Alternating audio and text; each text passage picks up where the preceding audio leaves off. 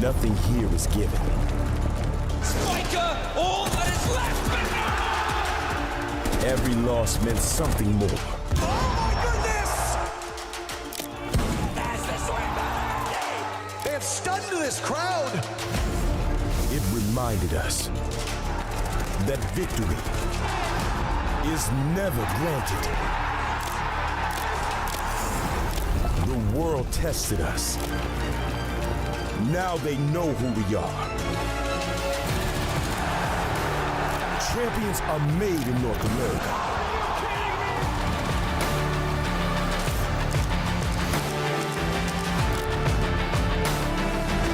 Everything here is earned, not given.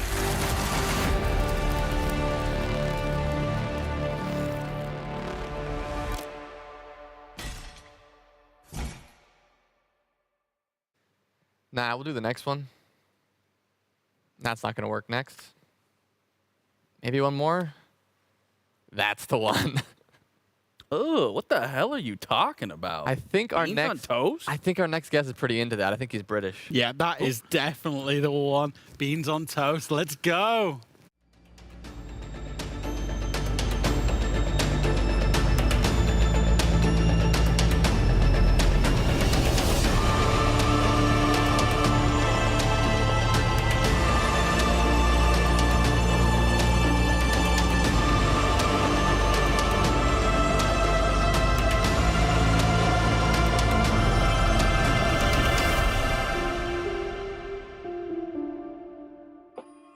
Well, welcome back to Stage 1 here of the North American League. So glad to have you with us. It is day 2, and as promised, our rotating cast of special guests continues. I'm Jonas Rillinger, he's Laxing, and making his NAL debut, from what I understand, is Fresh. Welcome. How you feeling ahead of today? Yeah, I'm feeling actually rather exotic. I was just saying to you just off camera, this is the final region. I've worked SAL, I've worked EML, I've worked APAC in the past, never worked NAL, always wanted to.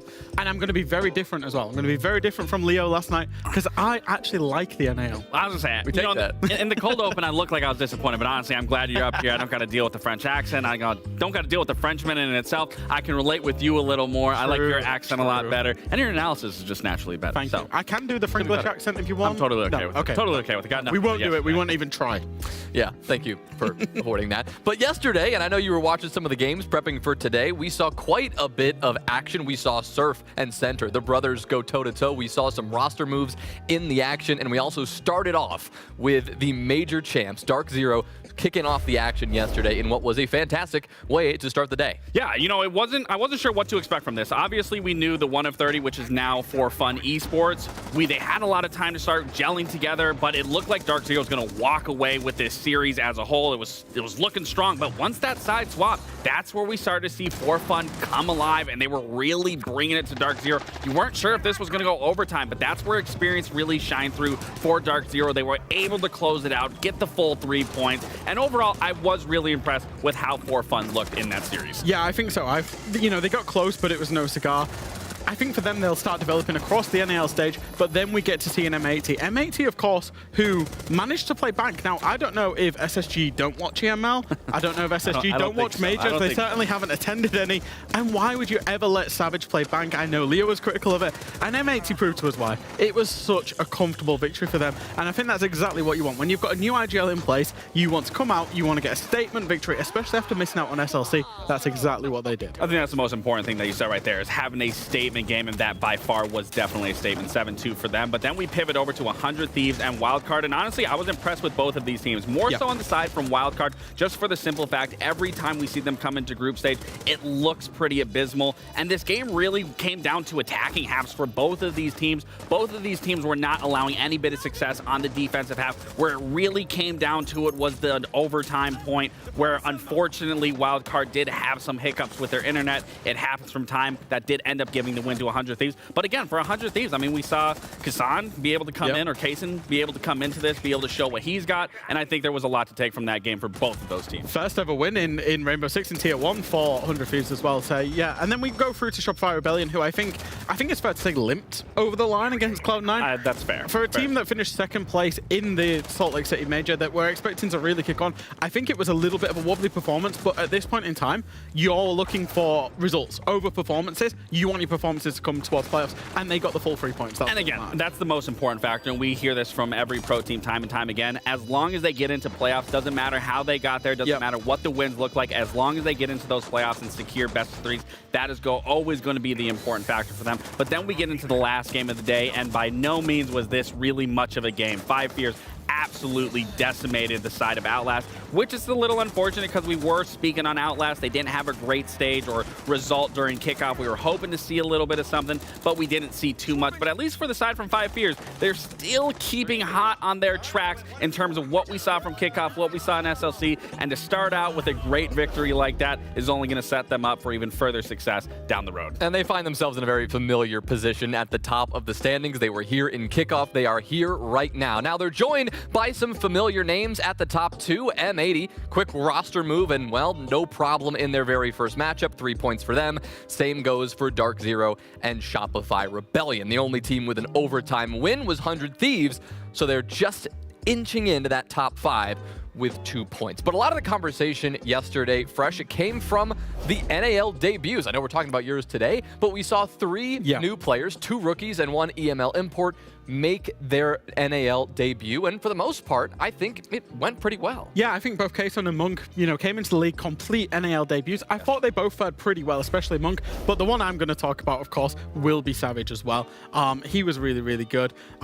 We see here, Monk came in, and yeah, 9-11, not too bad in terms of his scoreline, but, into the NAL, it's a Tier 1 league, especially when nobody really knows what you're about. The fact that you come in and you've got a good debut behind you, that's all that really counts that experience. Yeah, absolutely. And Kaysen, for me especially, I mean, you were talking about that 9-11. I think what's more important to take away from that series is he didn't start out very strong. And I think coming as a new player, you already have a lot of pressure. Obviously, the community was behind him. I even saw some people in Twitch chat roasting him in the beginning, saying, go back to Xbox. But that's the important thing. As that match continued, he started to find his rhythm. He started to get more comfortable. And that just really shows the mentality that he has and just the growth and development that he can become more as a player as he gets into these situations, and obviously as time continues into the stage. And then, of course, the one I was looking forward to was Savage. I was saving it for you. Yeah, of course. I was looking forward to Savage. He was absolutely phenomenal yesterday. And it wasn't just that he was phenomenal. I think it's what he brings to the team. He obviously brings them a new, fresher mentality, a fresher approach to the game, younger approach, a more... I'm not going to say Hot and Cold's about Agile. Of course, he's not about Agile whatsoever. But he also brings them Savage brings them a natural shield play and quick tempo and pacing, which I think in North American Siege isn't always necessarily the case, or can, historically not necessarily be the case. So I think he's going to fare well. Of course, I want him to fare well because I'm a big fan of Savage. Of course. And I said yesterday, I talked to him in the interview, and he responded to my question actually very well, given it was only one game. So I am really excited to see what this M80 roster is going to achieve now with bringing on the addition of Savage. And we won't have to see that crazy roster shuffle clash. Won't have to wait very long to see that. We're going to have it the very first matchup of the day. We're going to get into that in just a moment. But for now, talk to me a little bit about what you're looking forward to ahead of today's schedule. I know 5 Fears and Shopify Rebellion. That's a very much anticipated matchup, Lax. What's caught your eye so far? Honestly, as much as I made a joke yesterday about some of these teams, but honestly, the Cloud9 wildcard I am looking forward to. I think for Cloud9, sure, it wasn't the win that they were hoping to get, but it was definitely a lot more of an improvement than what we saw from the previous stage, and especially for our new players such as Monk. I'm always excited to watch and see how these new players develop and follow their paths. For me, 5 Fears against Shopify is a game that's really, really shaping up. That was a stomp. I don't know if you watched the kickoff, but that was a blowout. That was a 7-1. I'm not expecting it on paper to be that this time. Sure. Shopify really... they hit a turning point, didn't they, after kickoff into Salt Lake? And then can 5 Fears replicate their kickoff performance? That's what we're, the big question. That's going to be a real test because they weren't tested yesterday. So that's going to be an absolute barn burner. Well, we start off the day with what has to be the story of the day right now, the grudge match to end all grudge matches. It is Hot and Cold versus Savage. This was the story that dominated the headlines. Put it on the front page of the paper. This was all we cared about leading up to Salt Lake City. M80 drop their longtime IGL in hot and cold. A controversial move, but they pick up one of the few people in the world qualified for the job in Savage. Yeah, they absolutely did, but from the side of hot and cold, it would be hard not to be aggrieved, I think, you know. If you look all the way back, the original Beast Coast roster, when they went to M80 initially, he was then part of the unwanted roster because he wasn't wanted by that roster.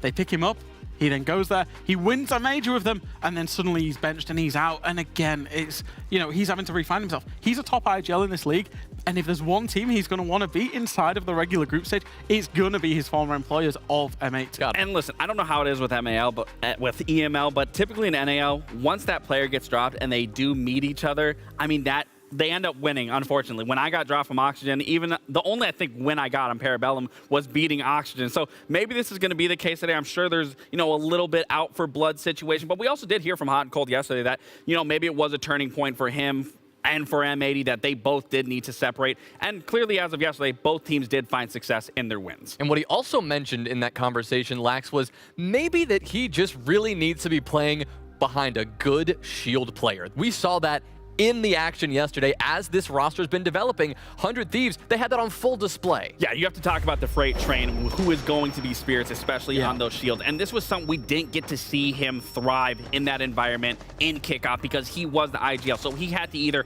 choose to be the IGL, facilitate around, control what was happening, or he had to choose to be a shield and then no one was taking those reins. But now he can solely focus on being the shield player and being the thorn in every defender's side, taking that space, applying that pressure. In each and every single one of these videos, a lot of this success really is coming off of Spirits just pushing and pulling and constantly putting pressure on these teams to allow their attacks to thrive and allow Hot and Cold to alleviate a lot of that pressure and make sure he can follow up off the win rate of that shield. When you've got a great IGL, as you see on your screen with Hot and Cold, when you've got a great shield player, as we've just seen with Spirits, what that does is it creates a massive platform for the fraggers to go off and frag. Absolutely. And to have, you know, big impact in the round. And I think we'll see that with 100 Thieves. They feel very balanced now. And Spirits, yeah, he might have had a little blip in personal performance in recent history, but over the long term, he is one of the best shield players in the world. Hands the down. things he can do with some of the shields that you see, it's not natural. He is that good at the shields. Well, it's interesting you bring that up because that IGL enabling the team to find success is pretty much what we're seeing on M80 right now. All the conversation has been about Savage. That's not too much of a surprise. But in the dominant win they just had over SSG yesterday, it was Ashen leading the way. Yeah, it really was. M80 have placed two reasonable sized bets, I would say, on their transfer windows. Absolutely. They went for Ashen in terms of kickoff. Now, kickoff performance for Ashen wasn't particularly hot, but then we go into the performance yesterday, which was hot. Look at the KPR particularly. Yes, it is only one game and it was a dominant victory, but that's a big increase in KPR and inside of performance as well. Why is that? Well, you've got Savage on the shields as well, but also you've got Dokkaebi rework, you've got a settled team now, and it looks like Ashen's finally going to be that player that M80 wanted and that they replaced Kino with ultimately that can thrive. And I think that's the important note to take away here is we knew Ashen could play those shield operators. He's not the best at them by any means, but he was willing to play them back on the SSG and even in that little stint of joining M80. But obviously that's not where he finds the most comfort. And with Savage being able to take those shields, take that reins, that alleviates so much from him to play those operators like a Solid Snake, like a Dokkaebi, get aggressive, open up rounds, get opening kills swung into their favor, and then allow Savage to finish the rest of the mid to late round. So that's why we're seeing Ashen thrive even more. Wake up, Diffuser. He's Diffuser. in a far more comfortable position on his role now due to Savage's joining. Yeah, we saw that yawn there from Diffuser, but I'm sure they're getting ready to go for this one. Both of these teams, like they played Bank yesterday in their wins to get things started. Probably imagine they're going to try to avoid that map here. Let's take a look and see actually where we're going to end up going.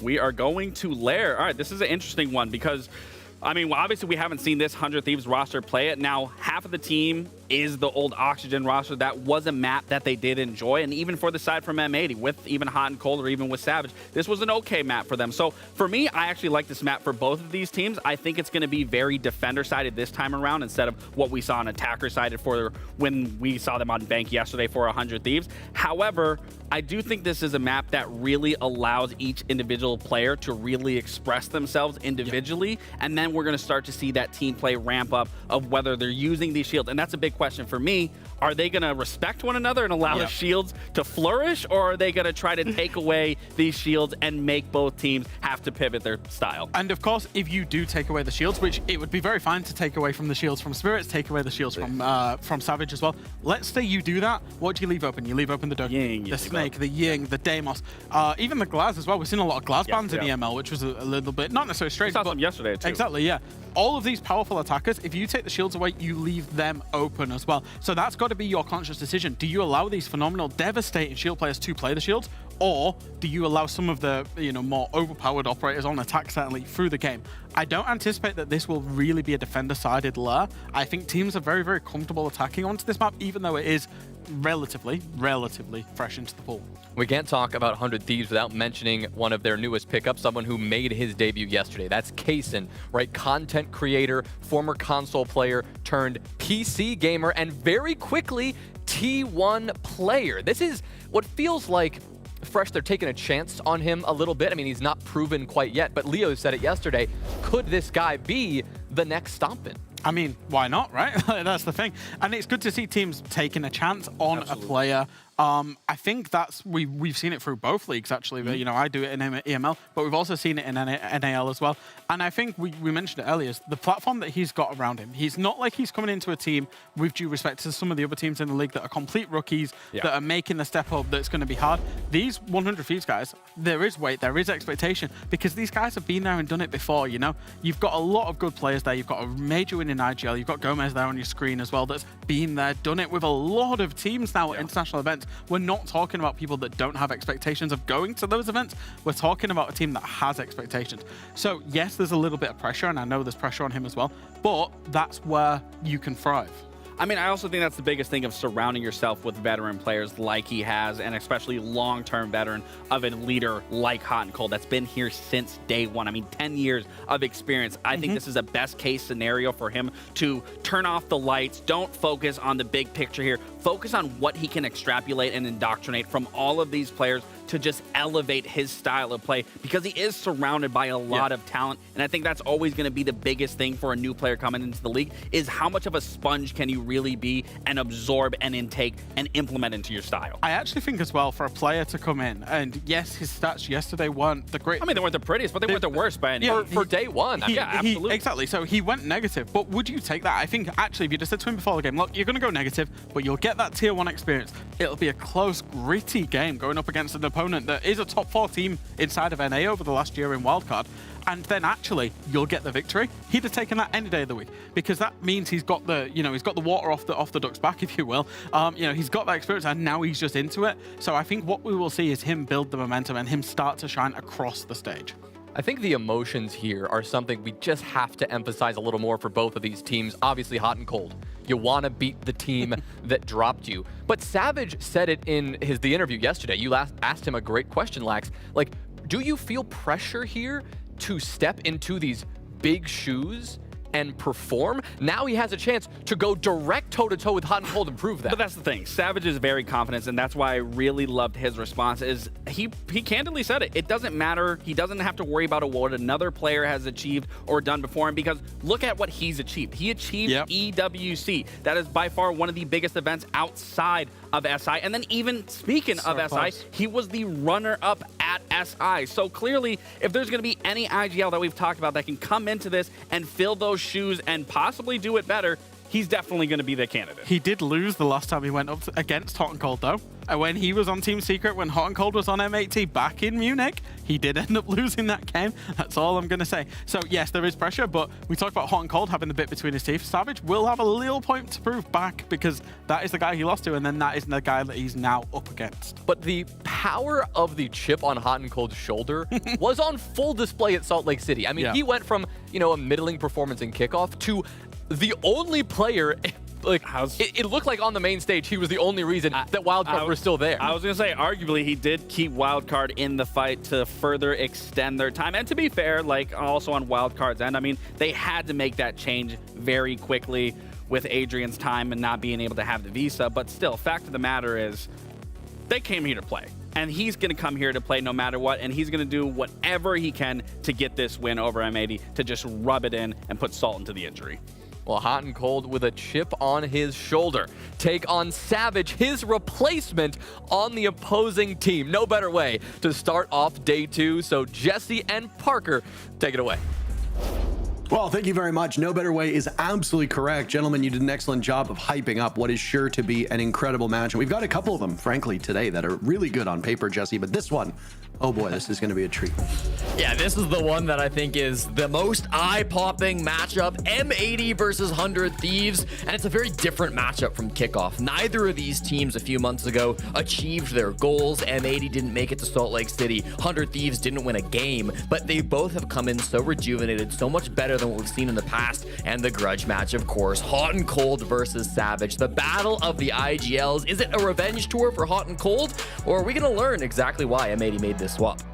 I mean, M80 looked really damn good yesterday. 100 Thieves took some time to settle into their position, and they did ultimately get the win in kind of bizarre fashion, I think is fair to say, in their matchup against Wildcard. So who knows? If 100 Thieves start as slow as they did yesterday for today's matchup, I do fear this M80 aggression. M80 did not go to the Salt Lake City Major. They boot camped extensively. They brought Savage in. We showed the Fabian tweet on screen yesterday talking about how they feel like that extra time was a bit of a blessing in disguise. And, well, they showed it. Yesterday, they absolutely demolished in their very first matchup of the day. And M80 looked, you know, in a 7-2 victory over Space Station like they made the right call here. But Hotton has inarguably made 100 Thieves better, too. And to be able to take Wildcard to the brink of overtime and ultimately win that match is no small feat. So both teams right now looking like they benefited from this swap. Who in this direct head-to-head will come out on top? That's the question. And you asked another question earlier there, Parker. Are we going to see that slow start from 100 Thieves? And I fear that we might, because it was the defense that they had all their struggles on yesterday, right? It was those early couple of rounds where they didn't quite find their footing. They weren't able to stop the pushes from Wildcard. When they swapped over to attack, that's where we saw the best of 100 Thieves. And I just felt like sometimes on their defenses, they were being a little bit too stagnant. They weren't reacting very much to what the attackers were trying to do. They were just sitting in their spots and trying to play them. That style of siege is not going to work against a team like M80. This is a very objective-focused team. They are hardwired to just go straight in for that plant. They are so good at getting it down. So if I'm 100 Thieves right now, I'm really trying to focus on just being a little bit more active on these defenses. And already, I guess we're seeing a bit of that with Spirits taking early damage from Ashen on their own clear. Yeah, I mean, if M80 looks at what happened with 100 Thieves yesterday and says this is not just a map-specific thing, this is a team thing, and we can be a little bit quicker, then that can catch 100 Thieves off guard. And I mean, this is something that's been read into by teams time and time again. Some of the slower squads can get absolutely dominated. And Ashen's off to the races. He did a bunch of damage to Spirits earlier. He will secure his kill 40 seconds into the action. Immediate follow-up now from Savage as they manage to push Kaysen off of his position. Gunner collecting that kill, looking for another, but that's his teammate Gavin. Don't want to pull the trigger there. Gunner, that would be a bad one. Huge start for M80 now as they've picked off 2 players from 100 Thieves, and there's still 2 minutes left in the round. Yeah, you can't ask for anything better than that for M80. They explode in on the roam clear and so quickly get themselves a 2-man advantage. Now they just misdroned Adam, although I think did he turn around for it there? Adam doesn't think they did. So if Adam's position is unknown, he could have the opportunity to turn this back, but I think Gavin saw him, Parker. I think they're aware of his position. Adam feels desperate in this spot, right? He knows that M80 have just earned themselves a massive advantage and they have to do something to get this back, but the droning's just too good for M80 and he doesn't have the opportunity. You can just go off to the races here. M80 playing completely fearless. 100 Thieves still have some gadgets in back pocket. Kiba barriers right now for Gomez if he wants to plug the hole that M80 is going to try to burst through. Hot and Cold without a phone because of the Dokkaebi situation. Now Gomez, if he doesn't shut it off, will be in the same situation. He manages to do that. Down goes Adam. Oh my goodness. Ashen having a great start so far to this matchup. M80, in fact, Jesse, having a great start. 1 minute to go. Everybody's still alive on the side of M80. I fear I might have just cursed Ashen. Hotton on the board. He's the only one so far from 100 Thieves to draw blood. Yeah, and already this push is coming in. You've got Savage with the fuse kit just on the door, Hot and Cold, no coverage to speak of, so he gets blasted by Diffuser, leaving Gomez now in the 1v4. So much time to play with. The plant will begin. No Goyo Fire can deny it, so that's going to get finished off, and Gomez with a sliver of HP, cleaned up by Gavin up on the vert. An amazing first round coming through from M80. Really fast pace. The job done. Yeah, breakneck pace. You saw how long it took 100 Thieves to settle in their matchup against Wildcard. If M80 can run up the score very early with a couple of these rounds, even if 100 Thieves do find their footing later in the map, it might be too little, too late. Gomez was 100 Thieves' best rated player yesterday, a top 10 player at the moment through just a single play day. And again, he's got a bit of a bright spotlight on him, Jesse. He was one of the players that many in the community suspected would be dropped alongside Yaga. That was not the case. Pambazoo was moved off the team instead. So Gomez is looking to maybe quiet some of the haters. Yesterday, he did that job quite well. Today, it's going to take more than a single round because, frankly, there wasn't any quieting of the haters for 100 Thieves on that first round. Yeah, certainly not. And I mean, you know, Gomez had a bit of a tough job in that round. All of his teammates falling around him. It really came off the back of that excellent entry play from Ashen. Fresh was the one who hyped up Ashen on the desk, who was praising his play, I should say, from yesterday. 11-5 in their opening duel with a 122 KPR. Those were the stats that Fresh showed us. And it really was him who kind of made that space for M80, who got that initial aggression to get them going. This M80 team has got so many dangerous threats on their roster, and if Ashen can explode and be one of those big fragging players too, alongside guys like Gavin and Diffuser, man, this team will be very tough to beat.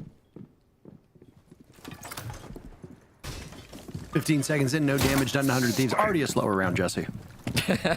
Thank God, right? 100 Thieves. Playing the top floor, there's no roam game to speak of to get immediately shot through a window at, so that's at least an upside for them. I like the Fuser's position down below, still fishing for an early pick. Ashen was the one who broke open round number 1, best rated player from M80 yesterday, and I mean, I don't know if that one's going to last for most of the stage. We'll have to see if they made any changes on their side of thing. Well, again, a lot of offensive threats for M80. We're used to Diffuser, Gavin, Gunner, those guys being towards the top of the charts, but the depth obviously will not hurt this M80 squad. 100 Thieves, obviously quite extended here now on this defense. Gomez looking more active with his Azami than what we saw from the previous round. I do like this. He's created this beachhead that needs to be dealt with. M80's response, they've got plenty of good guns and explosives to handle any Kiba barriers they run up against. Yeah, they're going to be throwing Flores drones at him. They're going to be throwing Dokkaebi calls at him. Gomez should be the first point of contact to come through from 100 Thieves. Diffuser down below, fishing for a frag, but it's actually going to be Gomez who retreats from that position. He had made himself a bit of a bunker, but with the Deimos track down below and maybe even a logic bomb from the Dokkaebi, he's just deciding I don't need to be involved with this. Really being pressured on all fronts as he tries to come through. Caught on the snake scanner now as well, so Gomez in a tough spot, but hot and cold strikes first.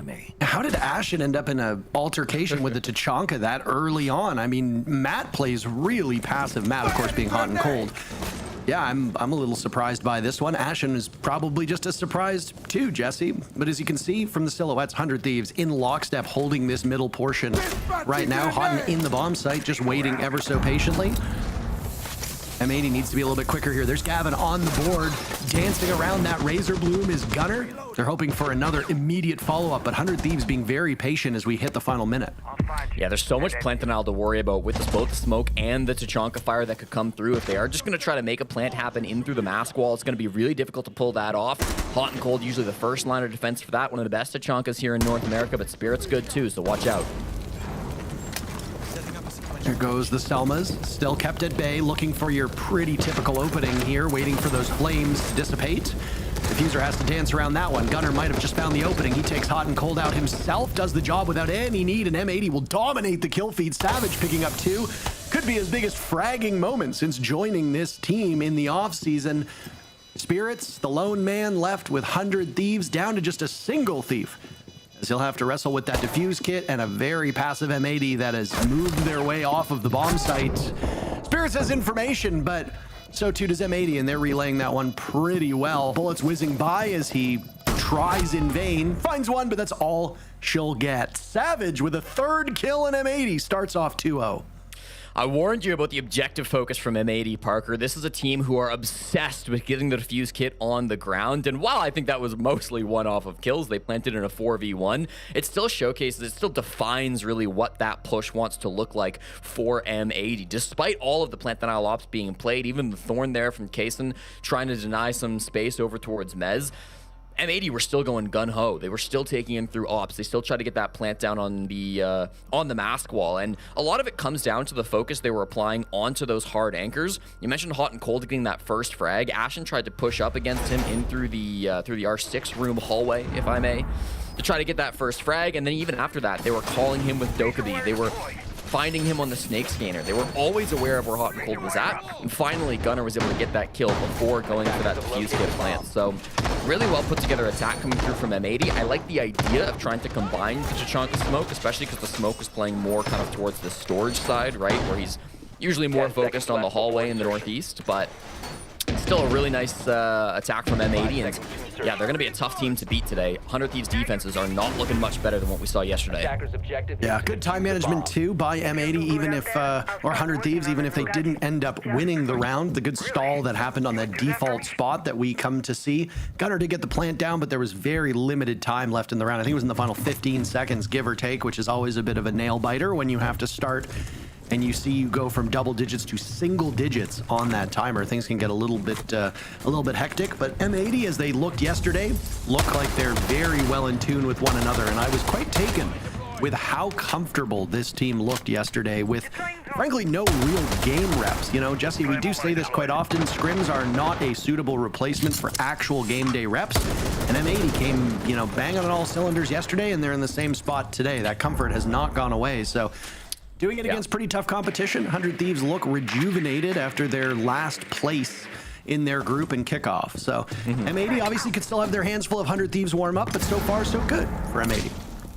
Alrighty, this is going to be probably the best round for 100 Thieves, Parker. That main wall, we saw it. It's going to stay closed thanks to the mirror window from Kaysen. The only heartbeats being brought by M80 is going to be those can openers from Diffuser. They don't have a Hibana. They don't have an ace. And when there's a pop to mirror window on the main wall, you're just not going to be able to put a can opener on that safely. So it's going to force M80 to go for a bit of a tougher attack here. Obviously, you want this green control. It's not like we see players completely focused on the wall there, but still usually a nice angle that people want to have opened up. Now the focus needs to be a little bit more on green and a little bit more on the top floor for M80. Spirits will start off the killing, answered back immediately elsewhere on the map. Not an immediate trade, so 2 rounds in a row where 100 Thieves have managed to strike first on their defenses. That always bodes well. This time, though, no real advantage gained.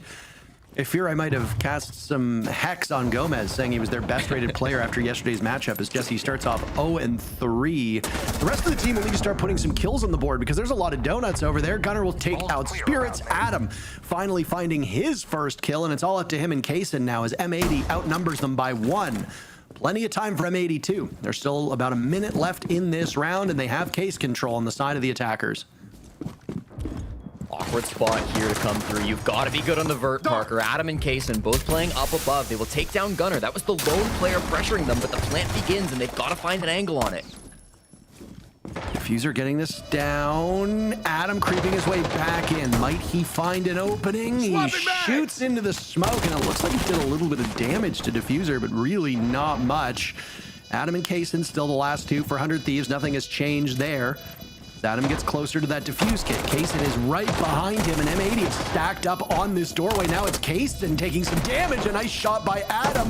It all comes down to Ashen as the shotgun comes up, and it's a beautiful clutch by 100 Thieves. Adam does it all. 100 Thieves on the board. Adam with the 4K, the Southern California native, comes in big to clutch that round up. It shouldn't have been possible, Parker. The attack still looked really good from M80. Usually on that site, once Diffuse Kit goes down, you're panicking as the defense. The game plan was to deny from up above, but that fell apart as the smoke plant 2v2 went through, and it looked like they were going to get the Diffuse Kit down without any problems, and certainly they did. Thought Gunnar did a great job that round, pressuring those top floor players, but it just wasn't enough. He eventually gets traded, and 100 Thieves opt to call their TAC timeout after winning that 3rd round. I think this is the right call, Parker. Their first 2 defenses on the primary and secondary bomb sites did not go the way they wanted, and then even in that 3rd round, it is a heroic effort from Adam, one of the best players that we have here in the league for 100 Thieves. 1.0 or 106 rating so far through the season, so you know how good Adam can be, but you can't rely on him to clutch every round. This is a need attack timeout.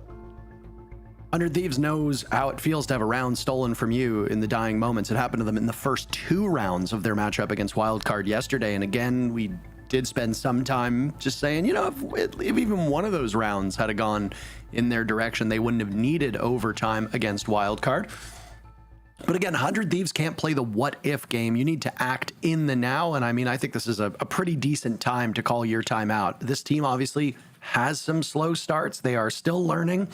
They are still a newer team. Kaysen is still a rookie, so you're going to need some time to gel, especially with a new leader and a new system. Settle them down, hope that they can find their footing faster than they did against Wildcard.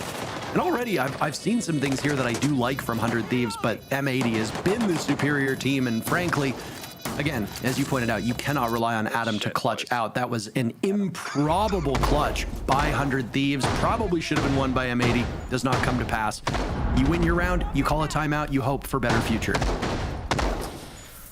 Well, this can be the nerve-settling moment from Vivas, head coach of 100 Thieves. Again, has previous experience on some really top orgs around the scene, has been playing for, I think it was the Rebellion team, where he's able to flex his wings a little bit, get some experience there as the second or third, sorry, I should say M80.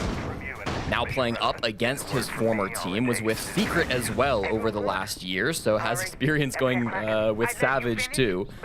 Lots of history between the coach Vivas and the side of M80, so you kind of have to lean into that a little bit. Maybe there's going to be a bit of that knowledge coming through, not just from Hot and Cold, but of the coach as well in Black and Red. Back towards the top floor, Parker. It was going to be an Azami play inside of Ops that slowed things down for M80 in the first go around on this site, but they ban it out.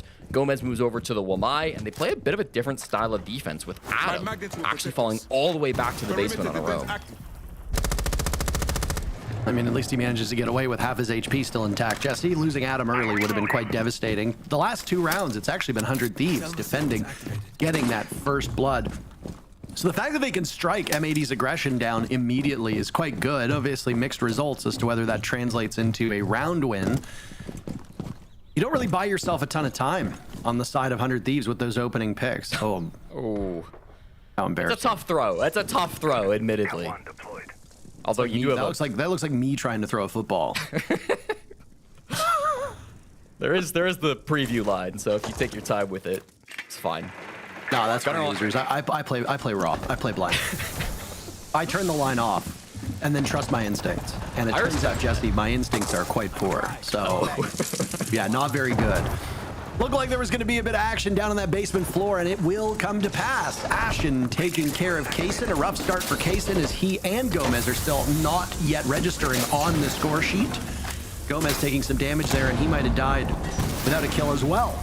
Adam taking even more damage as Savage is closing in on that mask, that office Deimos' lair, inside of lair. A nice spot to be. It's Diffuser on the Deimos now down below. Looking for something here, anything, as everybody is all spread out. This is a very interesting setup at the moment by 100 Thieves, and they'll actually catch Diffuser. Spirits gets him looking the other way. One of the trickiest players in the game. Spirits will pull these moves that you just don't expect. Now M80 will have to try to plant, but they know the guy is down below with a C4, so they can't just go for default. They've got to do something sneaky here in the last 35. M80 cannot stall out with the time being what it is. They were able to pull off a successful defuse with just about 15 seconds remaining a couple rounds ago. Gomez will get on the board. I don't know how Spirits died there. I'm assuming to his own nitro cell, but he takes Savage down. That might have been worth it. At least he keeps some good humor about this. Now it's all up to Gavin and Gunnar as they look to trickle into the bomb site. Gavin shut down. What can Gunnar muster? Rushing his way over towards the bomb chassis. Almost survives it. Would have been ultimately lost to the timer. Adam gets the very final kill, Mr. Late Round himself, and we've got a tie game. And you can see the adaptation coming through from 100 Thieves, Parker. What a different style of defense, and something that I think we were kind of missing yesterday back when they played on Bank. They're just being a lot more unpredictable on these defenses, whether it's Adam going all the way down to the basement and then rotating back up through Skybridge, getting back towards the site while playing on the smoke of all operators. He went all around the map in that round, and I think it helped slow M80 down. And then even after that, Spirits, a second person, goes for a flank. Here's the shot right down into Diffuser. No idea in the M80 camp. Here's the nitro. I think it blew up the pipe, and the pipe damage is what finished him off, because it would be very odd for Spirits to toss the Nitro and then blow himself up without anything else, but I think the pipe gave it extra damage that he wasn't expecting. But even still, like, you flank down below, you get a kill onto Diffuser, and you then get a C4 kill onto the guy holding Diffuse Kit. That is more than enough worth for Spirits to make that play. So the aggressive moves from 100 Thieves really paying off, and when you're going up against a relatively objective-focused team, which is M80, sometimes slowing them down is the best thing you can do. Attacker's objective is to locate a bomb. Kept knock him off stride, right? M80 has been a bit more sputtering on their offense over the last 2 rounds. Again, 100 Thieves won their first defense back in round 3 with a pretty decent clutch, and then turned around, called their timeout, and looked far more pronounced. They just need some time to settle in. I mean, also, if Hot and Cold is bringing over a lot of what M80 used to have, M80's queuing into this match with a UAV up. They basically know what's going to happen and where these players are going to be if they think, oh, Hotton hasn't developed new strats. Vivas hasn't come up with anything good. Spirits hasn't really helped all that much. So something worth considering here, and could really speak to why M80 has been so brisk with their attacks. Ashen back on the Dokkaebi. This is something that Fresh wanted to see back during the desk. He played it in round 1 on this bomb site, and we'll bring it back for round 5, hoping to have some value on the top floor clear. Obviously knows that Kayson's in the area. They might have a hard thing on him, so they'll pre-fire and get the frag. A perfect headshot to shut down the rookie. 0-4 to start this second game. The defense half continues to be a big problem for Kayson, but they're not done. Savage on the roam clear finds Hot and Cold. It's a trade, but that is still worth for M80. They'll be in a man advantage going into the second half of this round. Unpredictability has been a key part of these defenses for 100 Thieves. We've seen multiple rounds now where one of their defenders is just off on his own, playing unsupported, and catches an M80 player off guard. Now, obviously, this is a big map, so you're not always going to bring a dedicated flank watch. You're going to bring a lot of intel ops. You're going to drone quite extensively and set yourself up, because while you're doing all of this, you got to be able to actually get to the bomb site. And that's been somewhat of a challenge for M80. They've been really quick to gain map control, quick to get into the building, not so quick with being able to gain access to the bomb site because of how suffocating these 100 Thieves defense have been. Add in the unpredictability of a roamer, like we just saw from Spirits catching you off guard, and well, M80 might need to be a little bit better with their intel gathering moving forward. Yeah, no, I 100% agree. Spirits, I think, is going to have to be the guy who maybe tries to pull this round back. He's playing those blue stairs. He's in a bit of an aggressive position. He's going to be close on this angle with the shotgun, and Gunner is walking straight to him with the defuse kit. He's got a Goyo canister here to play with and 3 toxic babes. So again, the key for M80 is going to be stall them out. Don't let them go for this plant. That's exactly what Spirits is trying to do on this staircase. They'll have to wait out the flames. Spirit's still there. They're going to throw everything at him, including the kitchen sink, as he tries to buy time with those gas canisters. M80's guns doing the job pretty well. They've now got a numbers advantage over 100 Thieves, who will hang their hats on Gomez and Spirits. Gomez coming back to life in the previous round. What damage can these two do together? Right now, it's not looking very good. Sight control for M80, and they finish off the last 2 100 Thieves. Diffuser credited with both kills. A bounce back, and they will not let 100 Thieves lead this map. I think today's defenses have definitely been better for 100 Thieves, but it's still not perfect. It still seems to be their weaker side. And I'm going to focus on Kayson once again, Parker. Yet to find a frag in this matchup. Yesterday on Bank, he was also struggling in the first half of that game on defense. He ended up with a pretty good overall KD to end the map, 9 and 11. But he ended the defense half 3 and 7. That includes the overtime defense round they played. So on this defensive side, Kayson has really struggled to be impactful for 100 Thieves. And when you're going down like that, when you're losing the man advantage early, it's really tricky for 100 Thieves to try to pull this one back. Again, I thought Spirits actually played quite well on that defense, but it doesn't matter when his whole team is dying both above him and below him in the bomb site. They're not able to get that initial momentum rolling, so it's not an easy fix. I think maybe they just have to try to be a little bit more unpredictable. That has worked for them, like on their second top floor defense, but it's not easy, especially against a team like M80. No, I mean, I will say, 100 Thieves right now sitting where they're sitting after what we saw the wild card game, and frankly, Jesse, looking more at what happened during kickoff, I don't think you can argue that this 100 Thieves team has improved. We said it yesterday during wild card, and I think it bears repeating now here with M80. 100 Thieves are looking a lot better, a lot more structured. They're actually able to land counter punches. That unpredictability, again, has been a big boon for them so far through these 5 rounds. Get Kayson on the board and active as he shakes up. What are you looking at? Oh, he just got misdroned, Parker. He's leaning this way so that he's harder to see. Oh, no, they saw him. I was going to say, I'm pretty sure they looked right at him. Oh, boy. No harm, no foul. He's out, kind of. He's on the ground. I actually am oh, okay, never mind. I was going to say, I cannot believe Gomez almost got away there. Close. Kaysen's obviously going to have some shakes. I'm surprised he looked as good as he did yesterday, given it was his debut. But if you can get him on the board, get him some confidence, this is a really, I don't want to say easily winnable game for 100 Thieves, but far more winnable than you'd think on paper. Hot and Cold bringing the Clash for the first time this game. I should correct myself. Played it all the way back in round 1, but it's been a minute. Might have fallen out of the memories of M80. They're going to have to find a way around it, but they've got good tools, of course. They've got this Nomad being brought in by Gavin, who can hopefully try to dislodge the Clash from wherever they try to push from. M80, these top floor clears have been so difficult for them. They've really tried to push in through ops over and over again, and they've had some success with it, but it gets red, and now you're going up against a Clash. You're still playing Savage on the Blackbeard. This is a very unfavorable matchup for Savage. Gotta find some way to take this top floor control. Savage has been great so far today. Obviously hard to quantify what he does as a leader, but from a fragging perspective, he's been quite good. Bit of a slower round now, Jesse, as we're just about a little over a minute, and 9 players are still alive. Savage and Hot and Cold taking some damage. Everybody else is all hunky-dory. Kaysen still yet to get a kill. He's the one we're watching right now as he just tossed out some Razor Blooms. Obviously, Thorn is involved in action a fair bit as Hot and Cold gets on the board, takes out Gavin, and we're back to tied numbers here. There goes Savage as well. Kaysen will finally get his frag and find another.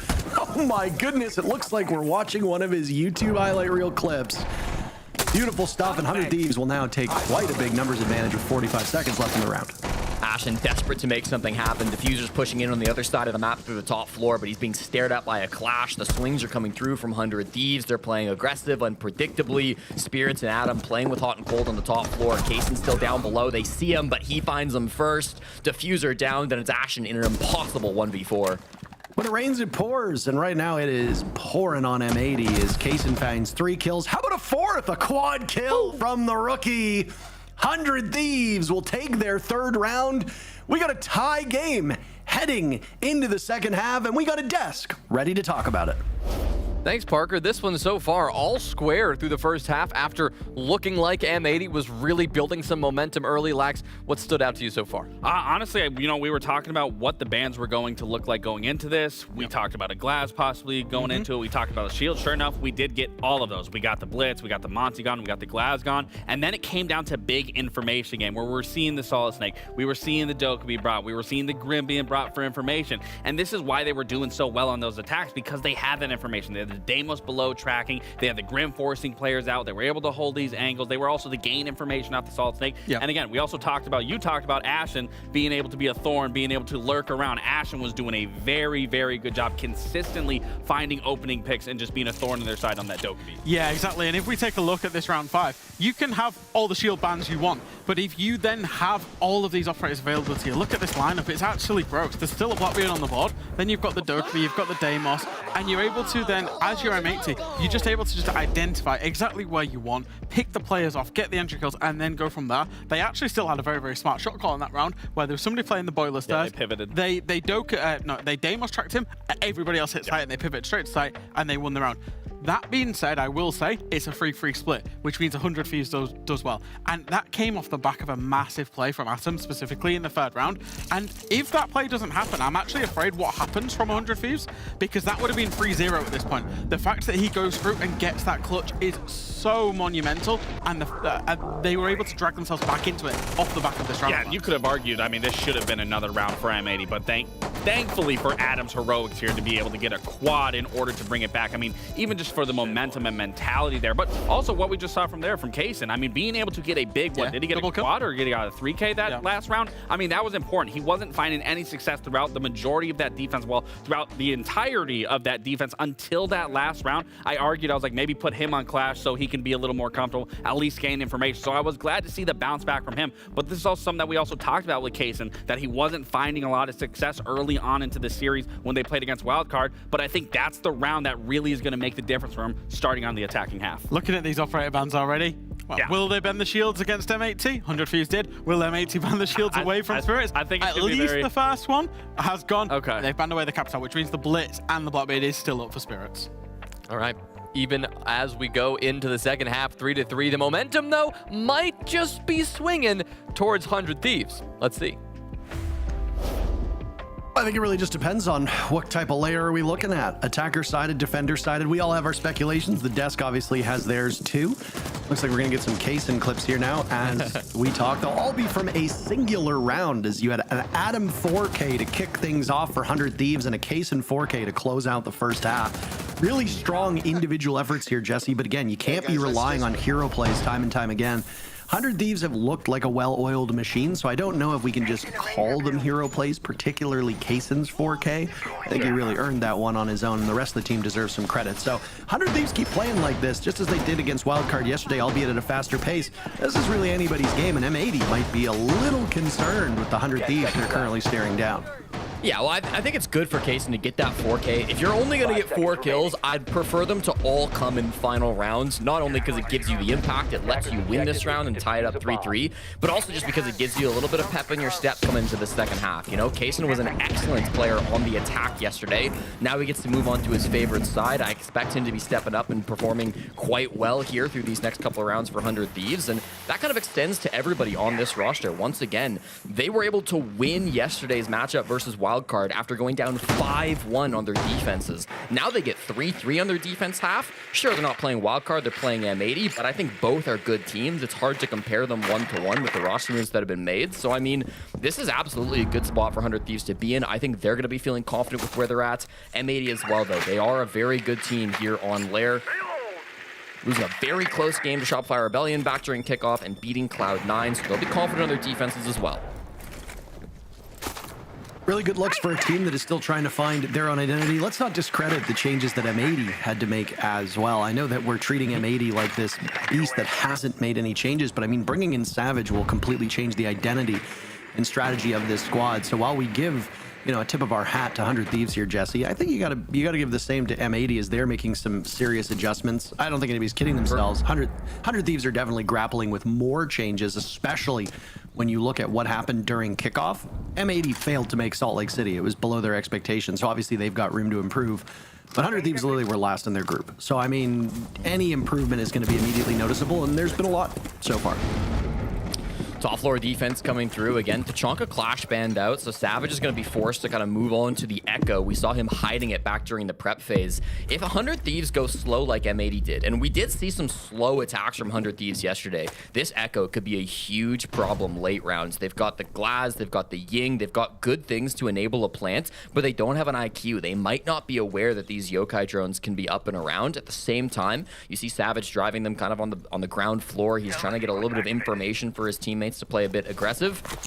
Spirits looking towards this display window. He's got the Candelas in hand. This could be a fake or it could be the actual push. Well, I mean, I think Adam was hoping for something. They've dumped in a lot of Candelas, some smokes. If this is a fake, this is a really heavy investment here. There is a Razor Bloom that will greet them the moment they hop in. Gomez taking care of Ashen. Shotguns in hand as Gomez will find yet another M80 being demolished by these shotguns. Spirits on the board as well. Guess what's in his hands? A shotgun too.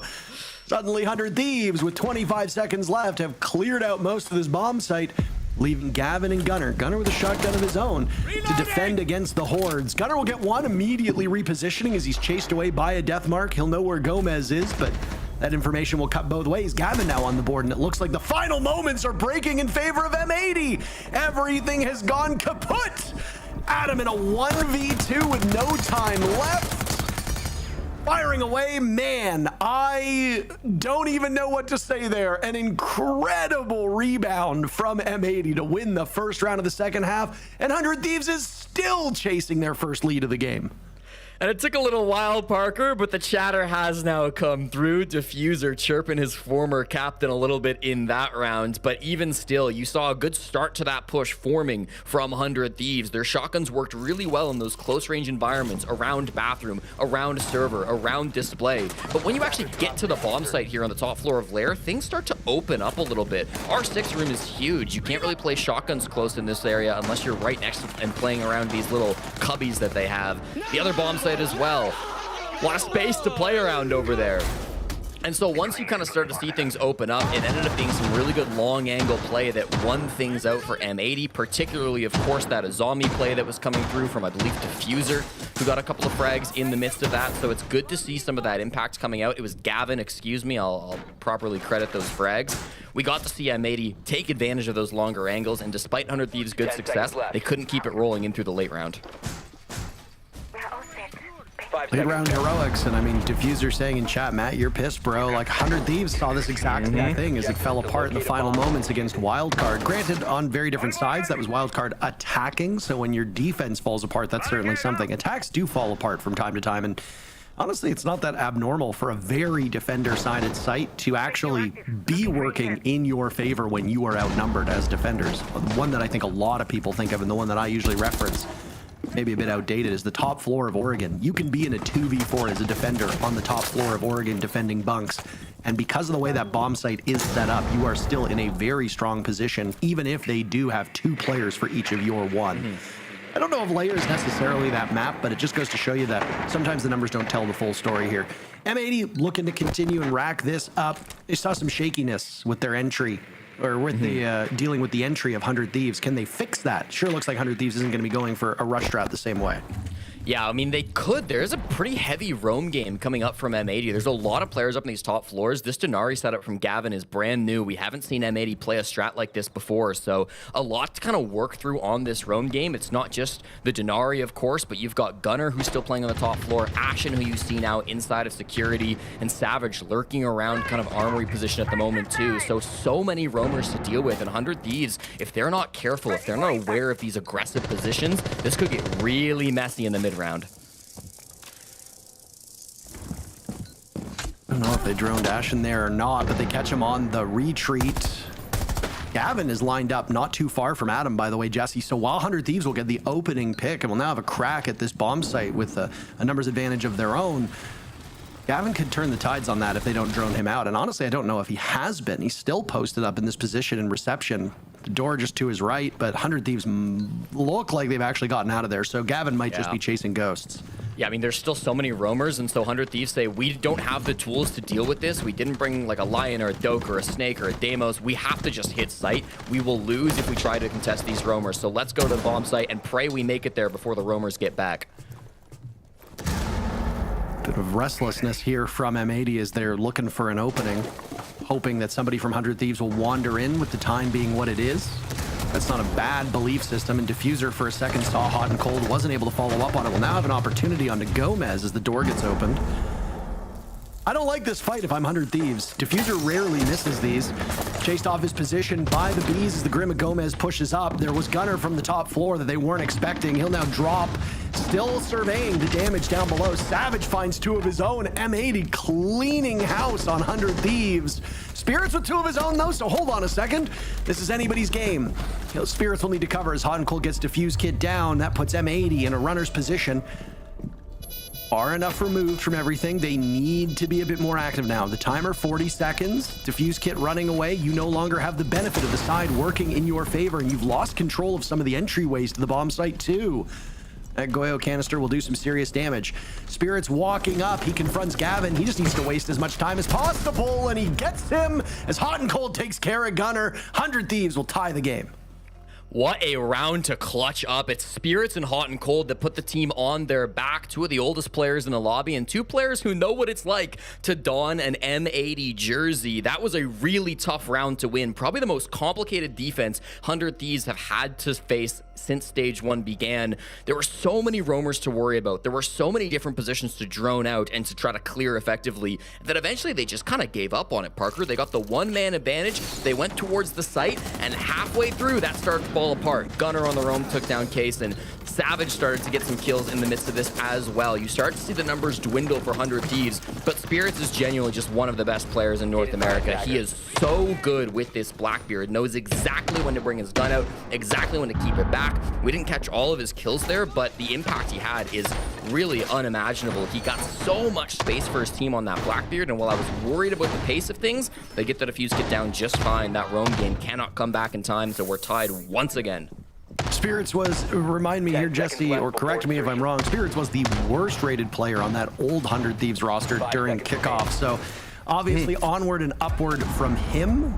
He's the most fragged so far through 100 Thieves. And while yesterday was a bit of an odd day in that wild card matchup, Spirits was 22nd of 50 players in terms of rating, which is a massive improvement from, I think, 46th or something along those lines of 50 if you look at previous results. And Spirits has always been a bit of a feast or famine player. I think it was when he was on Altiora or Parabellum, he dropped a donut one game, and then I think on Finca the very next game dropped 20 kills. So it really just depends. He can be a streaky player. So far today, it looks like you got the good Spirits, and that obviously bodes well for 100 Thieves. Still, they have yet to lead this map. They've been tied or trailing since the beginning, and you best know they want to break that because that's the exact same position they were in with Wildcard.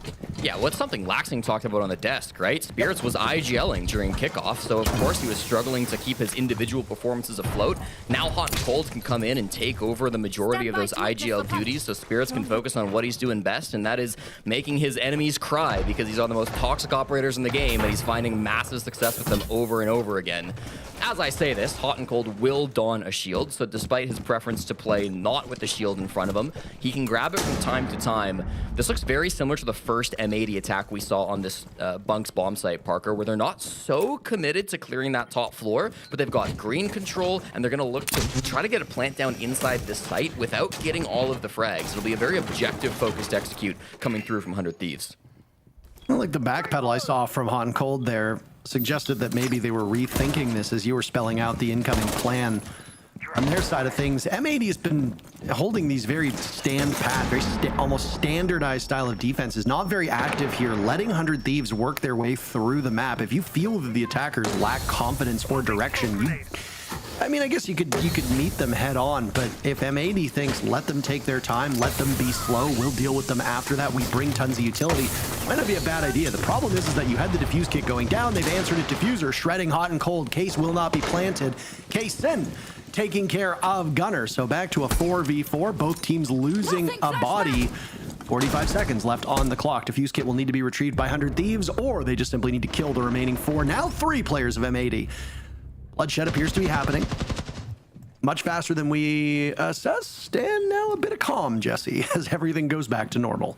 They've got top floor control, at least they think they do, but Diffuser's in a rat spawn inside of office. This will not be read out by M80s or by 100 Thieves, so they've got to be able to get a read on this guy sooner rather than later. 20 seconds to make this execute happen. Diffuse kit is cold, but it is in the site.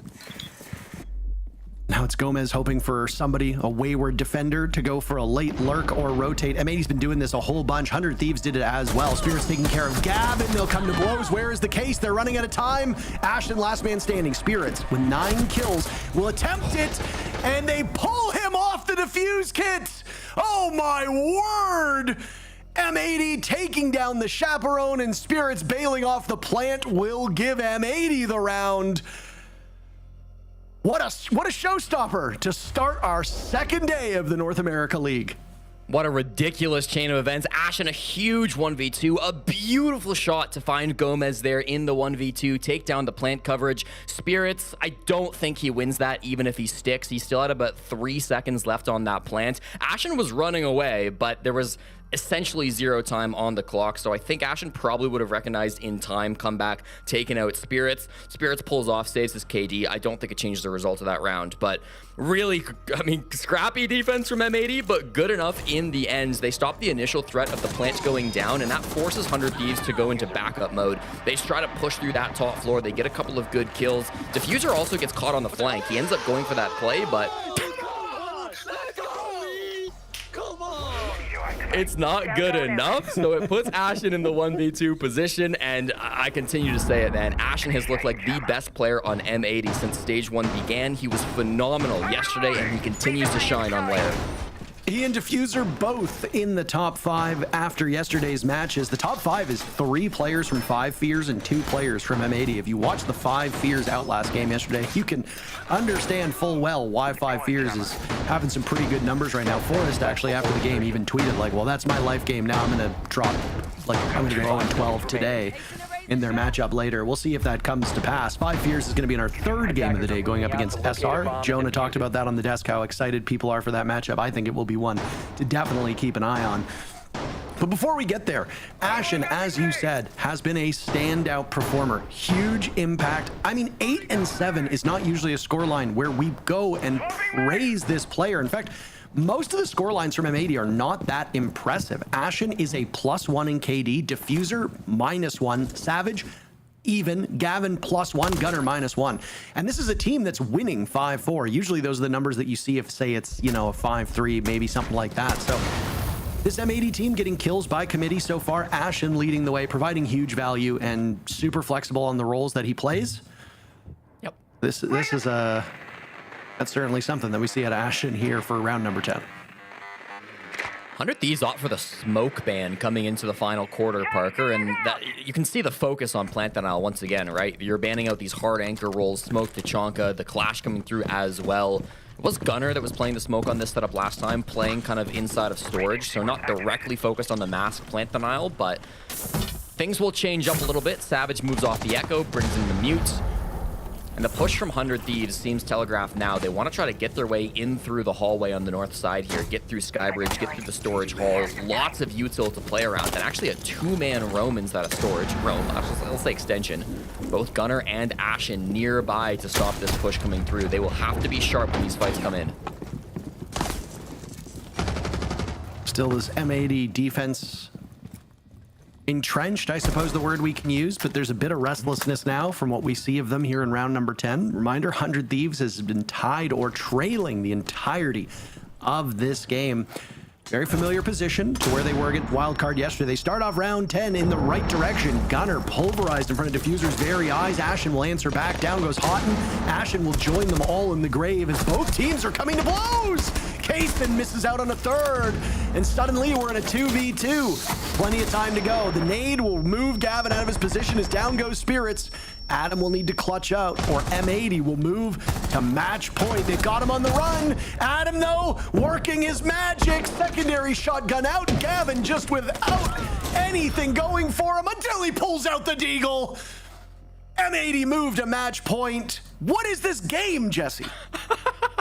Parker, this game is everything we hoped it would be and more. Gavin, what a ridiculous round coming out from him from Newport, Tennessee. Gaveni just goes nuclear in that round. He plays around the Blackbeard so perfectly as that push from 100 Thieves comes in. It's a battle of back and forth. The wits are going crazy. The IGL's facing off. It really just feels like a mess as they push through those close quarter positions, but it's a couple of good picks from 100 Thieves that end up getting traded. We saw some good entries from Hot and Cold. We saw Kaysen finding some good space in the midst of that execute as well. But every time they faced up against Gavin, things started to fall apart. I liked the opening from this round of 100 Thieves. I thought they were in the better position, especially after Kaysen gets a couple of kills here. But Gavin just does miracles. I mean, I don't know how he beats Spirits in that 1v1, and then also plays immaculately around Adam. Adam just looks flustered in that 1v1. And I don't know if I've seen a team as hyped for a group stage game as M80 look right now. They know this grudge match is important, playing up against their former captain, now 6-4, 2 opportunities to close out this game before 5 overtime. seconds left before insertion. Well, 100 Thieves have certainly had a rough start to this stage. We did talk a little bit about which teams are playing which squads to kick things off. And I mean, even if 100 Thieves have made leaps and bounds over where they were during kickoff, having to go up against 2 of the teams that are typically at the top of this region is tough, especially teams that know you. Wildcard will have some information as to how Hot and Cold goes about things from when he subbed with them for Salt Lake City.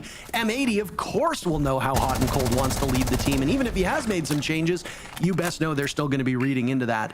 And while M80 failed to make Salt Lake City, I don't think there's any denying that they are still a mighty, mighty good team. So rough beginning for 100 Thieves. Tomorrow they'll be playing up against Cloud9. That should be a bit of a lighter match for them. If 100 Thieves struggles against Cloud9 tomorrow, well, that's when I guess there'll be good cause for concern. As for this M80 team, they're going to be playing against 4 Fun Esports tomorrow. So definitely lighter games for both of these squads. We might be a little bit away from our second matchup of the day as Houghton picks off Gunner here in a very pivotal round for 100 Thieves. As you said, 2 rounds to close this out for M80. 100 Thieves needs to be perfect to go to overtime. This is the one bomb site 100 Thieves were able to successfully attack through these first couple of rounds on the offensive side. So we expect them to be proficient. The only change they've made to their lineup is putting Kaysen on the Snake. I love that choice from them. They know that M80 like to play this with a very aggressive roam game. So drop the Ram. It's not going to be useful if you can't control the top floor anyways. Bring out the Snake. Find these players. And it already results in an opening pick going the way of 100 Thieves. So starting things off strong. Most of the roamers have returned back to site, but you still have Ashen and Savage lurking around on those mid floors. 100 Thieves will do what they did previously and take that garage control without fully committing to that first floor clear. But Kaysen's playing a lot differently this time. They're a bit more aware of these aggressive positions, and so it could go even better for 100 Thieves as they've got them right where they want them.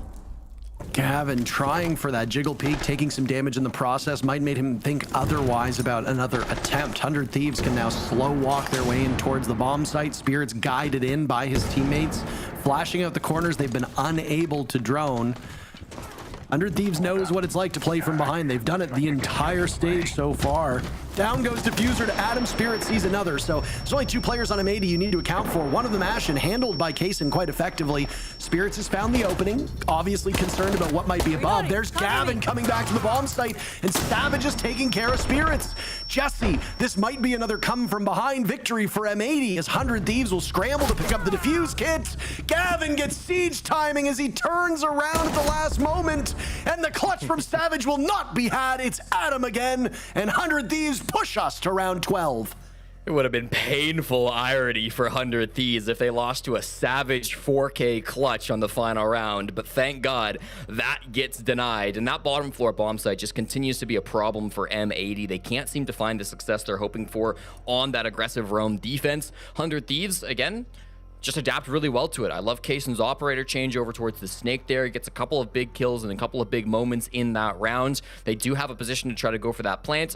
Surprised that they got the vert denial. I think it was from up above on the Solus that Savage was able to deny that plant going down, but it's just not enough when they're charging through your bomb site with the Blackbeard being piloted by Spirits. It's just so devastating.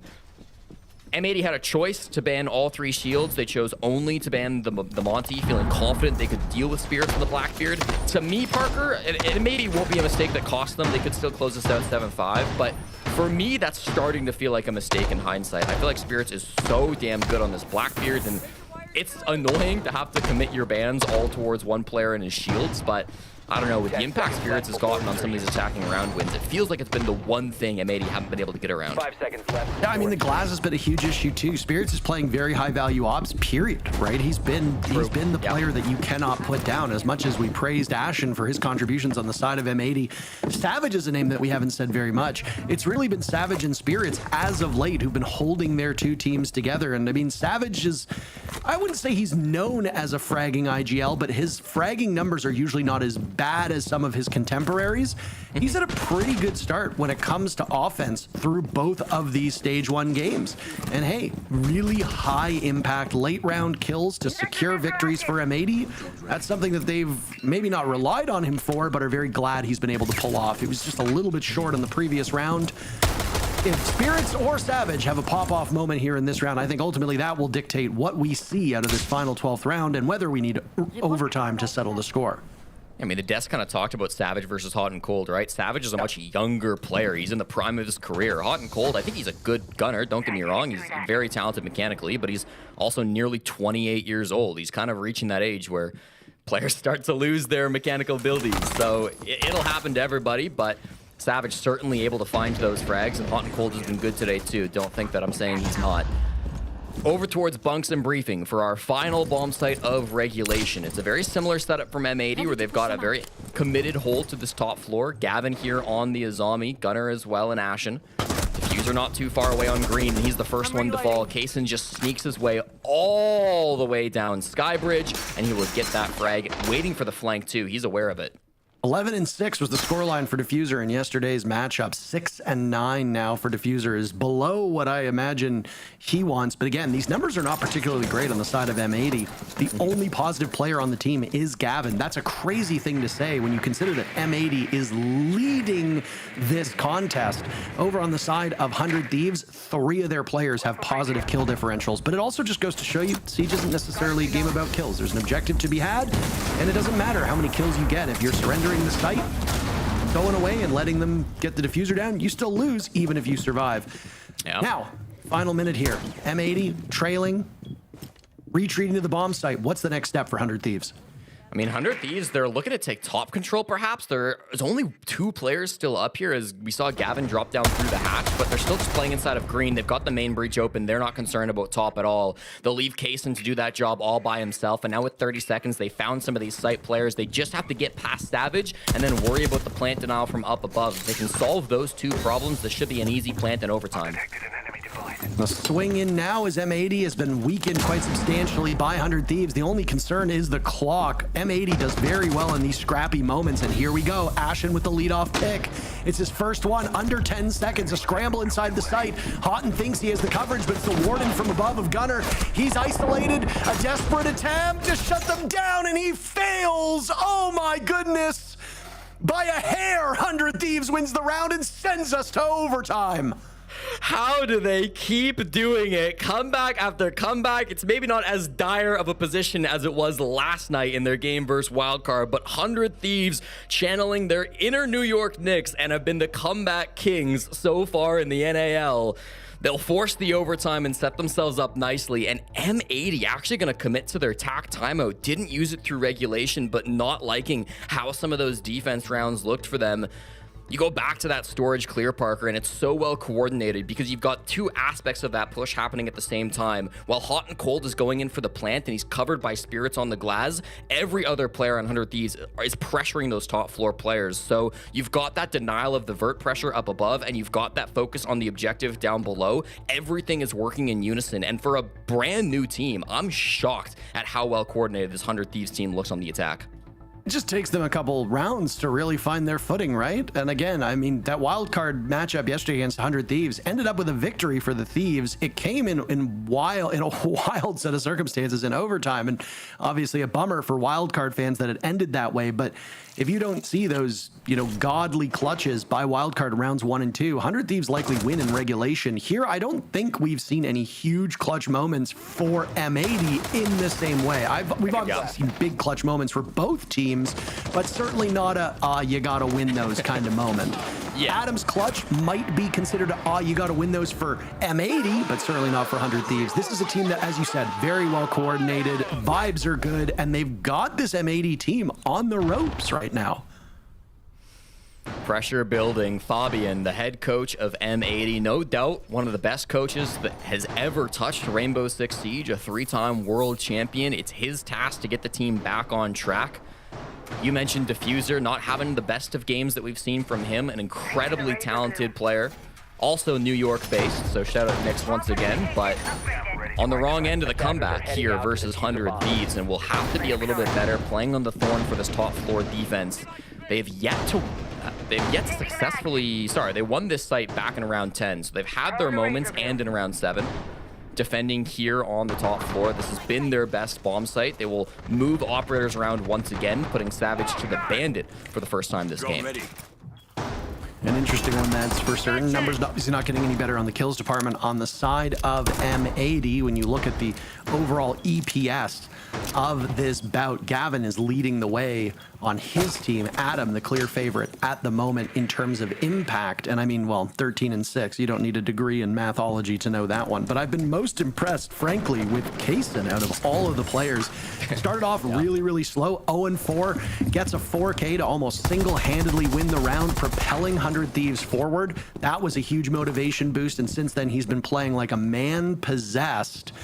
I know he's a great player. And again, you get these young guys that can frag really well. You expect them to do well immediately, but you also have to wonder, is pressure getting to them? Kaysen has said so far through two days now, pressure doesn't mean anything.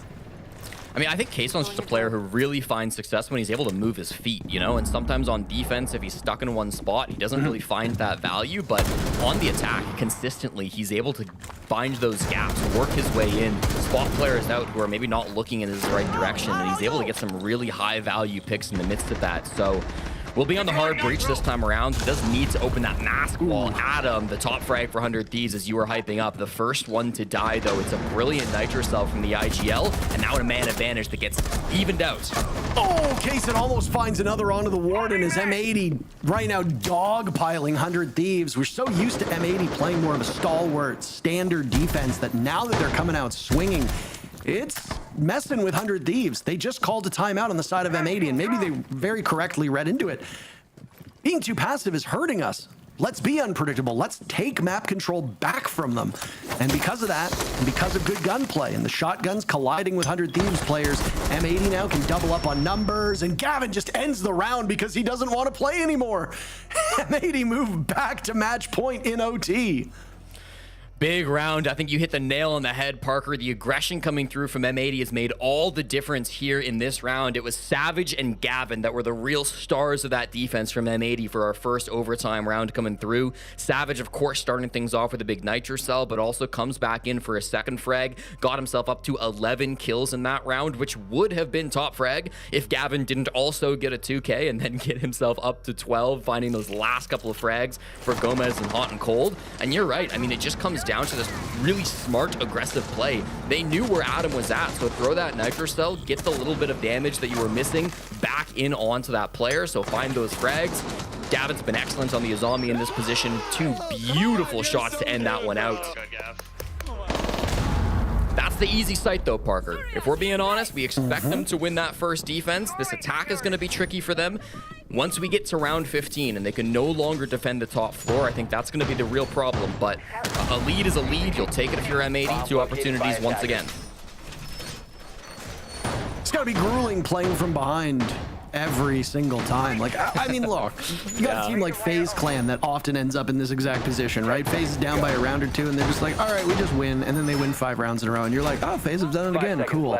Obviously, that was not the case in Salt Lake City up against Dark Zero when DZ did beat them and knock them off their stride, but I mean, if you talk to players and you talk to teams, particularly about weak sides, they will tell you that it does get to them mentally. If you know that you're going to be starting on a map where you're likely going 1-5 or 2-4, there are some players that even though they know that's the case, they just can't get out of that funk when it actually happens. The good thing so far for 100 Thieves is that vibes look pretty good. Again, even when they were losing some of those closely fought rounds, you saw smiles on the face of Kaysen. You saw Hot and Cold showing a little bit of a smirk. So as long as you keep vibes high, you're in good shape. And 100 Thieves for the second game in a row has made it to overtime. So win or lose, they're still keeping in lockstep with some really good opponents. That obviously bodes well for the future of stage 1, where the job gets a little bit easier against weaker teams. Bunk's briefing is going to be the call for 100 Thieves' only defense. They were successful twice here back during regulation. It was first a 4K from Adam, then it was a 4K from Kaysen. So they've had some big individual moments. The one player who hasn't really popped off today is Gomez, who's gotten 4K total through the last 13 rounds. Went 15 and X back during their last game, dropped 15 frags versus Wildcard. So definitely a far cry from what we saw from him yesterday. Gomez is an incredibly talented player, and he's the only person who hasn't really shown up. Hot and Cold eats 99 damage, but will stay alive on the Clash as the sole player in sight. All those bullets getting reflected off of the shield of Hot and Cold, living on borrowed time now. There he goes, taken out by the Dokkaebi call. That's a devastating one. Gomez shuts down Ashen, so even though they lose the shield on the side of 100 Thieves, they still manage to extract something from that M80 aggressor. Ashen 11-11. He's obviously putting up quite a tally here, but he's usually good enough to trade himself out. That can be pretty valuable when you're going up against an opponent like 100 Thieves. Unfortunately, you're without Ashen for the final minute. Map control is not great from M80. They do not have top floor control, so they're going to have to really rely on their utility to get this plant down. They've got a lot of it. Smokes from Diffuser, the walls from Savage. The util is here, but it has to be placed correctly, and they have to be able to get this kit down.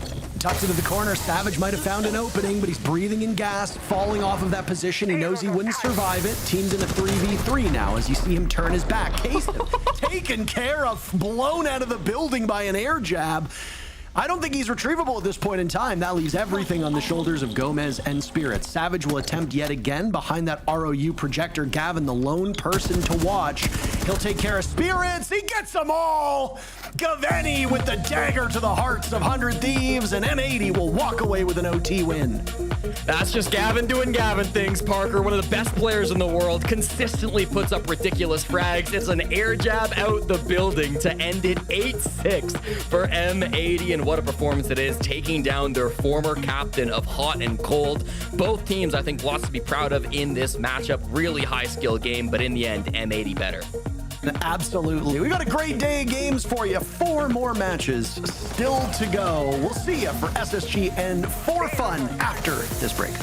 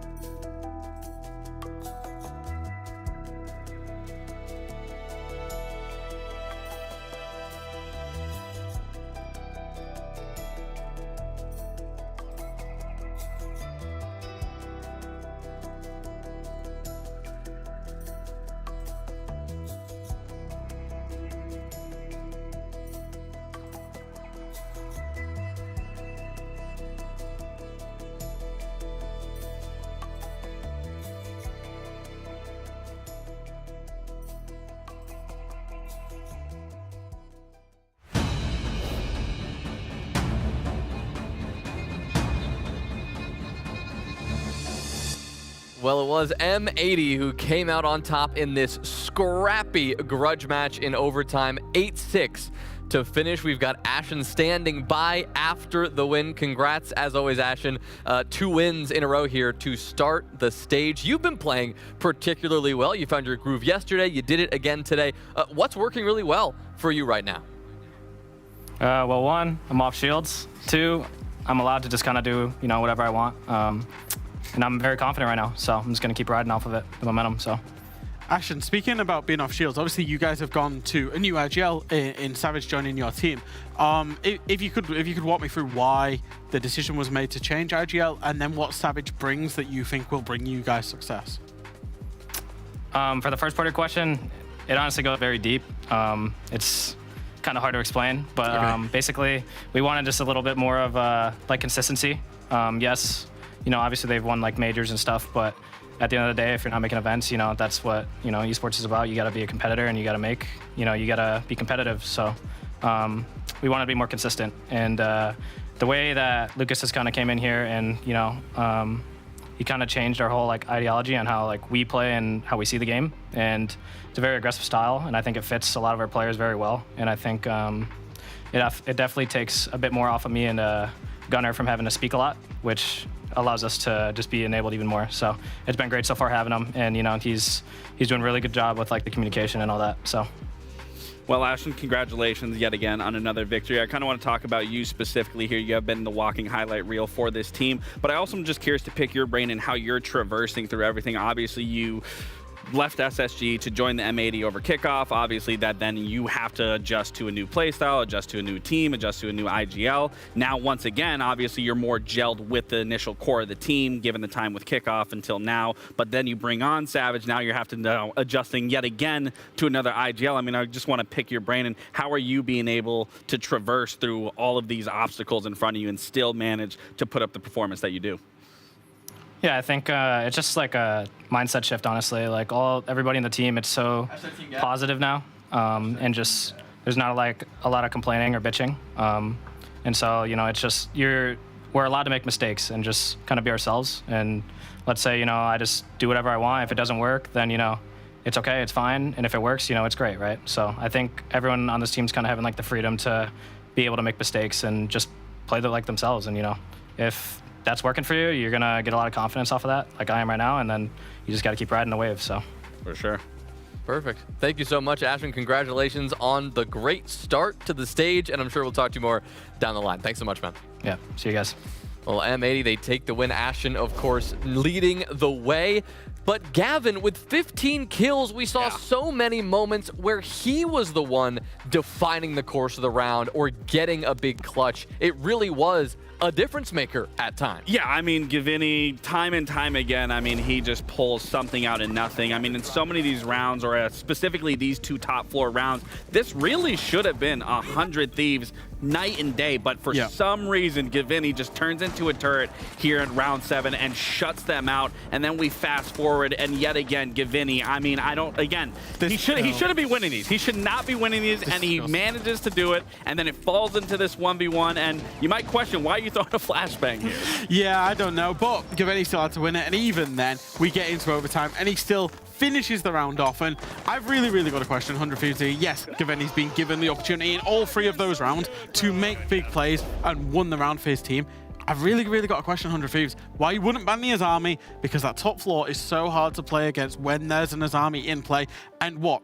8, 9, maybe even 10 of Gavini's kills came from that one site playing that one operator. He finished 15 and 7, and he put on a real showpiece. I will say, though, on the other side, Atom as well, thought he was fantastic. We highlighted his 4K in the halftime, but also his entry game today was really good. He was a big reason why 100 Thieves were setting themselves up successfully in the round, even though there was a couple where they did end up losing it.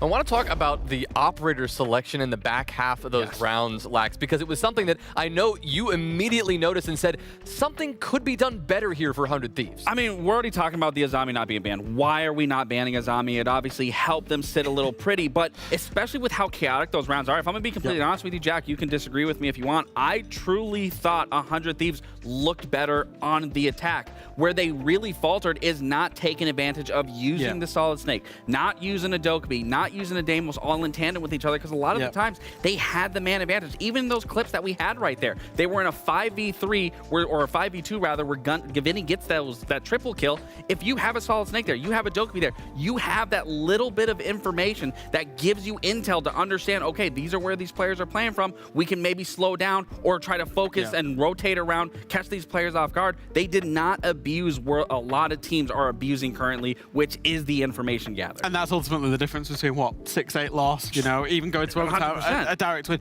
100 Thieves, I think, by the way, you know, yes, they did lose. They were in overtime yesterday. They're going to prove a real thorn in, I think, a lot of teams. If they can raise that level by 10, 20%, there's no reason why we can't be seeing them in playoffs really, really making a deep run. Well, that's 2 wins in a row now for M80. Their victim yesterday will feature in our next matchup. It is SSG and For Fun Esports. Lax, SSG has been a big part of the conversation coming out of kickoff because they were one of those teams who defied expectations a little bit, right? They're young, they've got the leadership of Dream, but we need to see more from them than we did yesterday. Yeah, I mean, to be completely fair, this SSG roster that we saw yesterday is not what we saw during kickoff. And honestly, I was really impressed with how well they were playing in kickoff, because in so many different scenarios, I even put them in B tier because they were playing so well. But when we watched this game yesterday versus M80, they were so disjointed. And there's a big reason as to why they were so disjointed. They weren't playing with each other. And so many of these frags that you're seeing, there isn't a single player on SSG to follow up for a trade. It's just one dropping right after the other. And that's not what we were seeing during kickoff. They were always ready to be there for a trade. They were always ready to have a response. And that's just not what we're seeing. Obviously, it's day one. You get jitters, you know, you're a little bit cold, but this should be a wake-up call for them. And looking back at this and understanding, okay, this is where things went wrong throughout that series, is we weren't playing together. We need to tighten up. And if you speak to coaches, very often they will say it always comes down to fundamentals with players and with teams. It comes down to, can you handle the pressure? It comes down to your communication. And the biggest one, the biggest buzzword, we don't just say it for fun, team play. Yes. If you can play together, a badly executed plan, executed well by 5 people, is going to be so much better than the most perfect plan, but then one by one by one by one. And that's ultimately what we saw from SSG yesterday. That's why it didn't look so hot. I think over the kickoff, this team actually has a lot of potential. Absolutely. You know, it has the room to grow. You're going to see the good. You're also going to see the bad that we saw yesterday. And I know he caught a lot of flack, but we have to talk about Aiden's performance yesterday. You can't be the #1 rated champ, the #1 rated player in all of kickoff, and then have the performance like he did yesterday, and we're not going to talk about it? I mean, come on. Yeah, I mean, it's a new day, so I'm hoping even for himself, he went to bed early. He didn't stay up to continue to be #1 champ. Maybe he's #3 now. But fact of the matter is, he was the best player in kickoff, and we need to see that exact same sort of level of play coming in today and throughout the rest of this stage. But also, the fact of the matter, it's not just on Aiden. You don't lose the way that you did yesterday, and even in the clips I just demonstrated, it's because the entire team wasn't fundamentally there. So obviously, Aiden naturally isn't going to be finding that same success that he contributed to his team being able to play well and play off of it. I disagree with you here. I hope he did go and play ranked. I hope he did stop playing ranked, and he's nice and warm, because they need him to frag out. If SSG are going to find success, he does need to frag out. I don't disagree with that. As long as he went to bed early. As long as he also got the sufficient rest time. and ate well and everything else that comes with it. Yeah, get in. Okay, well, I'm sure he's going to be ready to fight here, but because their opponents, For Fun Esports, they're a team that has been defined by the amount of fight that they possess. Fresh. I mean, they showed it to us in kickoff. They showed it to us again yesterday, nearly taking down the champs. Yeah, I think so. I actually thought this was a spirited performance, I would say, yesterday in terms of For Fun. They really managed to hang just about with DZ. They got all the way to 5-7 in terms of the loss. Yeah. They managed to nearly get it over the line. I think there's a team there. I think they're a little bit rough around the edges. I think they play to a win condition. You guys highlighted it actually perfectly on the desk yesterday. They play to a win condition and then seem to go away from that right in the last round. When it gets stressful, when those moments are really testing, they seem to go away from it a little bit. I think once they refine that, they can be a really tricky opponent. And that's where the experience really falls into it. Obviously, for some of these players, they are brand new, and that's where experience is going to come in, and it's going to shine through and through with the more reps that they get, and that's what I was talking about. This is a team that they are going to need reps, and especially when you're so close to winning it out, and then you're losing to yourself, that's where you really can take from and learn from that, and then implement it into your next game to make sure you aren't making those little mistakes. Whereas like we were talking about, they were playing behind mirrors, but they were also dying behind the mirror because they were overstepping, because they were just being too overzealous and not realizing the position that they were in, let alone that they were holding. And what can often be another concern with these young teams, and Fresh, I know you saw their map pool, you see what they're comfortable on. It's just not enough to seem like they've got a chance here. I think so. I think this is what the reason that we've seen this team. So this is their combined map pool across kickoff and also the game yesterday. If you look at their maps, they're kind of permabans. You know, they've got 2 permabans plus Cafe, which they lost again yesterday. And then you get into the mid preference and even their favorite maps. There isn't a map currently in the pool that another team is looking at and going, we are never going to take for fun there. And I think that's the big problem, is ultimately the clubhouse in there in the middle, that's kind of middle preference. Everybody knows how to play clubhouse, not won it inside NAL.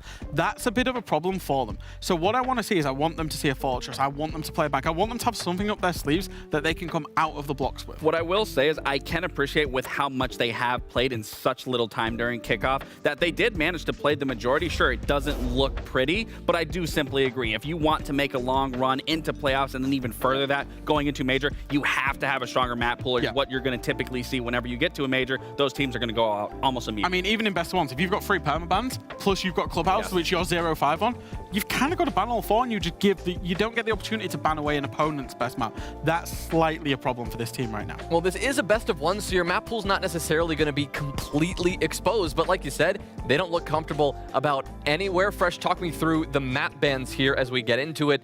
What do you think we can expect from these 2 teams? Well, I'm hoping not for a clubhouse. And the fact of the matter is we will see a bank. So that's actually really, really good. I think the fact of the matter is, for fun have then gone away. You would imagine over the course of kickoff, they've maybe looked at it. They've maybe identified that same problem that, hey, we keep having to play clubhouse. We keep having to go on maps that are really strong for the opponent. Let's bring more into our pool. And now we're finally going to see a bank from them. That being said, that means we've never seen them on this map as well. So we don't fully know what to expect. But bank is a pretty default map. It's pretty set up. We know what to expect from a bank, just not necessarily for fun's bank. Absolutely, but I think for fun, especially if you're going to go to a bank, you're going to try, test your limits. They're obviously going in there knowing how badly SSG got beaten yesterday and where they can maybe put the clamps on them, understanding that SSG's probably not going to change up a whole lot from one day to the next. If anything, it's going to be exactly what I said. They need to be playing together, so that can be an easy situation for them to try to pounce on top of that, where they can double up, where they can take these engagements. And bank is a map where you can fight very early on and then fall back into your layers, especially when you're on that defense. It's also a map that really rewards a team with a good shield player, right? We saw Bino in the trenches yesterday, pulling out crazy hero plays, almost single-handedly keeping his team alive in that matchup. This is a perfect map for him to do the same thing. He absolutely can thrive, and you don't want to rely on Bino just going for these 3Ks. Obviously, it's nice when your IGL is able to do that, but it's not something you want to rely on. Everyone needs to show up. If anything, you need to do similar what we even saw with Spirits and 100 Thieves with Wildcard. Is Spirits was taking a lot of control. He was doing that push and pull where he was pushing players away. He was pulling their attention for the rest of the team to be able to swoop in, take control. That's what I want to see from Bino, because he was playing exceptionally well yesterday, but I want to see the team be able to follow up behind that shield and really take advantage of it if, however, SSG doesn't decide to get rid of it. On the SSG side of things here, Fresh, this is a story, a kind of dynamic on a team that we see across all regions, so I'm sure you're familiar with, right? You have Dream. You have someone who is that leader, the one with the experience, the one you expect to be in that needs to get his team into a good position type role. He's got a young team around him. You have to imagine there's a good bit of pressure on his shoulders here, coming off a kickoff, trying to improve on those results. It's also a different kind of pressure as well. I think when you're a senior player that's got a lot of junior/rookie players alongside you, Lex, you'll have known this when you was a player as well, is that actually you've got the pressure to take the pressure off their shoulders because they'll be feeling it so much more erratically than you will. You've been there, you've seen it all. You know that this is just play day 1, play day 2 of a group stage. It's a long few weeks. And I think for Dream, it's important that he absorbs that pressure, particularly probably for Aiden, to be honest. Guys had a bad day yesterday. Can he actually, get better today? Have a word with him, tell him that it's just one day, you're still the best player on our team, yada yada. And I think that's what's important for Dream. I think inside of the server, he's obviously been there, he's done it, he has a very good vision of the game, so he's a crucial figure in SSG's success. I mean, he's also, and just being a figure where he's come from in his career. I mean, he has a lot of experience, whether it was at the bottom and then slowly trickling to the top and then falling down to where he currently is at. He hasn't reached that same pinnacle, but he's done a lot for these players and helped mold them, help shape them into the players they are. And again, you just look back, what were you replicating in kickoff? How can you implement that now and make that your play? And again, it's playing together. Were completely disjointed yesterday. So as long as we're seeing that team play, that is absolutely where they were thriving on attack, is when they were able to force the opponent's hand, force them into their crossfires, and not give them any breathing space, especially once those mid to late round executes started to happen. Part of our talking points yesterday, Lax, was like focusing on the young teams who were willing to stick with the same core roster between kickoff and now, even with the struggles they had, right? And both of these teams are a great example of that. They're both young teams that haven't made any changes, that are trying to improve on what they built earlier on. I mean, you have to respect that decision, but it also means we also want to see some results. Yeah, it means you really have to put the work in. It means you really have to believe in one another, that you don't need to make that change, that every single player can show up and do their job and thrive and create success out of it. But again, that comes down to each individual player and making sure that happens and making sure that they are not only good individually, but they are a good teammate and being supportive in whatever that might be, whether that's flexing off different operators, whether that's playing a scenario that you don't necessarily want to have to put yourself in. It's just about being able to be versatile in these situations. And again, it's important that these teams are sticking together, because when you look at what happened in kickoff, both of these teams were relatively close at making the major to begin with. Yeah, it's not like they've, only won 1 or 2 rounds a game for the entirety of kickoff, is it? They've shown good signs, they've shown that they've got development, they've shown that they've got improvement, and I think it's right that they stuck together.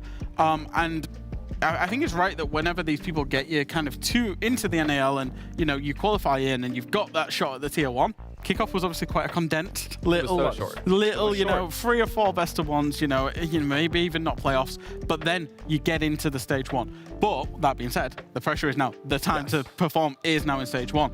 And the context of these two teams, let's not forget, is that both have probably got aspirations of being in the playoffs. To get there, they're going to have to, move somebody away. And there's a lot of good teams in this league. You got the major champions, you got the major second place, but even then, you had M80 who won the major beforehand. 100 Thieves looked very competitive. So actually, those 6 spots in playoffs, there's a lot of good teams that will feel entitled to those spots. So if for fun, or if SSG want to make the playoffs, then they've actually got to displace one of those, and they've got to improve. What that means is actually they've got to win this game convincingly. So it puts a little bit of pressure on this game, because a full 3 points in this game could set them up, pretty well going into tomorrow as well. Well, these two teams, as I said, did not make roster changes coming into this stage, but some teams did, and our good friend Fett had a chance to break this one down and give us a better idea about what these changes entail. Hey guys, it's Fett, and here are the key roster changes going to the North America League Stage 1.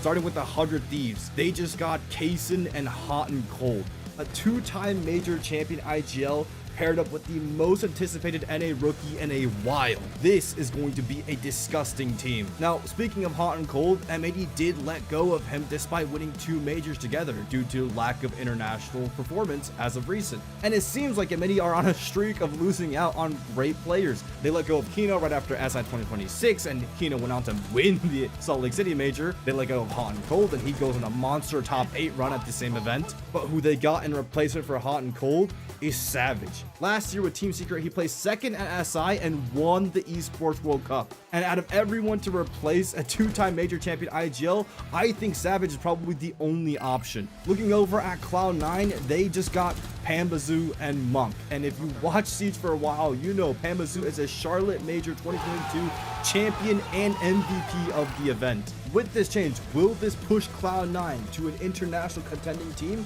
I don't know, but speaking of internationally contending teams, Every stage, 4 teams make the following international event. Every stage, you expect the same 4 teams to make it every single time. But 5 Fears last stage upset everyone's expectations, took first place in North America, and stole that major spot from some of the mainstay favorite teams in NA. It's NAL. We have no idea what's going to happen. Who's going to make the event? Who's going to win the domestic league? Who's going to perform internationally? It's almost impossible to predict the most competitive region in the world. So I guess you'll just have to tune in and watch stage 1 of the North American League.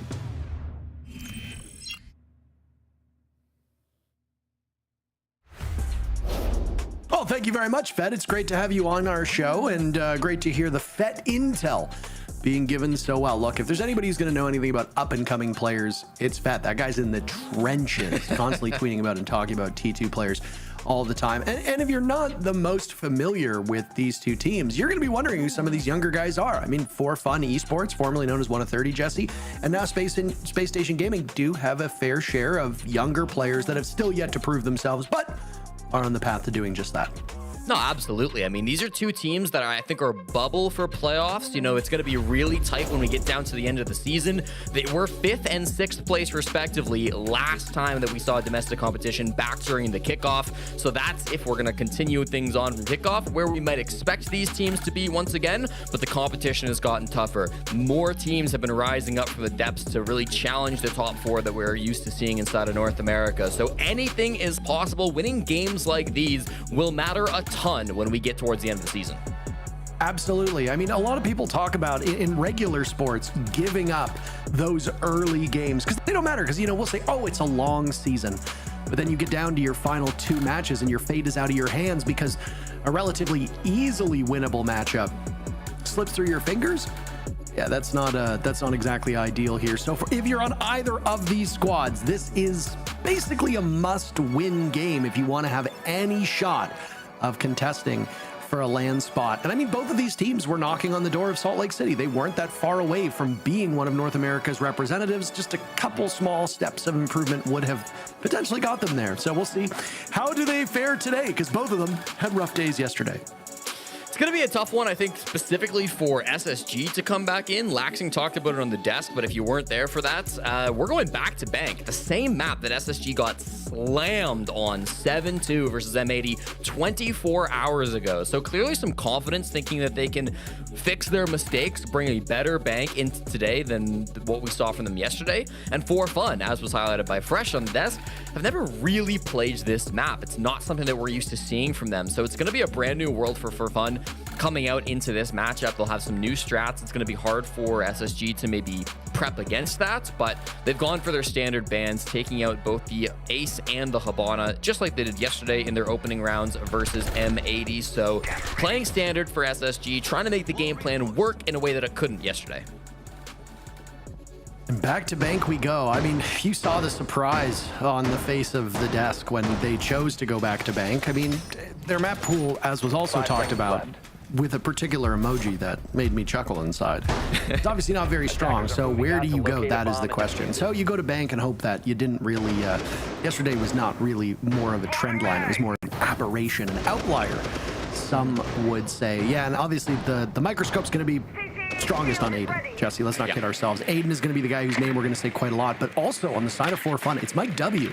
Mike W was the highest rated player on this team when they played under 1 of 30 during kickoff, and yesterday he was absent, basically absent from this game. He and Packer, I believe, were the 2 lowest rated players on the team. For Packer, whatever, that's not terrible given his role. For Mike W, that's especially bad because the other person who tends to pull a lot of the weight from the fragging perspective is Volsper, and he's very hot and cold. Not the player, just in terms of the way he plays. So 45 seconds in, and immediately you see For Fun assembling outside on Rappel, yet to really do much inside the building. We go top floor for our first defense site from SSG, and so this is going to be maybe a bit of a curveball for Fun. The banning the Ace and the Habana means that top elevator wall, of course, will stay closed throughout the entirety of this round. It's not something they have to worry about the hard breach coming through. Packer bringing out this Cali. This will be to counter the castle being played by Raid inside of CEO. This defense setup from SSG, very similar, not identical to the one that they played yesterday up against M80. Dream has swapped from the Maestro over towards the Echo, and Rival has swapped from the Azami over towards the Two-Brow. So a couple of changes, but I think still the same idea to the defense that we were seeing from Space Station yesterday. Should give a slight edge to For Fun in terms of knowing what to expect for this first round. For Fun's got a rough go of it, right? Dark Zero right off the rip. Tomorrow they go up against M80. They do get a bit of a reprieve going against Outlast and Playday number 4, but I mean, again, some of these teams, you got to go up against the best, and if you want to be the best, you got to beat the best. Fett called it the most competitive region in Rainbow Six. I suppose that's true, just looking at the Salt Lake City results. It also makes people who don't like North America angry, so a nice unintended benefit of that. They've managed to tear through some utility now as For Fun are assembling their forces. Still outside, still looking for some pressure up top. A nice shot by Packer as he destroys Raid. And that'll be our very first pick, happening with 45 seconds still left on the clock. Yeah, it's a beautiful shot. Raid had even looked over towards that direction, so clearly knew that was a possibility, but just a very fast, good shot from Packer. Opens things up now for Fun. Moving the push over towards square side. This is where Bino opened earlier. They're clearly trying to get a plant down from this part of the map, but getting on the Clash is always going to be a big problem. Fighting them over towards this hallway as Rival as well. The long angle of the DMR makes this so tough. I mean, at least it does so much damage, and he misses those opportunities. Wolfsburg killing everybody, including his own teammate, as For Fun is demolishing Space Station. But hold on a second here. Aiden finds 2 very quick kills, and he's the hero of round 1. Already surpassing his kill total from all of yesterday. A huge pop-off moment. Space Station start off with a unpredictable round 1 victory. Something to prove, you could say, for Aiden Tax. I mean, this is the guy who started 0-8 yesterday after bragging about how he got #1 champ, staying up till nearly 4 a.m. to achieve the feat. He did get a couple of kills in the final round, although they were impactless in their 7-2 loss versus M80, but he starts things off forcefully here, defending on that top floor. I thought that Space Station did a great job of slowing down that push for Fun. Despite the fact that they got that opening pick and they had themselves a bit of a man advantage, the timer was the real issue. So when it came to actually getting the execute, you're sprinting at Aiden. He's playing shotgun SMG-11. Good luck. This is never something that's going to favor you. I thought we might get... Go ahead. Sorry. I was just going to say, I thought we might get the Aiden comms after that replay package, but I assume it was too explicit to share, so... Well, I mean, this is an adult broadcast. 5 seconds to insertion. Well, he's not getting himself banned on any platforms. Why not, right? And yeah, to your point, Aiden, a 52 was his EPS, the second worst stats of anybody after Playday #1. Finished with a 2-9. Now, there wasn't anybody who dropped 0 kills yesterday. Everybody got on the board. The 2 lowest kill totals were tied between JJ Blast and Trevmac. Trevmac going 1-7. He was the lowest rated player in the league. JJ had a pretty leisurely day against Outlast. He went 1-4. Honestly, I don't even think he spawned in for half of the rounds. So, but beyond that, Aiden, those were his contemporaries. That was his company, right? Already a much stronger start, and we're seeing For Fun be really bold and daring here as they attack this bottom floor bomb site. Wolfsburg takes care of Rival, and Space Station will immediately find themselves on the back foot. Yeah, we're getting fast in towards the basement. Of course, Rival down. Aiden is on a bit of a roam, as is Raid top floor. They're playing next to the hatches, so it shouldn't be too tough to get back to site quickly. Doesn't look like this is going to be a fast plant from Bino, despite the very quick server control. This is really nice pace for Fun. Complete change from what we saw back in the first round, but they know that they skipped some steps to take this pace, right? So they're going to go back to the roam clear and start fighting these roamers.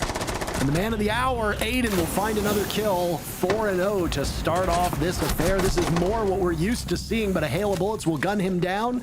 Mike W, slayed by team kill in the previous round, will finally get on the board, though technically he was securing the kill, so he's still searching for a kill of his own. Halfway point of the round, and Space Station will trail in numbers by 1, but they've got Raid sitting upstairs, well protected in open area, and he can watch a number of angles, all of which are where For Fun is spread out. If they don't know his position, Jesse, he could be a secret weapon. This is kind of an old school strat from SSG here on the bottom floor. They've used this castle to great success, but unfortunately Mike does get on the board, Parker. That's his first frag of the game, taking down that secondary roamer. Leaves so much to do now for Dream and Giddy. The support combo on Space Station Gaming. They've got more than 60 seconds, just under now, to try to lock this one down. They will take down Volspur, but still so much work to do. Silo's now in with Diffuse Kit in hand. Dream still far enough back. Giddy going for the rotate, hoping to catch somebody looking the wrong direction as he gets to the bottom of blue, but Silo has his number. Now it's all up to Dream, who's picked off by Packer, holding that mailbox position inside a garage. For Fun might have let round number 1 slip through their fingers, but they will not repeat the same mistakes in round number 2. You know, yesterday when we got to watch For Fun play their debut match under this new org, I was really impressed by some of the attacks that they were pulling off on Cafe, in particular with Bino being able to call and clutch up in some really big moments. This is another one where immediately For Fun switched the pace up. They go so slow in their very first round. They lose on time because of it. Maybe not directly on the time, but they kind of get chaotic in the end. This time, they take server control ridiculously fast. Aiden's a bit of a thorn in their side. He kills Bino the IGL, but they get the trade, and then the frag onto Raid is really clean. So they do a great job reading this defense from SSG. They expect what it's going to come from, and they take it down very quickly and effectively. And given SSG didn't play that defense style yesterday, they never tried a castle roam on that basement floor bomb sites. That's something that was brand new for Fun to see, and they did a great job dismantling it. They're playing For Fun, but they're also playing For Keeps here, Jesse. So the name doesn't really tell the full story. And again, 1 of 30 was itching for an org. Goodness knows I retweeted enough of Packers tweets hoping to signal boost it so that we wouldn't have an orgless team playing in the NA League. I mean, if you're playing at a tier 1 level, their goal is to play a salary or to play with a salary and get represented by somebody. For Fun and Outlast coming into the scene might be smaller orgs. Same with Five Fears, in fact, but yeah, you can't really doubt their commitment. And sometimes newer orgs that don't have a ton of history can end up growing in size. Dark Zero made their start in Rainbow Six Siege. The Sonics made their start in Siege as well, expanded out to PUBG. Ultimately, they did shut their doors, but it's pretty common that teams will try our esport first. So nice to see them here, and glad that For Fun as an organization is supporting these boys. Mike W with the Twitch drone, just checking out the Kanto position at the top of elevators. Often you'll bring the Twitch drone there to stop a bandit battery, but with Ace and Havana banned, I doubt you'll be seeing a bandit on that position. Still good for information, as this top floor clear is going to be front of mind for Fear Esports. They want to be able to clear out these roamers who are playing up top, most notably Raid, Rival, and Dream. That'll be the trio trying to lock things down above the bomb site, and you can see all the utility they've got here. Thorn traps locking things down, the Clash Shield, of course, and then a couple of shotguns, which would be really tough to get past. That's what come to expect on Bank. You're going to be spending a lot of time outside, so no surprise there that For Fun is still out on Repel. If there's time and presence for Space Station to retake the lobby and cut them off, you best know that they're going to go just for that. But for the time being, they're holding this middle floor control quite well and not taking the engagement head on. Silo could potentially surprise them here as he now creeps up, seeing the clash. Packer on the board first. Down goes Giddy. Just a little bit over a minute to go, and right now the advantage is on the side of For Fun. Giddy yet to be finding a frag here on Bank up against For Fun. Now with the man advantage, they look to convert this execution. Bino takes a bunch of early damage just from that vert angle, but he gets out with his life, and Aiden will fall once again to Volspur. So this is going to be now a two-man lead with a ram up above, with a Dameless to try to hunt for players, and even a Candela still in the back pocket of Packer. You had to lose a lot of this the Ying utility to get this through. They lose Silo as well, but I still like their position on For Fun. Rival being very active here on the Clash will now put the shield down as they smoke off the drop, that dead drop from upstairs into the middle of open area. Good news is that gas can't do any damage to the drone, so Bino will get good information in this position.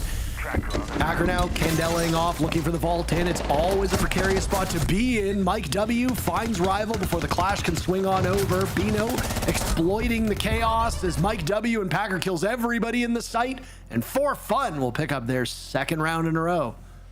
Nice attack once again, Parker. I feel like these pushes, they're not complicated. They're not crazy. They're not going wild with it. They just take that top floor control and they execute with it beautifully. I'm not sure exactly the impact of the clash in that round. It's not something we saw from SSG yesterday. I thought, okay, we're going to use it to hold down stock on that top floor, right? And that's clearly what the idea was. But eventually they just give up stock. They lose raid anyways. So they end up in that tough spot without the man count advantage. And then after the clash drops, it's like you're kind of just hiding from the vert the entire rest of the round. You know, Rival was really struggling to have much of an impact in that position, I felt. So kind of gave a bit of a room for Fun to take that space and to capitalize on it. They will still respectfully ban it away. Rival is able to push up and try to have a moment here, but because he's got to switch to the secondary, he's really slow pushing up. He just loses the first fight he takes with Mike W. I love this top-down replay POV. Really good By stuff the book. here. Very basic. Yeah. Very simple stuff. Obviously, when a team gets blown out on a map and then opts to go back there, you do have to wonder, are they going back because their map pool is so bad? Do you think, like, the same with a bomb site, right? If you defend a bomb site and you lose it and then you immediately go back to that bomb site, a lot of teams say that's an unwise idea because you've already kind of shown everybody your cards. Unless you think that there's one or two minor adjustments that you can make to potentially shore up a weakness and win the bomb site, you're going to go somewhere else. So when a team gets blown out on a map and then goes back there, you do kind of raise an eyebrow as to why. Usually it's poor map pool. Usually, or the other option is that just stylistically it matches up well. So far, Space Station have not looked very comfortable on this map today. And outside of Aiden's big pop-up moments, there really hasn't been a lot of good fragging on the side of Space Station. It's a bit perplexing for this team. SSG is definitely better than what we've seen of them through the last day and a half, and I just wonder when they're going to figure that out. Yeah. SSG go back to the top floor bomb site, Parker. This is the one site they will win, and they're actually going to run the exact same strat that they played yesterday in their matchup up against M80. All 5 operators staying the same. The previous defense was something similar to what they showed back during kickoff. So all of these defenses similar to what we've seen before from SSG, but this will be an exact replica from their one top floor defense the other day. Hoping to be able to lock things down with a strong defense on the top floor. They were successful yesterday winning on this bomb site, so they've been having some success here across different strategies and across different days. Fun last time really stalled out, but they've got a good bit of information, seemingly aware that Aiden might be playing down below. If they can find a way to clear him out or get Dream out of CEO, they could have a good opportunity, but that is just going to miss. It won't be expanding enough. Oh my goodness, he's edged his way into that position and they do flush him out. It just took some time. Patience rewarded on the side of Fun there. Dream gets cooked alive. Mike W killed elsewhere by Raid, so Raid breaking his 0. He's on the board. Now we're just waiting for Giddy on the side of Space Station to get the very final kill, and then, or rather be the very final player to get his first kill. Fun's been doing pretty good on the pugilism department. Packer very quietly up to 5 kills. Blink and you miss it. And a lot of them coming in that garbage time, dirty time at the end of the round. He'll get taken out by Rival. So Raid and Rival so far amassing their kills. Silo trades Raid right off. And with a minute to go, these teams back on even footing. Packer was on the upside down skylight rappel, by the way. Gets smoked off that one, falls to his death. Now 3v3, as you said, Parker. The utility still light, but they've got a bit from Bino. 1 smoke arrow is all they'll have left. Try to make this execute work. They're spending their time droning out these last couple players. They should be aware that there's an echo on the board, so they will have that front of mind. But if they can't clear out those yokai cans, then it's not going to matter if they know it or not. And a swing in now as Bino's been able to seal himself off using that smoke. Looking for intel on the ceiling, finds nothing. He'll attempt the defuse plan down. Aiden underneath, called into action, and he'll get the read on it, signaling Bino's spot, but he's going to be a little bit too slow. Bino managing to get out of that position, but right into the waiting arms of Rival. Space Station now with a numbers advantage as they're locked into this post plant. Aiden picked off by Wolfsper. You see Wolfsper continue to run around on this roof, going over towards that same rappel that Silo is on. Maybe not. Wolfsper's got a better idea of it. They're worried about the long arm from Rival. He'll hop right on. Silo being taken care of. Rival pushed off of his position as Giddy cuts down Silo. They are running out of time. Wolfsper now needs to get the kill. We'll find that one with ease. And the clock will run out. Giddy nowhere near the case. Fun will take yet another round and stretch their lead. Space Station Gaming caught a bit sleepy on that round, Parker. Not able to deny that plant. I know they got close to 2v1 in the post plant, but you got to keep in mind, top floor bank is one of the hardest post plant retakes for defenders to win in all of Rainbow Six Siege. They gave it a good go in the 3v3, but ultimately, I think For Fun were always in the driver's seat after they got that defuse kit down, and that's genuinely just not acceptable when you've got an Echo who should be denying that plant from above. You've got a Solus who's down below and can call for that plant when it's happening, but Aiden was a million miles away. Giddy had some yokai cams in and around the site, but not close enough to actually deny it. And Bino's like, okay, if you're not going to stop me, I'll just hold F for 7 seconds and I'll put my team in a winning position. Really good call from For Fun to be able to see that gap, see that opportunity, because they took their time in that last minute to drone out the defense positions, to recognize there was nobody in Janitor, recognize there was nobody really with Yuto close enough to stop them. They saw that gap and they exploited it. But SSG, I think, not going to be happy with particularly how that last round went. Felt like they had all the tools they needed to win it, but came up short, and now down 3-1 will have attack timeout called by their coach of Koma. Yeah, maybe a bit earlier than you want here, but Space Station clearly not having the day that they want to have. For a reminder, they went up against M80 in our second matchup of the day yesterday, and it was the second fastest game. I don't think anything was beating that 5 Fears Outlast game yesterday in terms of time. And I mean, hey, DZ Outlast later today, Wildcard C9 today. These could be some scrappy games that go longer than what we expect. Already starting off with M80 100 Thieves going the distance. We could have a long day of Siege ahead of us, which is frankly quite good. It does rely a little bit on Space Station being better. This is not For Fun being a really sharp team at the moment. Sure, For Fun looked like they made some improvements. We did mention that when they played up against Dark Zero yesterday. For Fun falling 2 rounds short of the defending major champions, albeit in a best of 1 to start off the stage. That's still quite the feather in the cap of this team that just signed with an organization and is finally getting paid to play T1 Siege. Up against a team like SSG, if you translate the way they did against DZ, this should be a For Fun victory. But again, we don't play these on paper. We play them in the server for good reason. Space Station just have had some shakes. 3 rounds so far in both of their matches is just not good. They need to improve. It's not even Aiden being the problem this time. It's a team effort from Space Station. Yeah, they just look a little bit lost on this map, and again, you might question a little bit why they go back here after losing 7-2, but clearly thought it was going to work out for them a little bit more. An opportunity to tie this up back up at 3, right? Let's not kid ourselves. This is still a game that could go either way, but it's going to be tough to try to make that come through. Packer, the first one to go down, will be helpful. Giddy on a bit of a roam inside of Archives. It's not the same castle roam setup that we saw from SSG back at the start of this game, but instead they're just kind of committing a little bit less, a little bit more utility focused in towards that bomb site. Giddy is not in a position where he can immediately fall back to site, but if he's gone back to open area, which he has now, they should have the hatches open, and they should be able to return with a man advantage. The shield's already in. Volsper is hoping to make some more space here now, standing over top of that closed hatch. He gets saved by Mike W, but that one could have been real scary. Giddy on a rampage up top and knocking this For Fun team astride. They need to be pretty quick here with what time is left in the round to translate towards the bomb site, Jesse. Giddy a bit of a madman. Again, usually the support flex on this team likes to hunker down, but on the roam, he gets let off the leash a bit and has 2 massive picks, the Snake and the Monty, being taken off the board. That should set up SSG into a strong enough position to close this one down. Now, if you're For Fun, you start to wonder, what is our win con? You might need to rely on Mike W going crazy with the F2.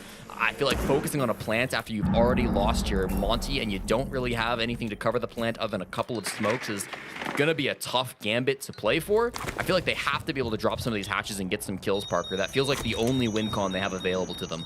I mean, you've still got 2 of your scrappiest gunners on the side of For Fun, and it's Silo, who's not even one of the 2 that I was thinking of, to drop and get that immediate pick, answering back with the Deimos track, maybe to save Mike W, but it's futile.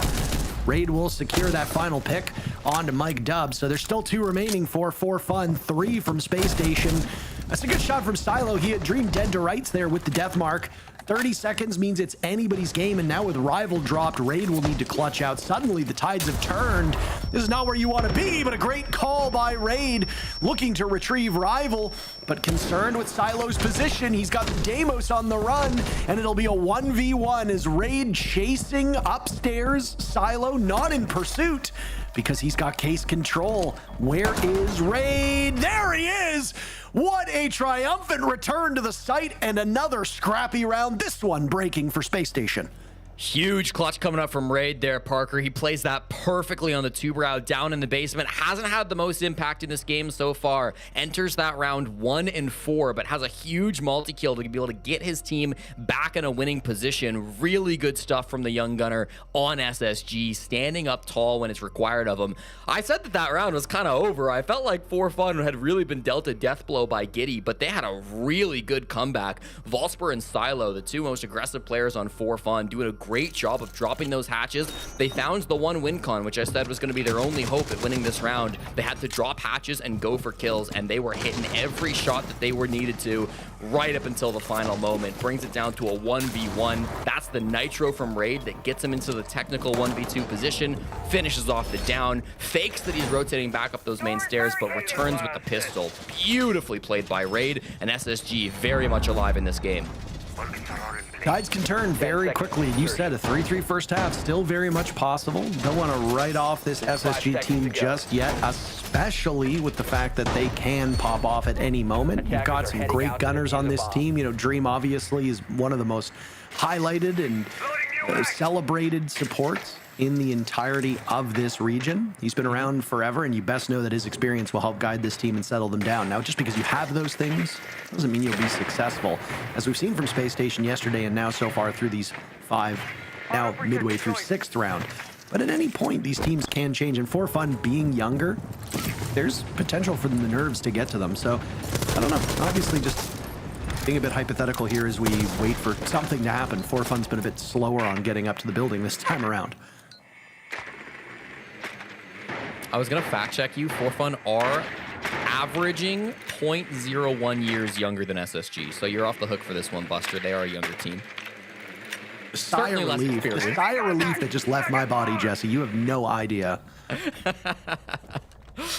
Top floor clear. This is going to be key for Fun. They did a great job of this back in round number 3. They got a man advantage and took it with pretty good timing, even though it cost them a lot of resources, including these Candelas. Bino will grab the op this time around, taking it from Packer, and the top floor clear begins. Swing in now from Volsper, who's having more of a hot and less of a cold day. Mike W's been joining him from the fragging department, so if you got Volsper and Mike W both showing up, it is hard to keep this For Fun team down. Packer's also been quite good. After we called out his 5 kills, he's gotten a bit quieter, but one very valuable frag here will give SSG some panic, I'm certain of it. 3v5 for the Astronauts right now, needing to survive the next minute or so if they want to tie up this first half. Yeah, I just feel For Fun are so good at this top clear, Parker. They've got it down to a science. It's another man advantage, this time even greater. And down inside the site, what do SSG have to play around? They've already used their Nitro Cell from Giddy. They've got 3 Toxic Babes from Dream and a Thorn from Aiden as well. But I just feel like there's so much that's going to be coming at them and so much time to work with for Fun. They've got both a Buck and a Ram, who you've been watching tear up these floorboards, giving themselves a massive opportunity. Volsper finds a pick on the verts, 5v2. This looks like a 4-2 half. Well, we've said it could have been a 3-3, but again, how quickly things can change. Aiden amassing all of those kills in the first 2 rounds. He's gone quiet since. Depth from Space Station has relied a lot on Raid, who's one of the earlier casualties. Now will rely on Dream and Aiden to keep this one close. Aiden gets 2, Dream with 1. The round far more winnable as Dream picks up yet another, and Mike W is toiling over by the copier. He's outside of the realm of this site, but Dream tries to challenge him without full awareness, and Mike W makes him pay. For Fun, 4 rounds. They take the first half. Let's hear what the desk has to say about that. 4-2 at the swap, guys. It's been a little messy. I think that's the best way to put this. Both teams making some mistakes. Yeah, now, I try to be a good egg. I try and be positive about teams, but I think the quality of the siege has dropped from the previous game that we've just seen. I don't think that's unfair to say. I think, actually, realistically, For Fun are 4-2 up, but they've got away with murder in a couple of rounds. There was, the plant on CEO where the Echo drone was coming and it was just too late and it was not managed at all. by SSG. There was the round in the basement where nobody's holding the walk-in from server into site. And when they the had all breach the was control. so it's kind of like there's been a couple of mistakes made by 4Fun that SSG have just not punished them whatsoever. SSG's only rounds, realistically, both of them have been clutches. So it's been a little bit tricky for both sides. You can see why both teams are in that kind of challenger, sitting inside of the NAL. Yeah, it's definitely not what we saw from both of the teams during kickoff, and consistency is always the hardest thing, to try to replicate any little bit of success that you had from one stage to the next, but clearly there's a big discrepancy here, more so on the SSG. Again, a lot of blundered rounds, a lot of rookie mistakes, a lot of not thinking in the moment of how can I turn this round into my favor. Instead, it just looked like it was a player in a moment. Let me go for a highlight reel play rather than using the pieces around him to make it work, especially, I believe, in that one open round where the Clash slowly sneaks up. They had a player coming in from the elevator side. They had a player coming in from archive side. All they do there is use the Clash to get that intel, call out what these players are doing, call out a players coming from printer, and then they just slowly collapse onto the players in there, whether they have a C4, whatever that is. But it's just a lot of players trying to make these plays that I think are a little unnecessary. That being said, I think I'd be more concerned if I was an SSG fan than if I was a 4Fun fan. I nearly said 5 fears then. There's too many FFs in this league going on. Because I think SSG, terrible performance on Bank yesterday. So far today, like I said, it's only been 2 clutches. It's been very disjointed, discombobulated once again. That's a bit of a concern, especially on the defense. When you're able to hold power positions and have teams attack into you, they were just giving way too much space. That being said, that half's over. Attacking Bank is not too bad these days, certainly.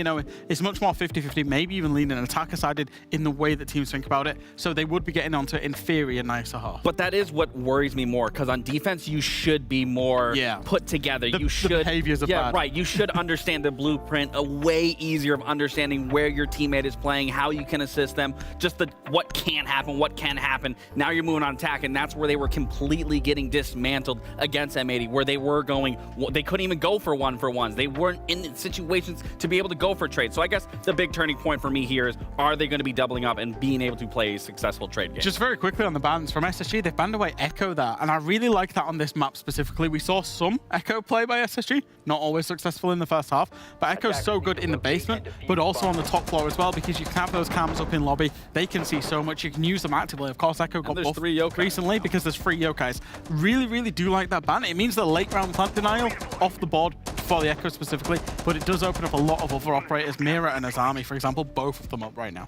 Well, SSG, they got one thing figured out. The young gunners are playing well. Aiden and Raider leading the way. Can the rest of the team match that? Find out. A great question to be asked. Aiden, huge moments, Dream, huge moments, and within an inch of this being a 3-3 first half with that near Dream clutch, they did do wonders on that side, just did not come to pass. Now 4Fun will defend, and what's the first thing we see here? Well, they're going to be spread out on the main floor, as we typically know. Those late round operators will rely an awful lot on, frankly, just Tachanka at this point in time. So Packer, who was in the building quite early on attack, will likely play more sheltered here on defense, and he will be a huge part of keeping this bomb site under wraps for 4Fun. And once again, we're seeing a very similar SSG from what we saw yesterday, Parker. They banned the exact same operators on defense. They banned Kaid and Echo, and they play nearly the same lineup to what we saw in their first basement attack back during their match against M80. The only difference from yesterday is they brought Rival on the Snake now instead of the Twitch, but you're still bringing that F2. You still got that powerful weaponry that Rival likes to play around. Still information as well, but maybe a little bit different in how it's portrayed. No Goyo canisters or anything to worry about, so the Twitch drones are going to be a lot less impactful. Not much of a roam game here, I say that. There are some players kind of around elevator and cafeteria, so there are some players to fight, but will they actually take a gunfight before dropping? That's always the question on this site. Tracker on the prowl. They got the first track off right away. Raid will find Volspur. I think he's a pretty darn good target with how good Volspur was yesterday.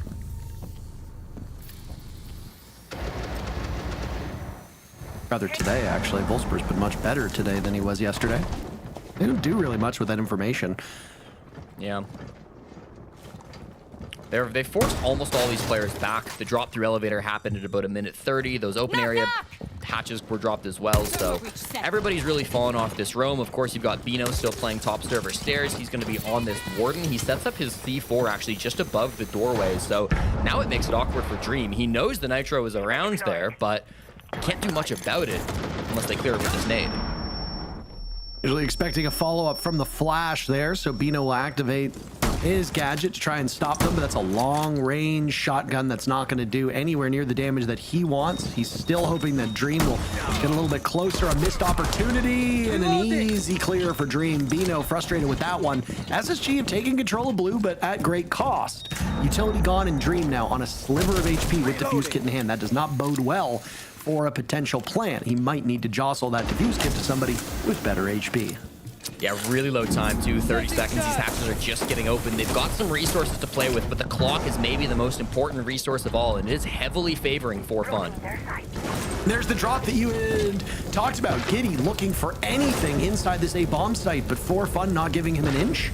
Giddy will have to go through the flames right as they dissipate, taking matters into his own hands. Down goes Wolfsburg, but For Fun sweeping through SSG. A go for broke strategy. Unfortunately, Jesse, for fans of SSG, they go broke. Huge round to start the half as For Fun inches ever closer to a victory. Yeah, and again, Parker, it's like they've got the man advantage on the side of SSG, and so in theory, maybe you put them in the better position, but the time was just so low. They dropped hatch with, I think, about 15 seconds to get into the bomb site. The Sens walls are great, but they're trying to push deep for kills. They know if they just try to rely on that plant, they've got way too high of a risk of just going down. They clear Bino really nicely here. Bino has not had a great game today. I thought he was the best player on For Fun yesterday. Fumbles this interaction a little bit at the top of the server stairs, but he wastes enough time and he trusts in his teammates well enough to lock things down in towards the site. Packer and Mike W, as well as Silo, probably the biggest impact down there in the anchor position, just ready for those players to barrel into them down the hatches, down the stairs, and again, the time gives them such an advantage in those gunfights. Absolutely. It's a big map, right? So if you're going to attack on bank, which SSG is doing for the remainder of regulation, I mean, who knows if we even end up needing overtime. At this current point in time, I think overtime is looking quite unlikely, but I mean, you never really know what's going on in the background. I just, the way I see it is SSG has a lot of work to be done. They need to use intel correctly to deal with the unpredictability factor that For Fun can inject into a defense at any given moment. You need to be able to drone correctly. You need to be able to do it on a really big map like Bank. If you're a team like For Fun and you're quite adept at either retreating to the site, as we saw in the previous round, or deal with that utility and not really be too concerned, which is Wolfsburg got death-tracked and didn't really seem to care at all, you're not going to be able to use that utility so successfully on your space station, and then you're just going to have to hope that you win a bunch of raw gunfights. And that's what happened in the previous round, right? What was it? 5 kills happened in the span of 2 seconds? SSG's very rarely going to come out ahead of that when they don't have control of the bomb site, they don't have information about the bomb site, and they don't have the utility that the defenders have. Hopefully this site, things change a little bit better, because if not, we're screaming towards a very quick conclusion. And hey, we want competitive matches here in the NAL. Dreams jumped on the Thermite for this attack, Parker, which almost certainly guarantees we'll be going for a square execute. You can see him droning the position now. We'll try to open that wall up to get a plant down later in this round. There's a bandit being brought by Bino, but usually those batteries stick more towards the Kanto position, and I think that is where Bino's playing it now. So no util here on the wall. It gets shot off from the windows immediately anyways, so there's no real point in putting the bandit batteries there. Dream can repel in. As long as his coverage is good, he can get these walls opened and start to apply pressure in towards the site. Question is, how are you going to respond when the pressure comes forward, right? Silo inside a janitor, some players could flank down below. You start putting pressure on For Fun, and they can get very messy in a bad way. Wolfsburg, no phone available. Who's the first victim for Aiden's Dokkaebi? And it looks like the target will be Silo if it ends up going off. Dokkaebi's not really been as important an operator so far for Space Station, albeit we haven't seen a ton of work at this point. Drones have been exceptional for Space Station. They've seen so many players of For Fun, and again, that unpredictability factor of For Fun really does weigh in the back of your mind, I have to imagine here. Already the plant started from Dream, but Mike W is across the map hunting for these players on the windows. He won't find anything, and in a 5v5, Dream gets the kit down. Oh my goodness. Talk about injecting some unpredictability, this time on the side of Space Station, and so far an almost perfect lockout in the post plant. They're heading towards a flawless round unless Bino can stop it in its tracks. 5 kills seems unlikely for just about anybody at this current point in time, and he will get harassed by Dokkaebi non-stop after punishing Giddy. No more calls for Aiden, so Bino will survive for the time being, but he's only got 10 seconds to get to the case and disable it, of which the 4 players, now 3 as Raid goes down. A space station will likely deny that. They're still outside the building. Point of no return is reached. The round will go towards space station. A stunner. Absolutely. Bino will just wait out the remainder of the time as it's a foregone conclusion. Still a lead for 4Fun, but it's shrunk by 1 round.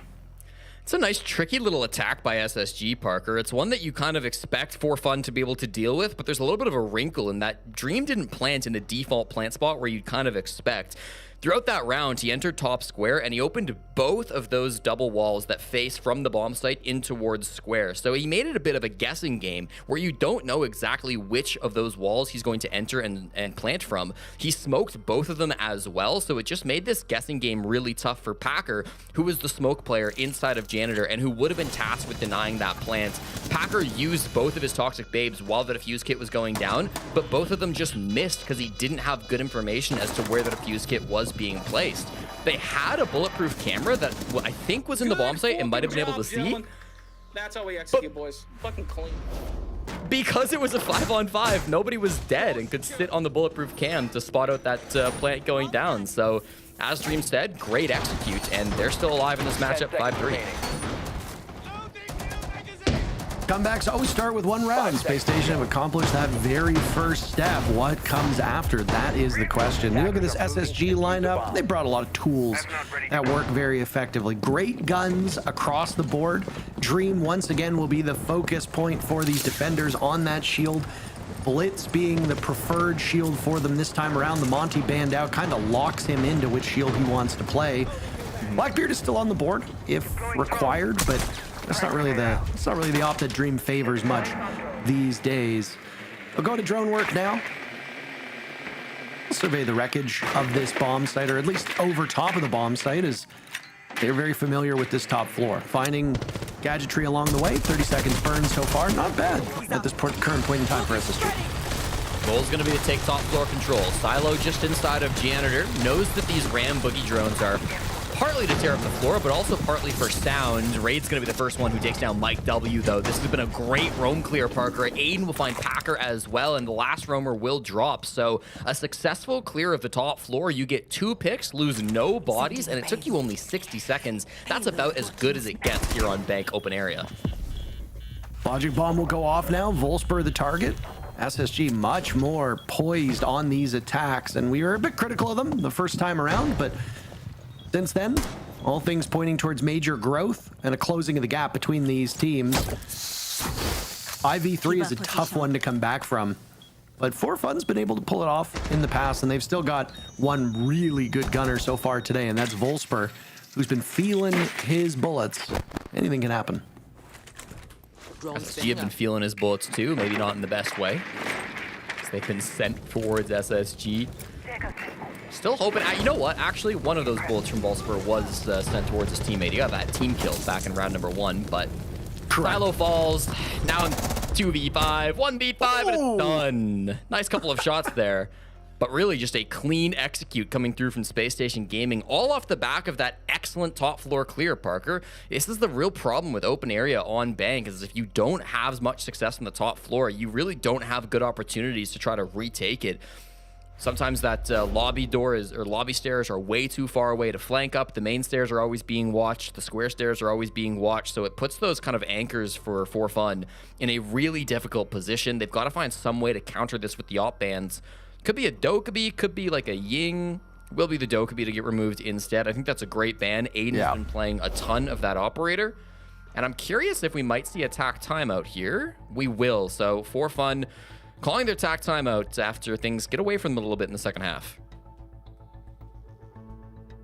Could just also be an attacker-sided Bank yet again, right? That's what we've been looking at a lot these days. The teams do very, very well on this map. Dokkaebi was a huge hindrance through those last 2 victories that we saw. So 4Fun getting rid of an incredibly strong nuisance operator, and one who will continue to be a nuisance until she does end up getting nerfed by Ubisoft somewhere down the line. We do know it's coming. We just don't know what the timing is. I mean, both these teams are still quite green, right? They're still trying to learn. They're still trying to gain some valuable experience. And again, while both of them have potential to contend for a LAN spot, I think when you look at the landscape in North America, they're on the outside looking in. So take the time to improve as you can. Both of them do look like they've made some sizable improvements. I give the nod to 4Fun a little bit more than I do Space Station. But I mean, kickoff was short. You didn't have a ton of time to really gel as a team. Now you've had the off season, and you're starting to get into stage one where, again, anything can happen. So both these teams working through it. Bank being a familiar map for Space Station, and they're looking better than they did yesterday, that's for sure. Wow, this is where the tac timeout needs to come through to change things up a bit for 4Fun. Their head coach, Royce, is our only Mexican representative here in the North America League for Stage 1. He's been spending most of his career coaching some of the best teams in Mexico and has played on some of those teams as well. Currently in a very stressful situation trying to close out this game as his entire country turns their eyes towards the World Cup, which was ironically scheduled at the exact same time as his NAL match today. So hopefully he's not a football fan or a soccer fan, but I think the game's going all right for them anyways, so nothing to be too stressed about.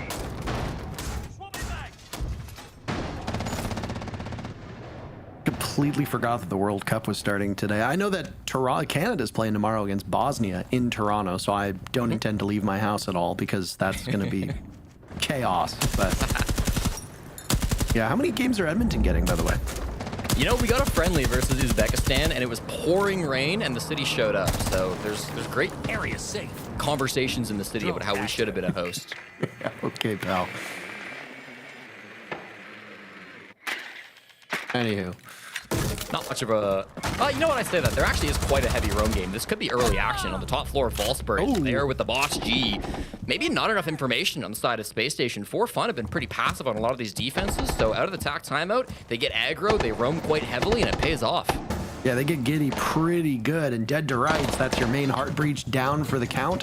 Heart breachers are not as important as they were years and years and years ago, but going up against bank defense without a hard breacher is really quite challenging.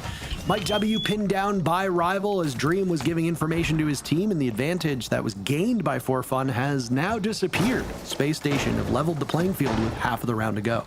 It's a great point, Parker. The fact that you lose your Hibana means that any hatch that was not already opened by the defenders is going to stay closed for the remainder of this round. That means that the admin hatch actually was popped and the server hatch. Giddy might have been able to do some work earlier, or maybe the defense just made a ton of rotations back to site. Either way, the lobby hatch will be reinforced and the elevator hatch potentially as well. So they've got a couple angles they won't have to worry about, but SSG in the 4v4 have made their way in through server. This is clearly where the plant is going to be coming down. They'll have to get this, and here comes the drop. And the drop will happen from Space Station's players. They've closed this gap. Dream trying to tie everything together as he's on a sliver of HP, and now it's all up to Raid. How things have fallen apart for Space Station very quickly. Come on. An opportunity to get Rival back from the dead buys them some more time and a fighting chance, but they'll have to contend against Volsper and Bino, and still lots of time for both sides to work through. They've switched. It's SSG with control of the bomb sites right now. They don't have the case for the moment. Raid will use one of his remaining death marks to find out Bino's position. They're aware of Volsper now playing inside a server. He's got the boss G, so he'll have one shot, one opportunity to make them pay. Raid getting defused, get down. Rival now watching over top. He'll see the elbow for but a second. Bino can no longer be stationary. He's compelled into action. This was such a winnable round for 4Fun, but their patience looks like it might come back to bite them. Rival's gone. It's all up to Raid and Bino. Once again, a 1v1 for these teams, and a death mark will put them into the duel. Bino wins. Oh my word. Plenty of time to get to the case, and 4Fun will move to match point. Oh, Captain, my Captain, Landon Ashby, better known as Bino. He steps up exactly when it's needed. I said earlier in this game, Parker, that Bino has not really been performing to the same level that we saw yesterday. I thought yesterday he was the best player on 4Fun. Today he's been a bit quieter, but what a clutch to come through from him in the 1v1. That round genuinely could have gone either direction. It felt like both teams had such a good chance of locking it down. I was really caught off guard by how quickly SSG jumped into the bomb site. It was about almost a minute on the clock when they dropped the hatch, when they said, screw it, we're going deep on the site. I think it caught 4Fun off guard too. They trade things out quite nicely. It's almost a 1v3 for Raid, but he gets Rival back up to make it a 2v2. Trades go back and forth. We get very tight with this one. It genuinely could have gone either direction, but the DMR sings for the captain. 6 or 7, Is Bino actually? Okay, and Bino will be at the dreaded KD after a big clutch there. Shut it up. They said it, chat. They said it. Okay.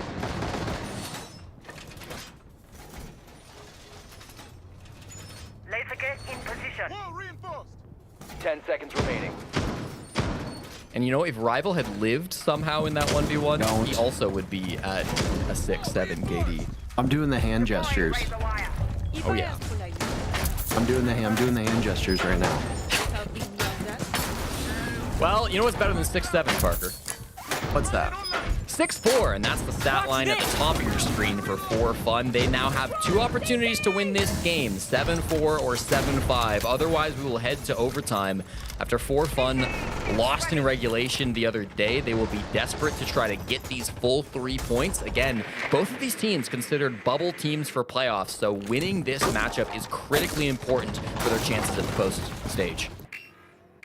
Yeah, I mean, playoffs will be emerging faster than you think. If we thought that kickoff was short. I mean, stage 1 is longer, of course. You'll have an opportunity to play every single team, but I mean, there's not that much more time, so really small window of opportunity. And again, goes back to what we said about where you cannot be dropping these rounds and matches earlier in the stage. That's particularly true if you're playing up against the teams that you think are supposed weaker competition. Yeah, if you lose against, like, say, Dark Zero and Wild Card in your first 2 matches, people aren't going to be like, oh, you know, this team's terrible, you're not going anywhere. But if you're playing, say, like Outlast or like Cloud9, just based on results that we saw from kickoff and now, and you lose your matches against them, those are ones you're going to want back later on when you're in the playoff hunt. Dokkaebi and Azami banned out for the 2nd attempt at the top floor. Of course, similar to last round, Mike W finds the opening pick, leaves just 4 players on Space Station to try to keep this game going. Raid falls, but Rival gets their trade back onto Packer. It's chaos top square, Parker. They're finding all of the frags they need, and now it's a man advantage. Silo's on the floor, down goes Giddy, and that could be a turning point now as the remaining players from Space Station don't be too urgent with how you go about this execute. Rival will get Silo on the run. He's tussling. Silo somehow wins that. I cannot believe that. I would be so cheesed if I was Rival. Dream and Aiden, last 2 remaining. They've been in a do-or-die situation before. Aiden changing out most of his HP in hopes of killing Mike W. It's not successful up to this point, so Aiden is still alive. They know exactly where he is, though. Dream looking for an opportunity to get into the back of the bomb site. Once again, it is not coming either. Neither of them have case control. Maybe they'll just go for frags in the final 30 seconds here, but it's not looking particularly good for SSG. Just as I say that, down goes Bino. Dream could have another. He'll have to clutch out as Mike W takes care of Aiden. And there's the shotgun blast from Silo to deny the comeback from Space Station. 4Fun will pick up their first victory, Jesse. A huge win for the newest organization in North America. They take down their rivals in Space Station Gaming, and it's another bank loss coming out from SSG. Not able to lock things down in that first half. 4Fun so confident and a well-deserved win.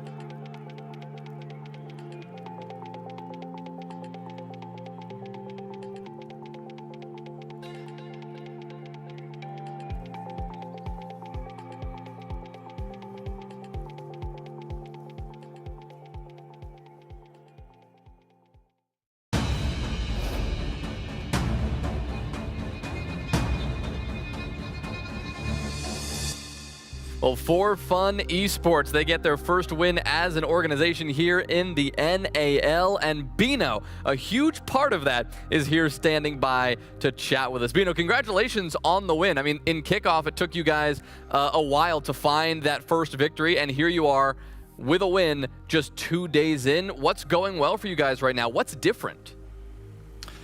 Yeah, I mean, we had a pretty long offseason. Obviously didn't make the majors, so we identified areas to improve in, and I think we've been sticking to that pretty effectively. We had a really strong game plan today, and we just went out and executed it. Bino, you talked about those improvements actually. Yesterday's game, I know you lost it, but you took them all the way. You got very close. So what was your assessment on yesterday's loss? Yeah, I think, I mean, honestly, that game could have been at least an overtime game if we didn't start so slow. Our defensive half it was pretty timid, and then, yeah, obviously, we only won a couple rounds off of clutches. So I think kind of just, like, knocking off some rust, getting back into the swing of the game days, that's probably why. But, yeah, they were a great team, so we weren't too upset with the loss. But, yeah, just moving forward and then executing properly for the remaining games. And then backing it up, what was the game plan going into today? For example, I don't think we've ever seen you play Bank before, so that was a little bit of a surprise. Yeah, so yeah, we've worked on some things in the offseason as well. So we implemented Bank. We didn't play it last stage. I was pretty surprised that we were going to go to Bank, considering what happened with them yesterday. Yeah. But yeah, we identified areas in their match yesterday where they were weak on, had some pocket plays, had some ideas that we wanted to kind of just exploit, and then yeah, they worked pretty well. Still some hiccups, but yeah, solid game overall. Pretty happy. And Bino, just so we're aware, right? Talk to us about having an org now. I mean, you came in last in stage in kickoff, and you guys weren't able to be as focused on Siege. Are you guys now putting in more hours? You guys putting in more time? Has it changed fundamentally what this team looks like, or is it still a similar dynamic? No, I mean, absolutely. I mean, it's definitely a game changer. I think I made a joke about it on my tweet. So I've played, I think, 3 Pro League stages now, and Packer and I also played a major orgless. So it's been about a couple years since we've actually had an organization represent. So yeah, it's definitely a game changer because without that, it's all self-motivation. It's just you and your teammates. So it kind of feels more of like an actual environment when you have kind of that pressure from your organization. You have a jersey to represent. Obviously, that's not the current situation, but we'll get working on that. And then yeah, I mean, it's a completely different ball game, right? So happy to get that over the line, and then happy for my teammates as well that they can get represented by a good org. Heck yeah. Well, thank you, Bino. Congrats on getting the org. Congrats on a win here, and I hope that we talk a bit more as the stage continues to develop. Thanks, man. Appreciate it. Have a good one, guys. Well, the narrative here, Jack, knows no question. It was one of that disjointed SSG that we talked about coming into this. Still very much a factor. And Lax, I know you're standing by here with a bit of insight into that very disjointedness. Yeah, absolutely. And welcome back, Jack. Obviously, we talked about the many mistakes that SSG was having, the blunders that they were throwing, and we have to look at round 4 in particular because they had the rights to this round. They had the success rate. They had the win condition, and the win condition is Aiden below on that Solus. They have all of control of CEO with that Solus below, so they should deny any plant that happens, but that's obviously not the case. What you're going to see is Bino's going to come through that window off of a smoke. Now, I don't know if the communication isn't being relayed to Rival. I don't know who's talking because, honestly, they have Rival and Checkers. They have a Yokai drone that's being played by an Echo inside Elevator, and again, Aiden is below, but again, no one is calling to Rival whether he can play out onto Banana to swing to look at the bookshelf, whether he's holding the control into CEO if someone goes for a plant. He stays put, and Aiden is the only player that inevitably ends up moving and makes the mistake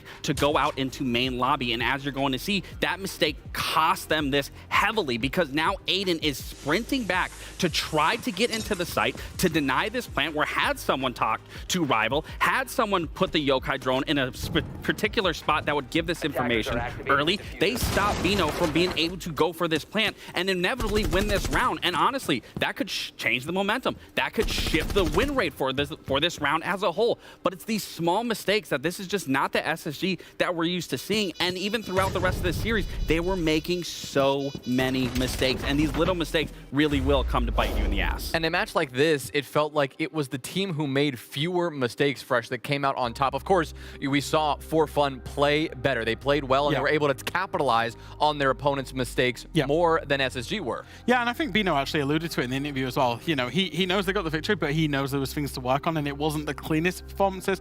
both of the teams both made fundamental mistakes that they won't be happy with, and they'll be looking to improve tomorrow. Well, we've got a next matchup coming up that once again has that big story potential. It's Five Fears and Shopify Rebellion. Guys, last time we saw this matchup, it shocked the world. Five Fears dropped a 7-1 against Shopify Rebellion on Chalet at a time we thought that would be simply impossible. Lax, this Five Fears team, they know what it takes to defy expectations, but they also know that this stage could be a little different. It's definitely going to be a little different. Even in their first series yesterday, it was a little different. And the biggest thing for me is they have a contingency plan, is they understood what got them over that line. What was a big part of their success was not only bringing Forrest onto the roster, but they were able to abuse 2 shields at a time, whether it was a Blitz, whether it was a Blackbeard, whether the combinations of any shield was able to make it work. They understood teams are going to be removing that from their structure, removing that from their playbook. So what do they do instead? They start bringing information. They're bringing the Solid Snake. They're bringing the Dokkaebi. They're bringing the Deimos. They're still using that information efficiently and effectively, and they're using the clock on their side where, sure, they can't get as aggressive because they don't have those shields, but they're doing their due diligence and droning out, taking out time, and still using it effectively to figure out who they can collapse on, who they can single out, and then swing the man advantage into their favor, where inevitably they get to that mid to late round execute, and it's practically flawless. And in that series versus Outlast, it was flawless. Well, you mentioned the adaptability. I think a huge part of that, right? We're seeing the experience. We're seeing the maturity of this lineup as they continue to grow. Forrest, who came on this team in kickoff, has been a huge part of this, not only helping this team grow as a leader, but the numbers he put up yesterday, great stuff. Yeah, Forrest is popping off. He's definitely gelling really well with this team, but I don't even think when you look at the numbers as a whole for me, that necessarily what sticks out. I think it's just the mentality that he brought over from that SSG brotherhood. That's exactly what he's instilling with this team. They are now a brotherhood with each and every single interview, whether it was throughout kickoff, whether it was through SLC, these guys are taking their shirts off. They're having fun. They're joking around, and I think that's the most important factor, and it's also obviously a reflection of a 12-1, is that not only are they all having fun, but you're able to thrive in an environment where everyone is in cohesive action. God, if Forrest carries on with those kind of stats, then, you know, the whole of the NAL is in for a little bit of a surprise. I think the good thing and the reason behind one of the reasons behind Five Fears' success is I think they've got two leaders. They've got JJ as a kind of, you know, the front man of the team, the energy behind the team, and they've got a quote-unquote traditional leader, a proper leader in Forrest, who's the guy that's just, he's just not fazed by anything, and he'll instill a lot of confidence in his team, and you see that in the way that he plays as well. And I think that's why this team, you know, without some of the traditional top NA talent in it, was able to win kickoff, was able to go to the major, was able to actually put in good performances, is because of those two players. The tough part here for Five Fears, though, is that their opponent looks very different than it did just a few weeks ago. The Shopify Rebellion that we saw at kickoff is a very different Shopify Rebellion than we saw at the major. Yeah, absolutely. They were at times in kickoff, and even at times at the major, they didn't look too hot, particularly in times of kickoff. They managed to get there through the, you know, the skin of their teeth. They managed to make it to the Salt Lake City major, and then they really unleashed the Spoits, the Ambies of this world. However, yesterday, I will say it was a bit of a clunky performance. If you look at some of these stats, you'll see actually they lost most of their entries yesterday. When they did lose their entry, their round recovery, they weren't winning that many rounds off the back of it. And 1 in 3 of their rounds, especially the rounds that they won, relied on a 3K or more from individual talent on their roster.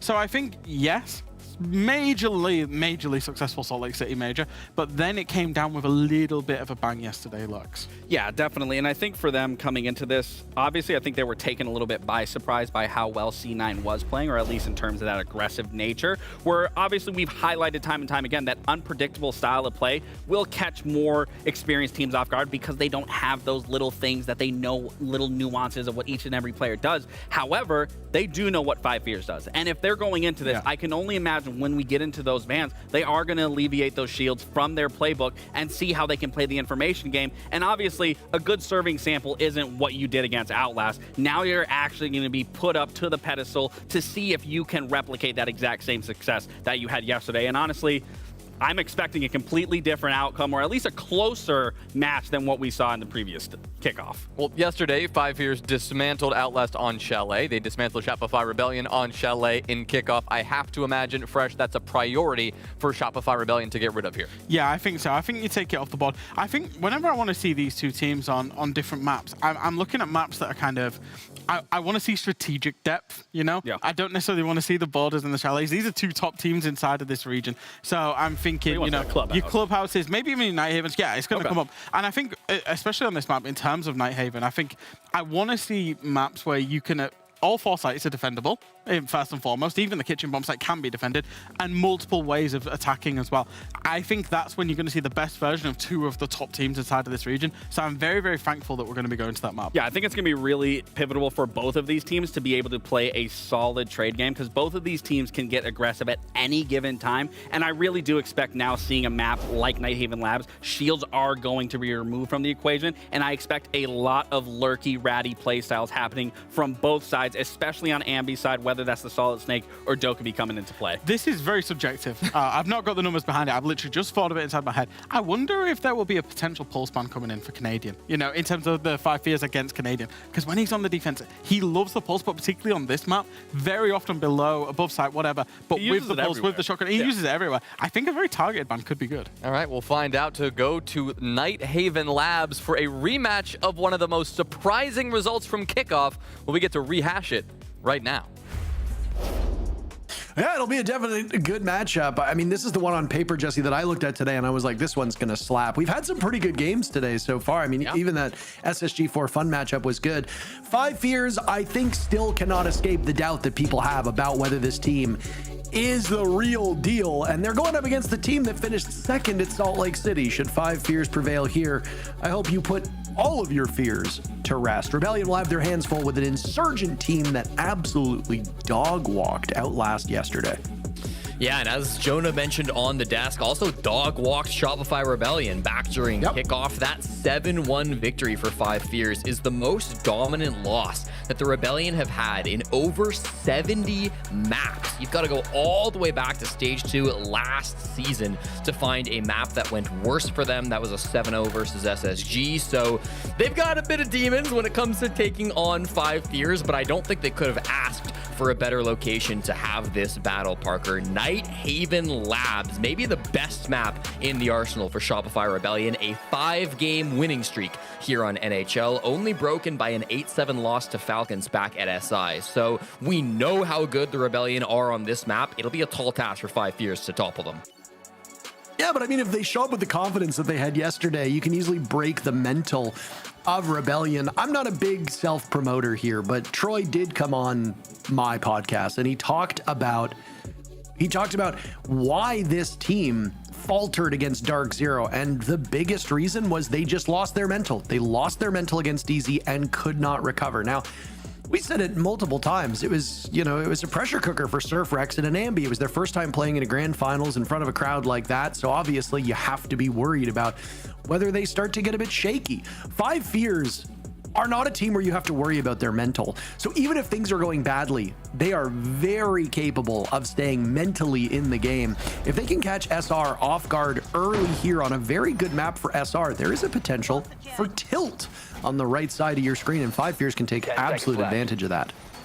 Yeah, I think 5 Fears, they really have to get past this first half. That's going to be the most difficult problem for it. Shopify Rebellion, since the season began, have played 21 attacking rounds on Night Haven Labs, and they have a 71% win rate. So a very high win rate, the highest of any of the 9 maps in the pool for SR, and also a quite large sample size to play with as well. So for SR, we know how good their attacks are on this map, on this site in particular.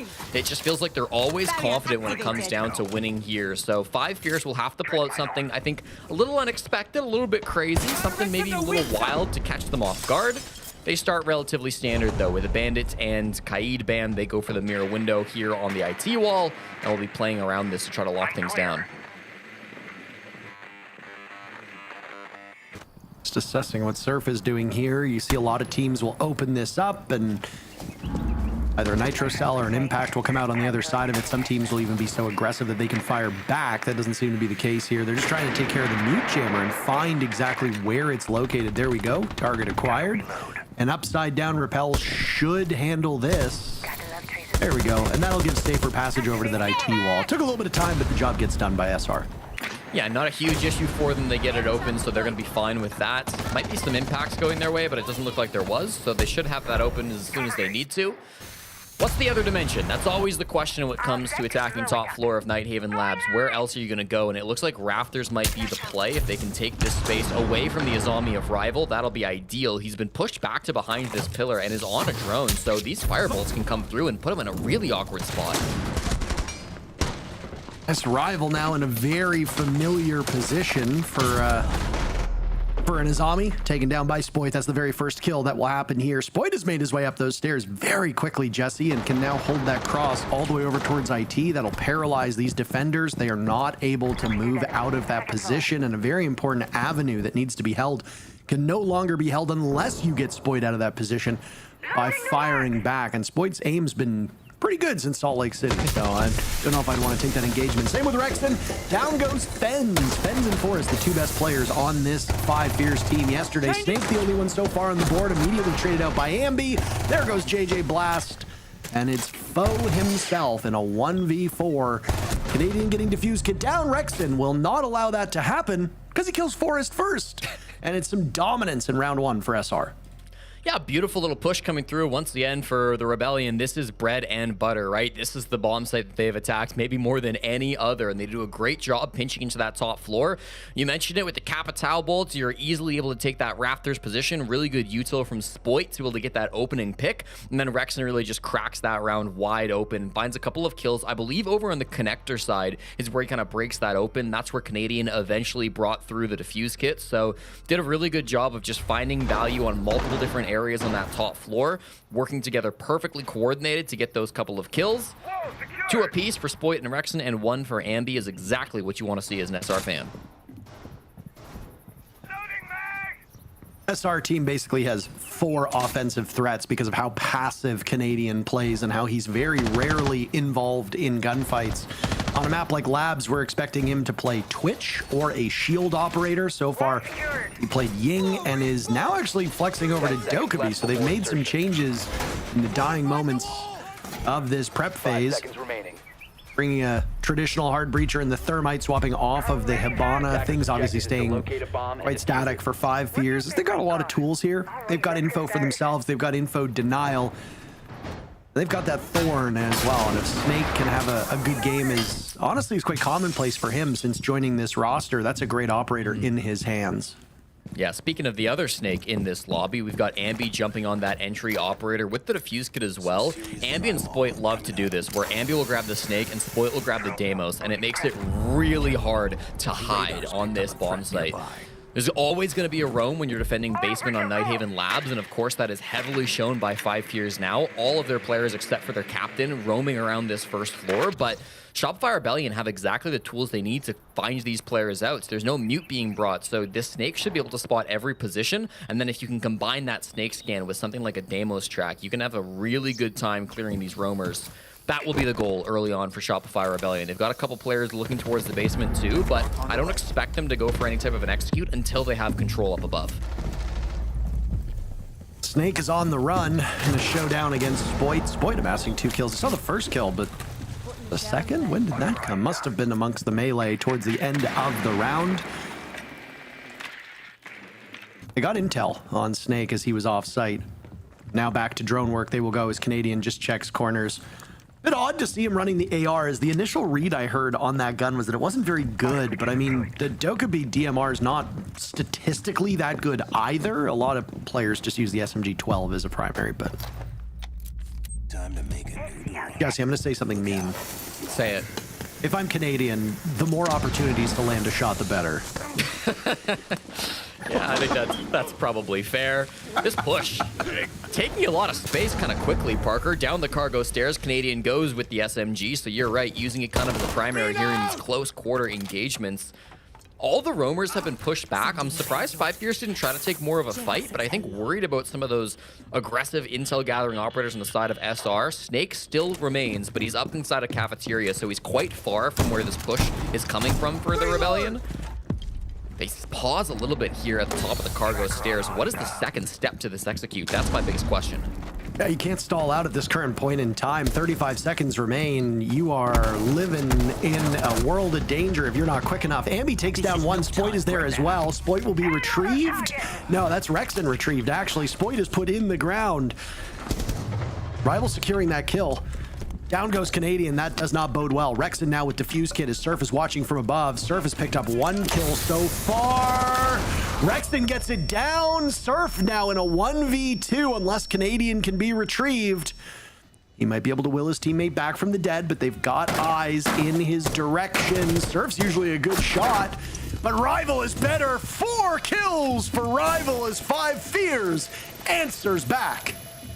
Huge round, Rival. That C4 was massive to be able to get that impact. Goes and finishes off Canadian. Why not? Won't be his credit for the frag, so it's not an ace, but still a huge 4K to come out there. Again, the utility to stop that plant, they didn't quite stop it. It was a millisecond away. It felt like he was going to get it in time to stop the plant from going down from, I believe, Rexton, but in the end, it just wasn't quite fast enough. That's fine, though. He secures the frags with that nitro cell, does a really good job just in that anchor position, and I think everybody on 5 Fears, frankly, do a great job at playing the clock down, Parker. I was so worried about those roamers taking gunfights against a Dokkaebi Snake Deimos combo, and in the end, they really didn't have that much of an impact. They forced some players back, but these hyper-focused roam clearing operators didn't get to do their job of clearing the roam. Holy fuck, what a fucking nitro cell on the kid there.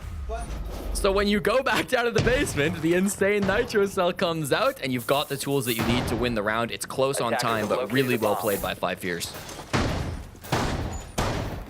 I think these teams on paper are pretty evenly matched. If I'm being honest with you, I don't really see a giant deficit in skills. 5 Fears were within striking distance of making the main stage at Salt Lake City. Of course, Rebellion beat G2 in a very surprising game.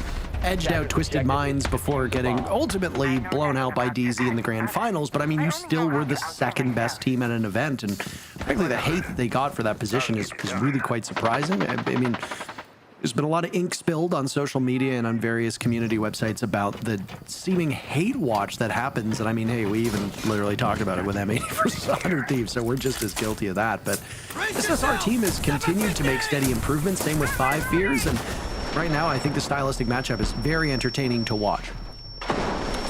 Well, 5 Fears go back towards this top floor, Parker, and they'll make a couple of changes, but I think overall this hold will look somewhat similar. You've got Fens moving over to the Denari to try to hold down Connector. You've got Snake moving over to the Pulse to try to hold down Electrical. I know Fresh was hoping to see some Pulse play out of Troy, Canadian, but doesn't look like that's going to be the first one to pull it out. Instead, Snake. I think, honestly, using this to try to read for some aggressive moves. You know, he wants to know, can I swing on this window to go help Connector player? Can I jump out this window to maybe go help my IT player? He can kind of be aggressive with this and take some big moves when he's got the information from this pulse scanner. So I really like this play coming out from Snake. Previously was running the mute in this position, and Forrest was over on the Mira. So switching things around a little bit, opening himself up to good opportunities. How did they not clear out Rival on this position? You have to be knowing Nizami is playing in this spot. It costs Surf his life. Not an ideal start for Rebellion here, as 90 seconds has now been burned off the clock. They've finally taken control of Rafters. That was a position familiar for Spoit all the way back 2 rounds ago, but the damage has already been done to SR.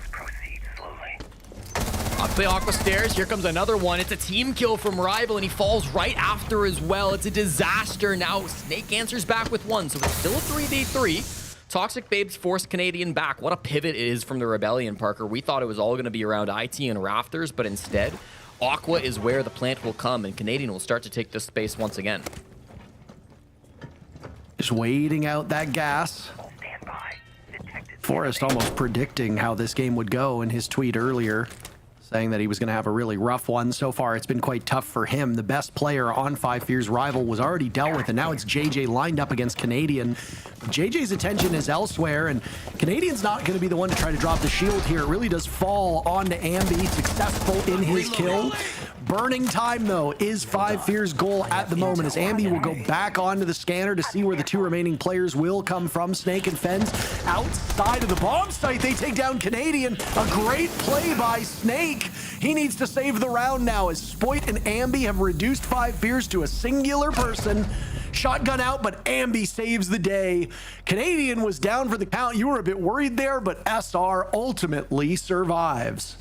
I was very worried there for a minute, Parker. It felt like Snake was going to steal that round away. His pulse play was excellent on that top floor defense on Nighthaven Labs, but the coordination was just better on the side of the Rebellion. What a great call it was to pivot over towards those fish stairs to make your play. And then you saw how Canadian and Ambi were working together. I thought that was the biggest thing. They looked like one person. They were so well in sync. Ambi doesn't go for his swing until Canadian is already taking the shield down and threatening his ability to go for a frag as well. Canadian starts the plant, and Ambi puts the scanner away to try to help cover Canadian.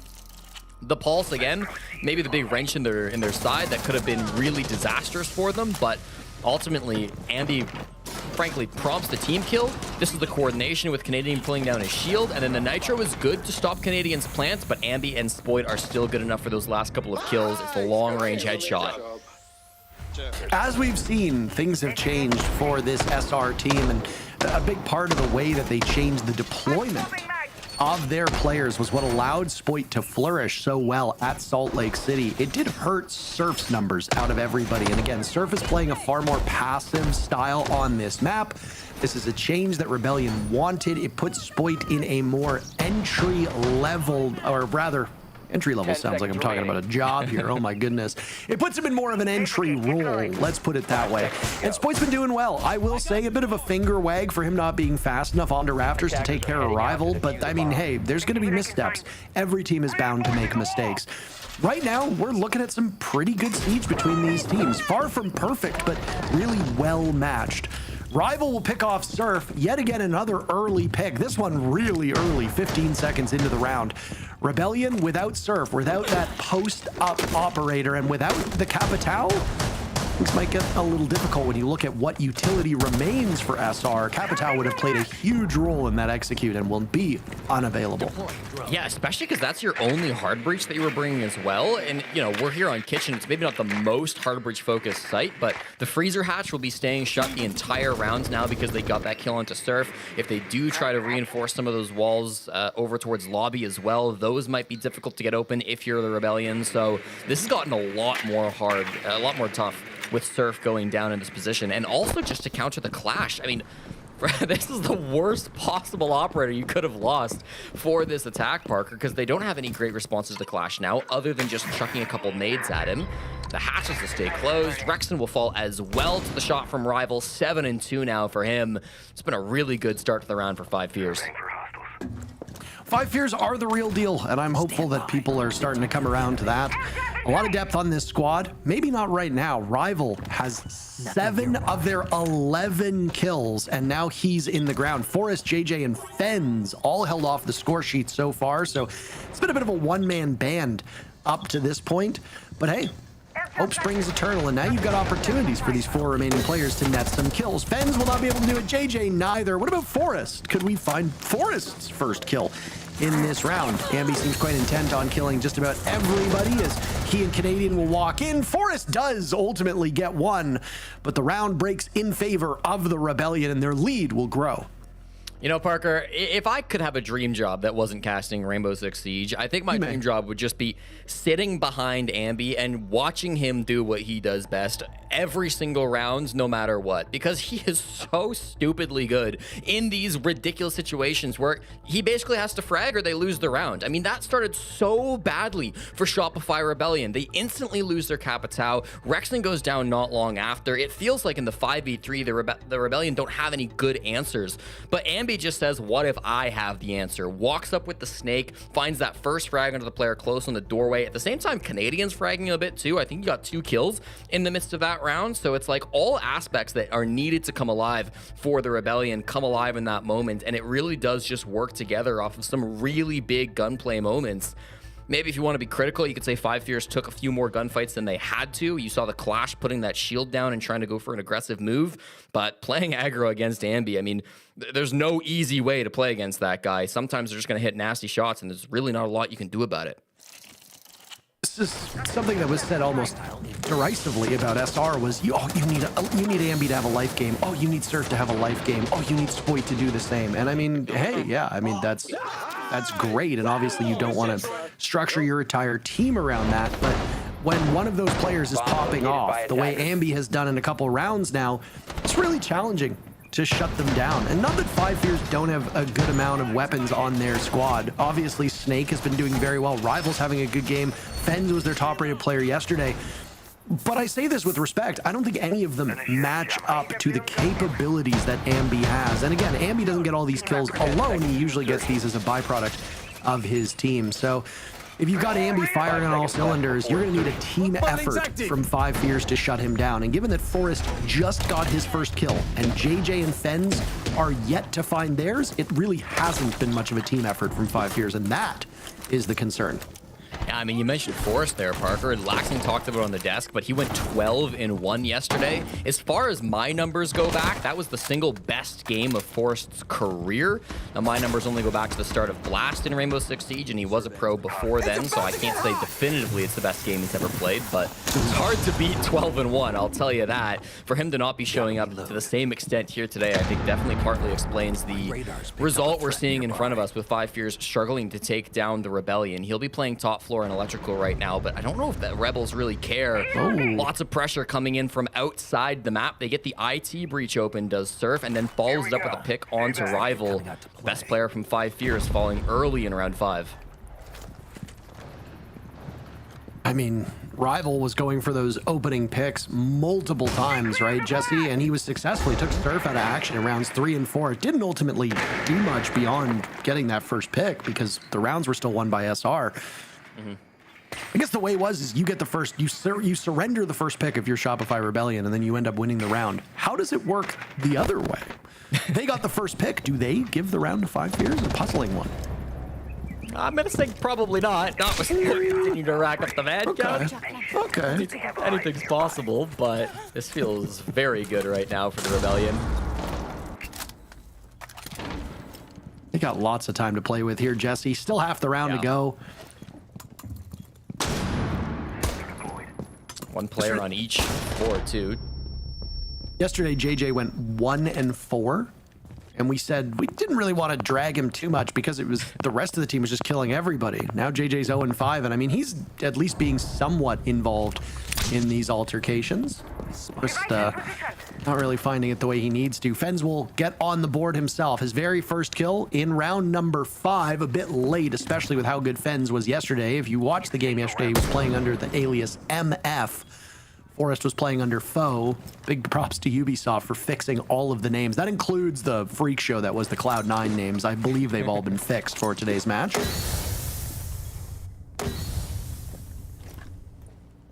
Canadian smokes. Is he gonna plant? Yes, he's in the site now. Taking a sweet time. This is a very weirdly paced round, Jesse. Nitro Cell goes off from Snake. Ultimately, it will miss, but the calls come in, and Canadian now will need better protection. As time is just continuing to run out, there's some discomfort here from SR. They don't seem to like this setup. Canadian will now attempt it yet again. Rexon guns down Fenz. Canadian with a rare kill. He's got 3 so far. And now it's Snake to head on to the main floor. Shotgun out, Reaper MK2 in hand if absolutely needed. Canadian will successfully pull off the defuse kit, and 3 players from SR will try to lock out Snake. Spoit credited with the kill, and SR continuing this rampage in the first half of Labs. They're so good at this map, Parker. It can't be overstated. Canadian really does win that 3v3 for his team. They do a really good job of biding their time. I think they knew there was a pulse down below. I didn't see for sure if they got a hard ping on Snake or whatever, but they definitely were playing as if they were aware somebody was below, specifically the pulse feeding that information. I was weirded out a bit by Canadian taking so long to go for that plant, but he's kind of trying to bait out that nitro cell. He was waiting for it to come through. He starts the plant, he fakes it a little bit, just to get that Nitro Cell to come out. And then eventually, once it gets tossed by Snake, that's when he commits fully to that plant going down. Some really good angles from Rex in the midst of that. Spoit as well, got a big kill early on, and then that final frag on a Snake after the round was more or less won already. Really beautiful stuff. It just feels like, I mean, Parker, this is the best map the Shopify Rebellion play. They're on a 5-game win streak. They're the best Nighthaven team, I would say, in the world. And for 5 Fears, I think we needed a little bit more from them if they were going to challenge SR on such a dominant turf for them. Yeah, I mean, I think if you look at SR's rating on this map, there is a chance where you can say, you know what, we've got... Attackers must locate and defuse the bomb. I don't want to say the word. What did they call it? Hog Nation was, I think, was the correct term that was being used by our social media people in Salt Lake City.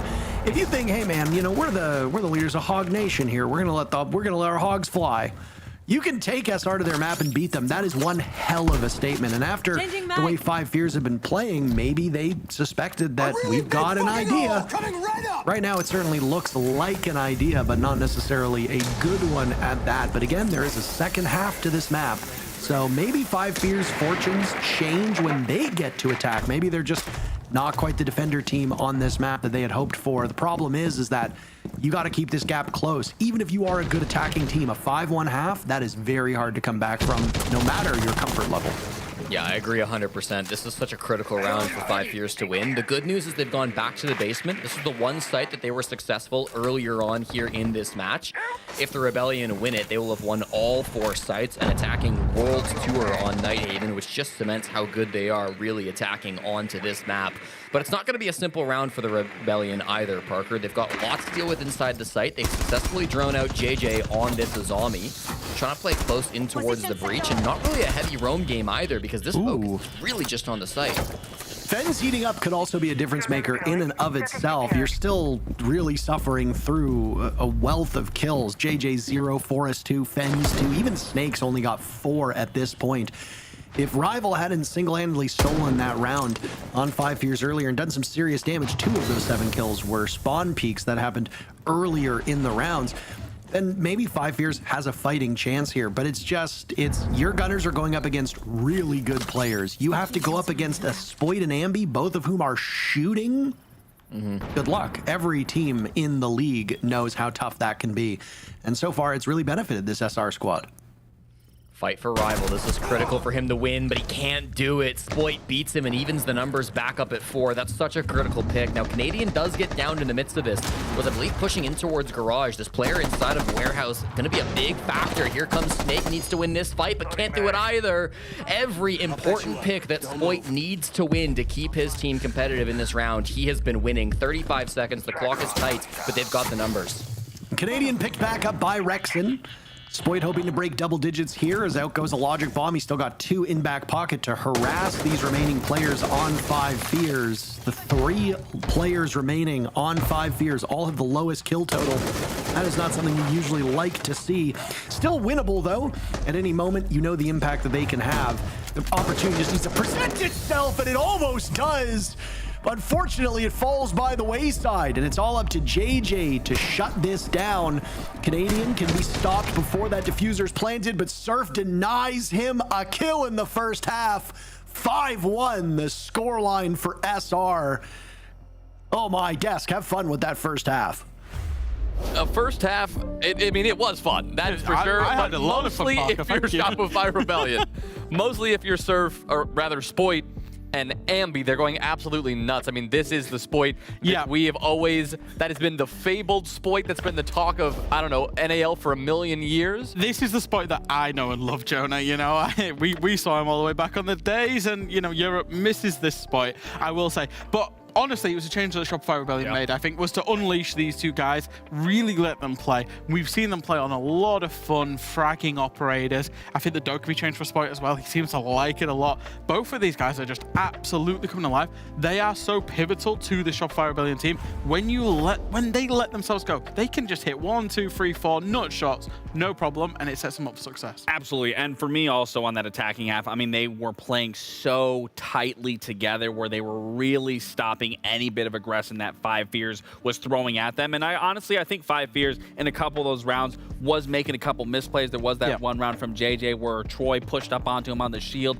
He overextends to take that fight on the Ambi. I think it was a little unnecessary from there, a little small mistakes from them. But I mean, fact of the matter is there was that big clutch from Rival, that quad kill that it was essentially making it not a 6-0 so far. And we do have to highlight that because as much as they are getting stomped, Rival has definitely been trying to rival his opponents here. And this was a very good round from him to be able to bring this back. And like I said, not allow this to be a 6-0. But we need to see something on their attacks. And that is something that we do hold true with this team, is that they were one of the best attacking teams coming out of the NAL. So hopefully, once we get to this next side, sure, it's looking grim right now, but they do know their strengths have always came from their attacking half. So hopefully we start to see something get ramped up. I love that our observers went into the match replay to catch the lack of diffusing in that clutch to go and get the final kill for Rival. But yeah, no, I think, you know, he got them around, ultimately. It's something to hang on to at the half. They've not got a lot. You have to hang on to something, right? I mean, it's 5-1. So goddamn good. Jesse actually made a really good point. Like, this is their map. They're so good at this map. So very actually surprising that it got through the ban phase.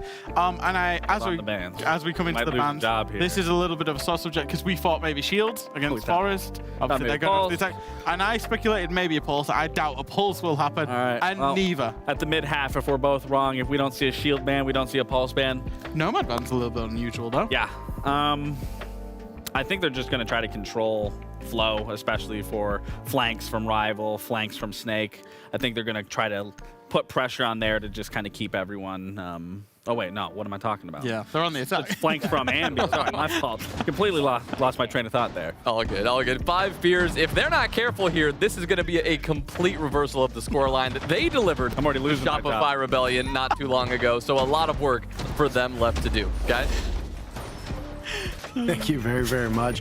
I'm glad the desk is having a lot of fun. Obviously, our well wishes go out to Fox A, who tweeted that he wasn't able to be a part of this stage, but while he's hopefully back home and in a better spot, it is nice to see both Leo and Jack join us and be able to put their voices to the North America League. And of course, Laxing's chemistry with both has been great so far. So thanks so much, guys, and I hope you're all having a great time. We're enjoying these matches so far today. I will say, from just purely a fun standpoint, this has been a very fun game, but I would like it to be maybe a bit more competitive, Jesse.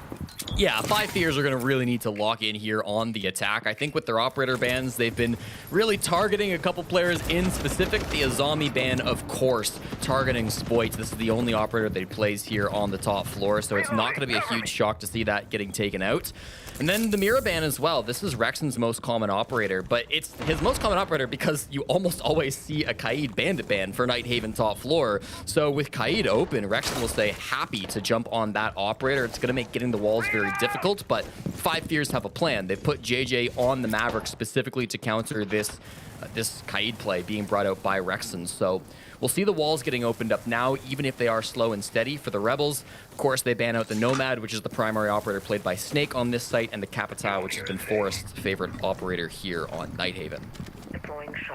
I'm just looking at how fragging stacks up against fragging. You know, we say it a lot with Canadian. When he's not in a position to get kills, it's because of the way he's used, right? If he's constantly playing Monty with his shield up, he's not going to get kills because he's not trying to.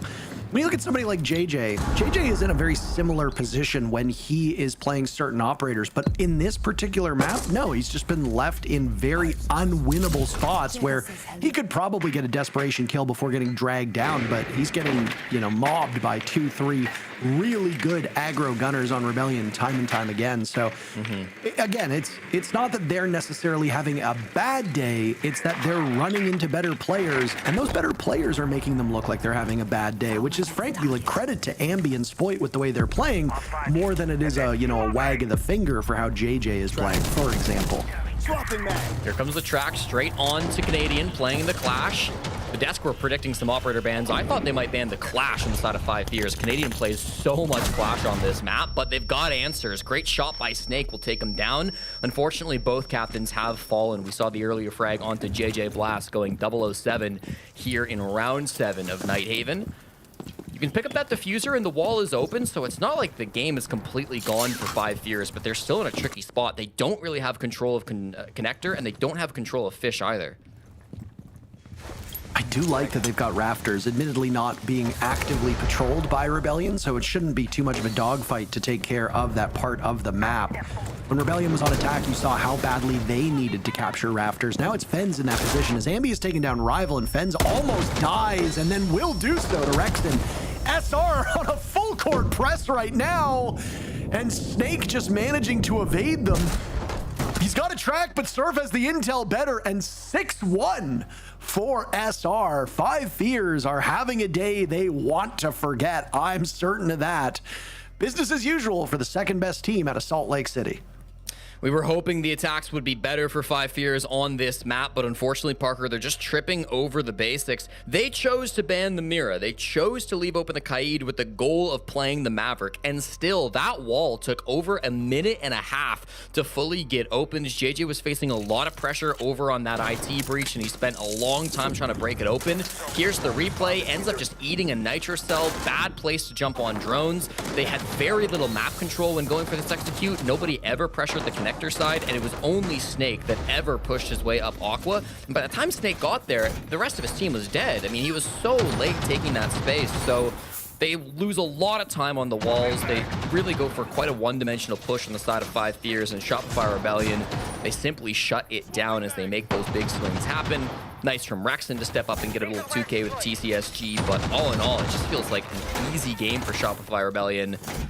It was 7-1. Don't forget when these teams last met in kickoff. That time 5 Fears were the victor. How good would the revenge be if you can do the exact same scoreline back at them? Attackers are heading out to defuse a bomb. Great. Unless that was, of course, a rhetorical question, and then I don't... You weren't actually looking for me to answer it. You know what? I always am listening for your feedback, Parker. I'm interested in 100% not true. But of course it's true. I love hearing what you have to say. Jesse, what have I told you about Minions? That you love Minions. I have said the exact opposite. That's different because you're in denial. I know that you love Minions. Oh, of course. Yeah, of course. You'd rather speak for me. You'd erase my voice. Yeah, well, you're embarrassed about it, and I'm happy to tell the world. While we take some time to just go off topic a bit, because this game is very quickly running away for the Rebellion, Jesse loves to send me gifs of Minions from, like, Despicable Me, and I don't understand why, and I don't like them, but he is assured I do. I just feel it's part of your culture. I don't know what that means. Okay. Much like the Clash is part of Canadians' culture, and he's going to be feeling relatively attacked as his shield just got blown up. So he is forced only to play with the SMG now on this top floor defense right above the bomb site of storage. So this is going to be a little bit awkward for the captain of the Rebellion. Maybe the best, well, not a big statement, but the best attack we've seen from 5 Fears so far today. Everybody's still alive with half of the round to go. I mean, this is just the Rebellion at this point, just kind of waiting for them. If you're JJ, you don't want to go out of this match without a kill. Forrest so far is dead on with his guess. He had a terrific game yesterday. He and Fens were both top 5 players after their matchup against Outlast, but I fear to look at where they would be right now and fear where they might end up being at the end of the day. Forrest so far with only 2 kills at this current point in time. JJ had a single kill yesterday, right now at 0. Rexton will take down Fens. He flattens him in the hallway and hits him with the question mark in all chat. From bad to worse for 5 Fears with a minute still left to go. Just on a solo play, Fens hunting for anything, but they don't have great information on the side of 5 Fears. You saw Forrest hunting for players down in the basement, but nobody's down there. Still full top floor control for the side of the Rebellion. Less than a minute to go. They're almost getting bored here as Surf goes for a swing onto the cargo window, but thinks better of it. Backs off as some players are dying around him. Again, Surf playing a more passive role, allowing Spoit to flourish, and he's got 10 kills, so all things are working out really effectively. Canadian will go negative if this ends in this round, as he's now sitting on 4 and 5. The big threat from 5 Fears is gone, so now Snake will need a big game. He's usually one of the weapons for this team. It's a bit sluggish in his numbers compared to his contemporaries. 5 Fears are stalling out at this current point in time, Jesse. There's 15 seconds left, and there feels like there is no urgency whatsoever. JJ Blast in the ground, Snake on the board. Forest will find one as well, but they're running out of time. Forest, no defuse kit, and the clock will eventually strike 0. GG's already in the chat. Rexton will get the kill before the clock sends us away, and how about an easy day for the Rebellion? Spoits W says it all. 7-1 for the team that made it to the finals of the SLC Major. Didn't win, but I was not aware that they were playing together. They're both Chicago boys, so I guess it stands to reason. Huge day for SR. 5 fears. They're not gonna be looking back too fondly on today's match. Certainly not, Parker. It's going to be a dominant win for our second place major team, Shopify Rebellion. Exactly what they needed. Starting stage 1 strong with 2 wins in a row.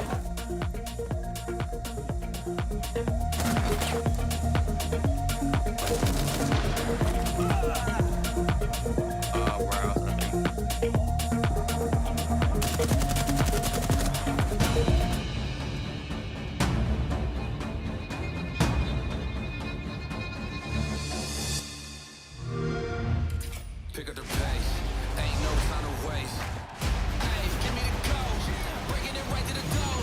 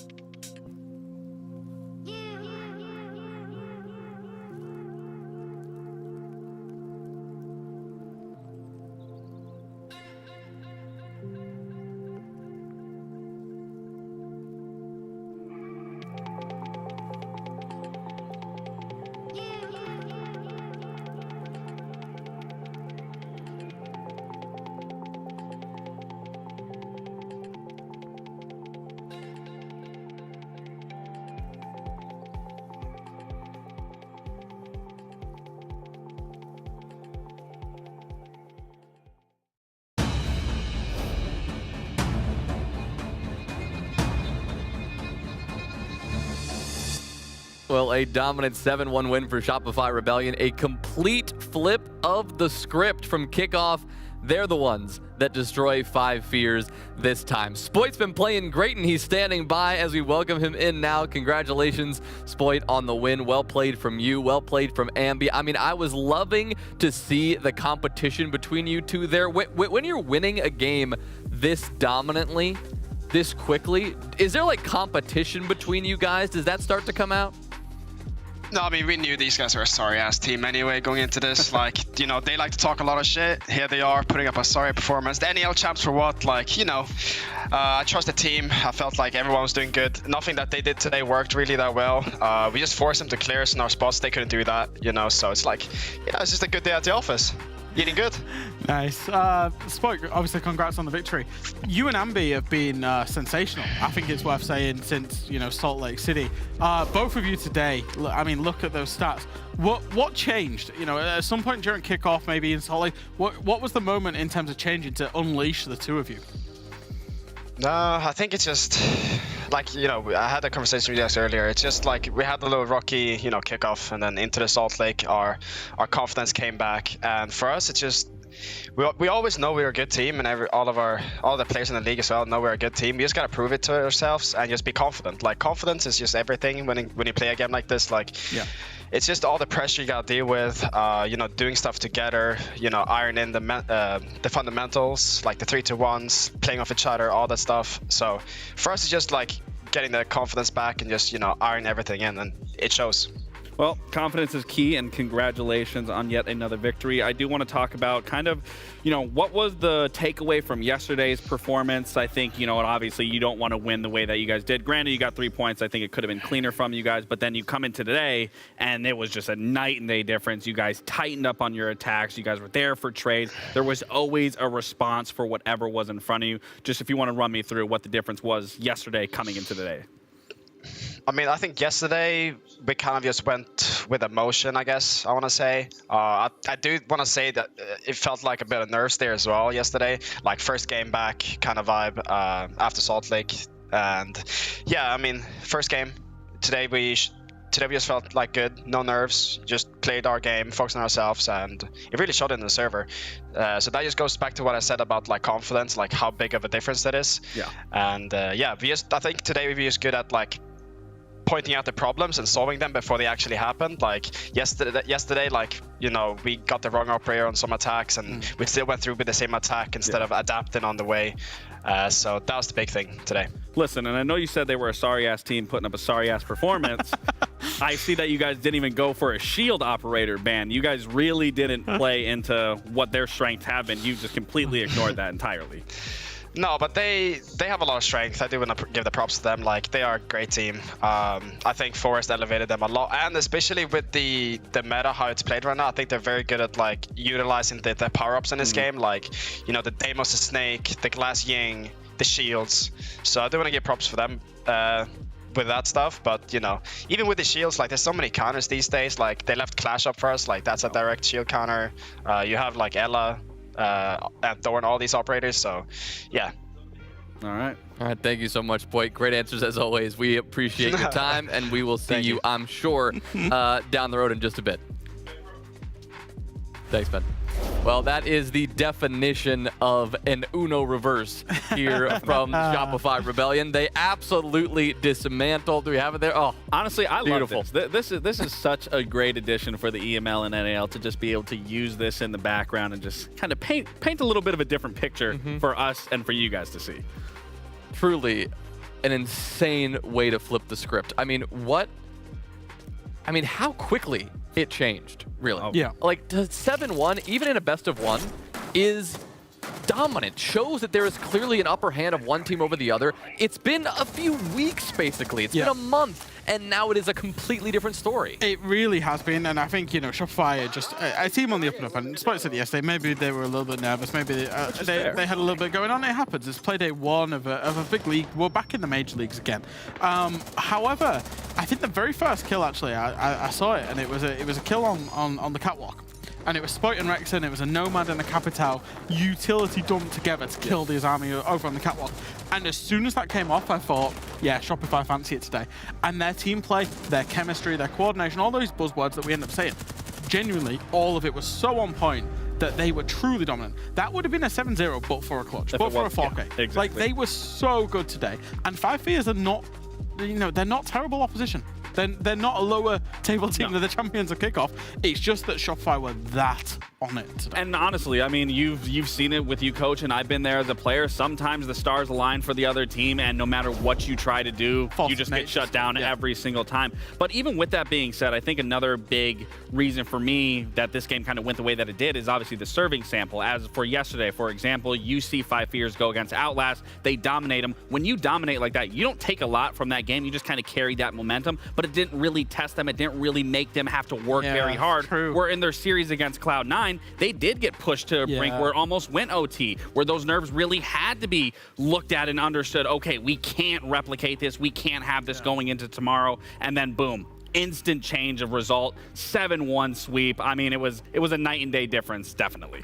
This was not one of those games where the little things make the difference. It was, as you said, Fresh, a huge one-sided affair. You know, speaking of the little things, this is an opportunity that our community has now to participate in those little moments that distinguish a win from a loss, a championship performance or a not-so-championship performance. You can participate in Rainbow Six Siege tactical challenges presented by MOBA Trainer. We just launched a partnership with MOBA Trainer, which allows you to enter into those decision-making moments that can make or break a round to see if you make the right one alongside Macy J, Fast Dan, King George, and Royal Penguin.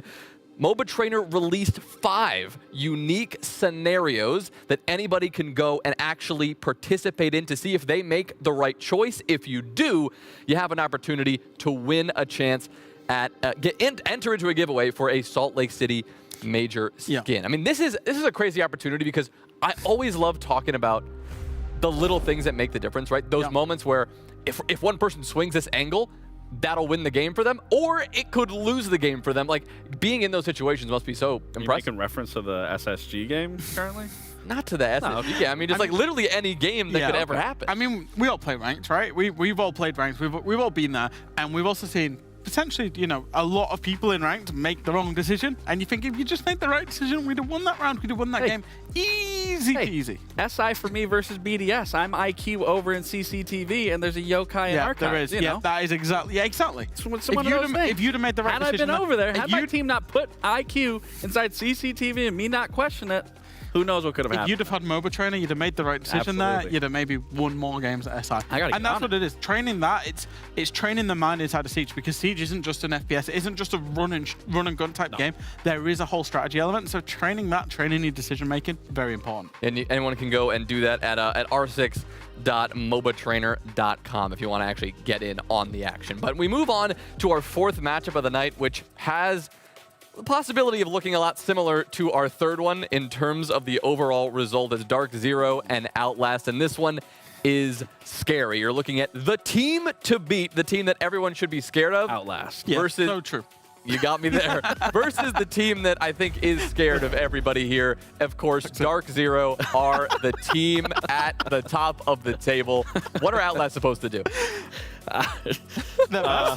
Their best. Honestly, I think, when push comes to shove, we've seen crazy things happen. One of those crazy things did happen in the NAL, where a team known as Cruelty did end up beating a top dog like M80, which caught everyone off guard. True. It's a best of 1.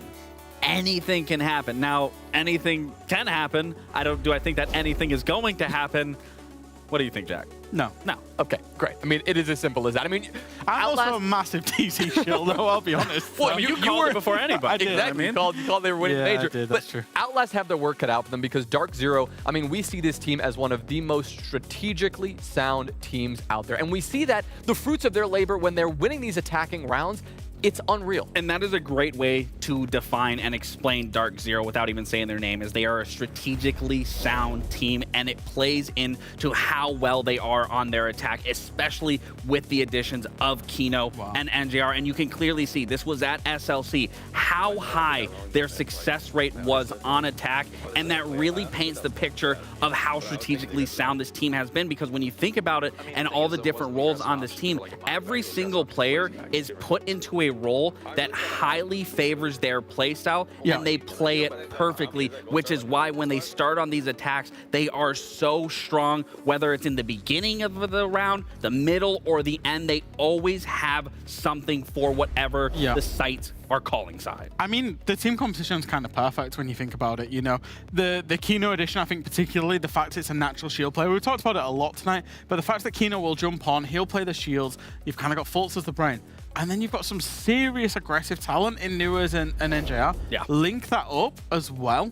Then with J9O in those clutch scenarios, in those really difficult positions to play, the team composition is absolutely perfect. Yeah, and we have to talk about the dynamic between Kino and Newers. We did touch up on this a little bit with Leo, but the nice thing with having Kino, he's going to be at the forefront with his team. He's either going to be bringing the shields, he's going to be oppressive, he's going to open up these rounds for the rest of the team to be able to pick it apart, or he's just going to be playing with the team as a whole, being on that supportive end, opening up sites, whether he's bringing the Habana, whatever is called for it. But then you have Newers on the other side. Yes, he is their traditional entry player, but what we saw in their match yesterday, he also applied a lot of ghost pressure. He was coming through with a lot of the flanks when Kino was leading that front, leading that charge with those shields, opening the round. Newers would just sneak in the back. He would find the opening, he would find that gap, and he would cause more chaos, cause comms to be an issue of, now we're getting attacked here, we're scrambling to try to bring this round back, and this is why they are so lethal on their attacks. And going back to that bar graph of their lethality, of just the dynamic and the strategically soundness of this roster. Well, they addressed that they are aware they put everything out there at the major, all their maps, all their strats. So even these young teams could have had a chance to really prepare for this game. Now, when it comes to the map they're going to play here, we know that Outlast are going to want to avoid Chalet. They got smoked by 5 Fears. Can't imagine that it'll be any different for DZ. I mean, you better hope they throw you a bone and you go to a clubhouse where it's just played off fundamentals. Yeah. I mean, we'll see Bank. We're going to see Outlast starting on the attack. And I think, for me, very just quickly on Outlast, it's obviously been a struggle for them through Kicker, through the games yesterday. And I think the one thing that I want to see is Bank, I think, has been known about a long time. Even when, you know, back when you were playing back in the olden days, Lax, Bank was still played, and it's still the same theory of Bank applies today. You know, obviously different operators, different meta, whatever else. What I want to see from Outlast is them doing the right things, even if they're going to lose the round. Lose the round on time because you're doing the right things. Don't do the wrong things and just get absolutely slapped about that. Yes, this team's obviously at a level very much below our current major champions, but that doesn't mean they can't still be striving for that improvement. And the really only way to improve realistically is playing against strong opponents. And there is a lot that you can take from these games. So I really want to see a lot more teamwork, and especially from TrevMac. Like, again, we got to see something. Well, Outlast, they have nothing to lose at this point. They can really pull out all the stops if they can to try to take down Dark Zero. It is a big task, as they are still looking for their first match where they get at least 3 rounds. We'll see if they can pull it off here. Guys? Thank you very much. I mean, the floor is low. The bar is even lower than the floor at this current point in time. And I mean, if your goal is to get 3 rounds up against the defending major champions who've looked indomitable over the last 4 months, ooh, that might be a tough ask. Jesse, did the community get it right? Do 18% of the people who think Outlast will win, are they right? Are they wrong, Jesse? Well, I can't tell the future, Parker. I can't tell you who's going to be right, but I am kind of surprised to see 18% backing Outlast. Again, this team, I don't want to beat a dead horse, but have not found success since joining Tier 1 back in March. They've really been struggling to string rounds together to find much of success in the early game or the late game, and they are playing the best team in the world. So this is going to be a really tough game for them.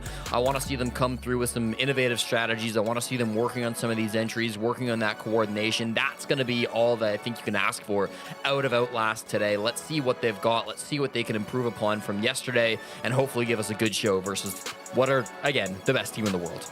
Yeah, I mean, if you're going up against a team like Dark Zero, it doesn't matter who you are, you're going to have your hands full. Now, again, we've said it on all of the broadcasts so far, and during all of the matchups, if you want to be the best, you got to beat the best. I don't think it's outside the realm of possibility that DZ loses a couple games before we get to the playoffs. I mean, anything is possible, and while DZ obviously is a very good shot at this, the likelihood is that they'll drop a couple games. Is it going to be to a team that has, you know, failed to get more than 2-3 rounds in all of their tier 1 matches? 10 seconds left. I mean, let's be honest with the viewers here now. It would be very unlikely, but 5 seconds it does mean that if Outlast starts to do well, we have quite the story on our hands. To bank, we will go. DZ have looked very comfortable, very few weaknesses. And why not a newer spawn peak to start off this round? There is a person spawning here, but they're still on drone. I think it's Veronix. So will not get rewarded with the spawn peak, and I think that's a good indication of how DZ are treating this matchup. They want to disrupt things for Outlast, you know, make this difficult game even more difficult. You can imagine that even if DZ don't play perfect Siege, if they make some mistakes, if they take some risks, there's a good chance they don't get punished for those risks. So why not play aggro? Why not try to make something happen? This is the first time Outlast have ever played Bank in their professional careers, and they have brought a cool look to it. This basement defense will include a 0, which is almost never seen at a pro level, getting some good information kind of as to what this roam game might look like on the top floor of Bank. There are a lot of roamers to find. Again, bomb site is down in the basement here, and there are 5 players not in the basement currently for DZ, so it is a 5-man roam currently here on Bank. I mean, you got NJR active. That guy's moving his legs. That's crazy stuff, and he might actually have the cross. Down goes Logan or Logger. I don't know if he's rebranded, but Logan is real name. Mayor does it again. Oh my goodness. Council meeting, I suppose, has been adjourned at this current point in time. Because of this, though, TrevMac has found an opportunity to get the defuse kit planted. Nobody is on the bomb site. Veronix holding them at bay. This is quite the setup from Outlast to match Dark Zero. Veronix, you got to do better than that, man. You got to do better than that. TrevMac last alive now as DZ have only lost the mayor, and there goes TrevMac to Kino. I like what Outlast did, honestly. They read into it very correctly. They saw the bomb site was open and theirs for the taking, but how did you not know somebody was on square? You're gonna barrel in from electrical door and not drone out square? Somebody's usually there. It costs you 2 players and ultimately costs you the round. DZ pummeling OL in round number 1.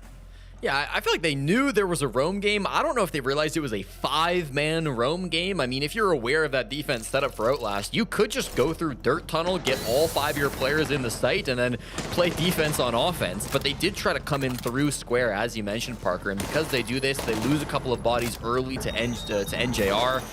This blitz play from Veronix, he just kind of hits too many body shots in the midst of this. It's a meat grinder on the door, and he gets away with 1, but a shield on the stairs is always going to be a tough position to play. Coming back for this final frag of Kino. Someone was going to get it, whether it was him or Jaina, I know. That was a impossible spot for TrevMac to try to play in, so feels like maybe there just needs to be a little bit more of a read on Dark Zero. You know, this first round has shown what style of a game Dark Zero want to play. If you're Outlast, keep this in mind, right? There might be 0 players on the bomb site. Drone that out and try to exploit it if you can, because you can't just play normal Siege against a team who's playing without their brains. And honestly, I kind of liked what they were thinking rushing through square. It's just NJR was there to stop them. If he hadn't been and they were able to get to blue stairs and hold control, there's a likelihood this entire strategy by OL ends up working and they win a stunning first round. I think the greater issue is that even with site control, there was so much damage suffered early on that they were just not able to overpower the remaining DZ players, and that's why they were only a single kill on the side of OL, and it came on Veronix when he was holding down this exact position where Logger is right now on blue stairs. So very quickly, just forget that. Move on and turn your sights towards the next attempt. From the basement to the top floor, they will go, and there's a level of fearlessness on this OL team, Jesse, that I kind of got to commend through these 2 rounds. Yeah, no doubt that fearlessness needs to be channeled here in this matchup versus DZ. You saw Logger getting that position down below. He's worked his way to top square, now hunting for an opening pick. He's the primary entry for this player and for this team, and he won't quite get it, but he still finds NJR. Ultimately lining him up right afterwards, though, and the man count will fall for Outlast in a flurry of kills. It's just Millie in the 1v3. This looks very rough for now for the Lion. It's quite the pace that they're setting here, isn't it? Millie was the top-rated player on OL yesterday. None of the players had particularly good ratings after their matchup against 5 Fears, but Millie did lead the way. Topped the team with 5 kills, and I mean, Millie was, I believe, their worst-rated player during kickoff, so a big jump for him. obviously in a really rough spot there, trying to make his way towards the bomb site with hard walls, hard floors, no soft destruction could be done. And they knew exactly where he was. The crossfire ends up working out, and it's 2-0 for DZ. You know, I was really hoping in that round we could see Logger jump in and get the opening pick. He's the primary entry player once again for Outlast, but since going pro back in March, he has yet to win an opening duel. And he's got a cute dog, clearly. He should have gotten an opening pick here on NJR, but because J9O gets the kill a millisecond before, it's not going to be a technical opening frag, so he is still hunting for his first opening pick. He was the opening death back in round number 1 as they tried to charge in through square, so still hunting for that moment. But you're right. I mean, the pace is being set by Outlast. They're definitely hitting their shots when they make that space happen. It's just very costly, right? They will commit to a part of the map they want to take. They will barrel through. They will get the space successfully, but it's costing them a lot of bodies over and over again. They've got to be a bit cleaner with it. The game plan is good, but the execution has to be next. I mean, you got to change something up. You look at the way they played during kickoff. You look at the way that they play here. You look at the way that this team is of honestly just T2 rookies. You know, you need some veteran presence or experience or whatever. They opted not to make a roster move, as we noted in the cast yesterday. So they keep the same team, but it looks like old habits are dying hard. So just at this point in time, if you think that you're outclassed in most of your matchups, pull your brain out of your skull. Just do silly things. And that's what we've seen so far through 2 rounds. And I mean, it hasn't worked, but I do like the idea. Nesta understands the mission this time around, but isn't expecting Fultz down below. This is a good opportunity, but Alec knows that one well. We'll shut it down, and that's 3-0. For Fultz to start off. It's not bad. DZ's hoping for the same scoreline if they can win this round. They'd be 3-0 over Outlast. Still hungry for more kills here on the roam game too. Was able to catch Nesta as he made that entry in through the garage. Now with a man disadvantage, Outlast will have the impossible task of trying to break in through this Dark Zero defense. J9O 4-0 as well, and Newer is also technically on a perfect game, yet to get in the gunfight, so we'll see if he can get active here in round number 3. The top floor clear is usually going to be where we're focusing on, but right now for Outlast, they struggle to really get in the building, and instead, all angles are going towards the opponents. Yeah, not really anything working against DZ at this current point in time. I mean, even from the gunfights that DZ are taking here, you can really tell that, and I don't mean this with any disrespect, but DZ is not really taking this match very seriously. The fact that NJR is just trying to raw 1v1 a Monty from a mile away with an SMG-11, that's not NJR's usual play style. Yeah. Millie left alive in a 1v5. They've mustered 3 kills so far against 3 rounds, and this one will be done flawlessly, so things will continue to worsen for OL. Do they call a timeout here? That's the question I want answered, Jesse. Well, they've gotten to see Dark Zero's defense on all 3 bomb sites now, so you've, in theory, got some good information. Again, the way Dark Zero are playing, I don't know if you can read into some of this information too much. They'll get 1 operator ban to try to turn the tides of this game. I don't even know what you ban here. Maybe a Thorn. NJR's been playing a lot of that. He's obviously had a lot of good success trying to get those frags in the early game.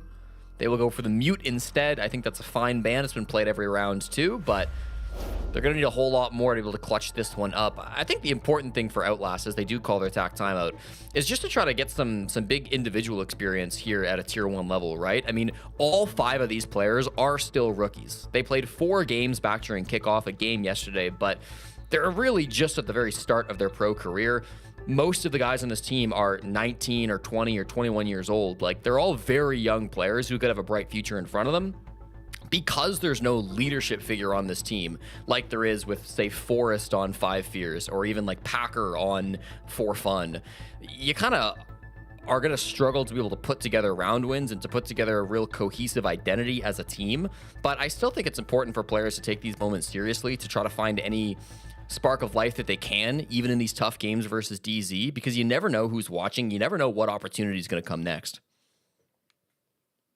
Timeout gets taken at the right time here now, and I mean, this one, I'm not going to try to speak into existence the prep for OL, but I mean, Trep consistently wears a face of disappointment and displeasure, which I honestly can't fault them for. Again, it's I think we addressed this a little bit yesterday. It is always a challenge as a commentator when you have a matchup like this or a particular team like this, because you know, you don't want to be mean-spirited about the way you go about it, but it is, through 3 rounds so far, it is abundantly clear that Outlast is not on the same level as Dark Zero.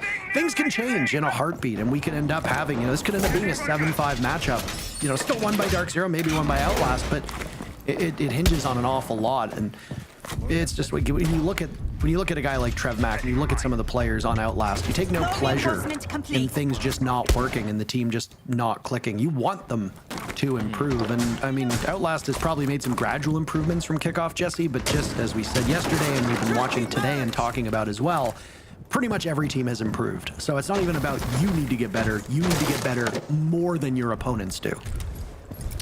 Well, Dark Zero will play a little bit more standard here in round number 4 compared to their first defense on this bomb site with a 5-man roam. They will figure that that's not going to fly twice, and they will play a bit more of a default hold with a couple of roamers in and around elevators and around break room, but all the roamers they do have playing right next to hatches that they can retreat from at a moment's notice. It'll be on Newers' shoulders and, of course, on J9O's as well to decide if they want to take a gunfight in these positions. J9O probably won't. Newers is still yet to even get into a gunfight. He is 0-0 through 3 rounds, so he might be a little bit more itchy to get involved, but it's actually Fultz from the main stairs who finds the opening frag straight onto Logan. All right. Well, I mean, DZ off to a hot start. Fultz right now 5-0. Terrific go for him. NJR has died twice, Kino once. That's it. The rest of DZ immortal up to this point. J9O and Fultz combining for 11 kills. At this point in time, that's a great number for them. It's left OL a bit empty-handed here, Jesse. Next step's obviously to use some of that hard destruction to open up some of the bomb site, but I mean, the longer you do this, the more you let this round just get out of control, and DZ can easily flank, especially since they have a numbers advantage on you. We'll get a chance for a normal execute if nothing else, Parker. This is something they've been hoping to get for a little while now. J9O has still not dropped the elevators hatch, by the way. Usually we force this player back a lot earlier, but he hasn't felt that pressure, so will still just exist. They know he's there, and with that Twitch drone, that's probably going to be the sign, and it will be. J9O falls off as a logic bomb comes his way too. So all the roamers pushed back, but less than 60 seconds on the clock. They don't have great tools for this execute either. Only 2 smokes on Millie to block lines of sight. Nested with some logic bombs to potentially get some value too, but they still haven't even cleared blue stairs. It's Veronix who should have, by my eyes, been taking, there we go, taking more damage. Oh my goodness. In a hurry, they all die. Trev Mack, the only kill up to this point in the round. A bevy of targets in front of him with 30 seconds left. A gas lingering now on the stairs as he will find safe passage down, but he'll confront the Kiba barriers, and with the time being what it is, and DZ positioned waiting for him the moment that falls in the second one, also leading to the bomb site falls. I don't have a lot of high hopes here. So the timeout called by Outlast does not really pay off. At least it's not a flawless round for them, as DZ can just sit pat and wait for Trev Mack to work his way in towards the bomb chassis, and those Kiba barriers are actually giving him a lot of coverage. Nice flick, but that's it. J9O will seal the deal. 4-0 DZ. Couple of big shots there coming through from Outlast, but in the end, Dark Zero, they play it patient, they play it passive, they don't over-aggress, they don't go for a 5-man roam, and they get rewarded with their 4th round. Halfway done now with this game. I will say, for the Outlast fans, this team has never in team history gotten 7-0'd. I suppose there's a first for everything, but they've always been able to get 1 or 2 rounds, and you got to think at some point that's going to come. Maybe Dark Zero get a little bit too loose, they play a little bit too much with their food, and Outlast bite back for 1 quick round or another. I think the attacking side is always going to be a difficult side on Bank here as well. It's notable that Outlast chose to start attack. They had the selection, and usually for younger teams, you'll see them choose to start on the defense just because it is the easier side, right? Even if it is got a lower win rate, defending is usually considered easier because you just have less problems to solve. You're the team setting up the problem rather than having to break it down. So maybe Outlast are taking this as a game too, to just say, hey, we want to practice our attacks against the best team in the world. We're going to start offense side. We're going to see what we can get. Haven't found that success just yet, but I think still some moments, especially on this last top floor attack, where you see the sparks of life, you see some hope. At this point, hope is, I think, what you're aiming for, right? I mean, this is It's going to be a long stage for these teams. So there's plenty of time for Outlast to continue to improve. The one thing that we did note about Kickoff, and honestly is repeated quite a lot when it comes to these matches, Jesse, is that Kickoff was really, really short. And because they had just been elevated from T2, there was very obvious growing pains here. It's good to see Fultz continuing to be a rat as he has all game, playing in unpredictable spots. I mean, on a map like Bank, you need to be really well coordinated. You need to drone. They figured him out. Nesta's got a good read on him. The Valkyrie of Fultz will know this. Can he be punished? You know how tough it can be to run through that lobby? No, he gets away quite safely. No follow-up from Outlast, but at least they shake him off his position. Logan with the very first pick. Logger taking down J90. And that will be Logger's first opening pick in professional play. Congratulations to the primary entry on Outlast. I think was maybe looking for Fultz running through that lobby, but is in a good position to take down the Bandit instead. That gives the lead over towards the underdogs now, and maybe gives them a bit of a chance here in this round, Parker. You've still got lots of time to play with. You've got full lobby control after J90 goes down, and because the Havana was left up, even after the A-span, they can put a lot of pressure on that hallway and really prevent people from playing around stock, from playing around those elevator positions.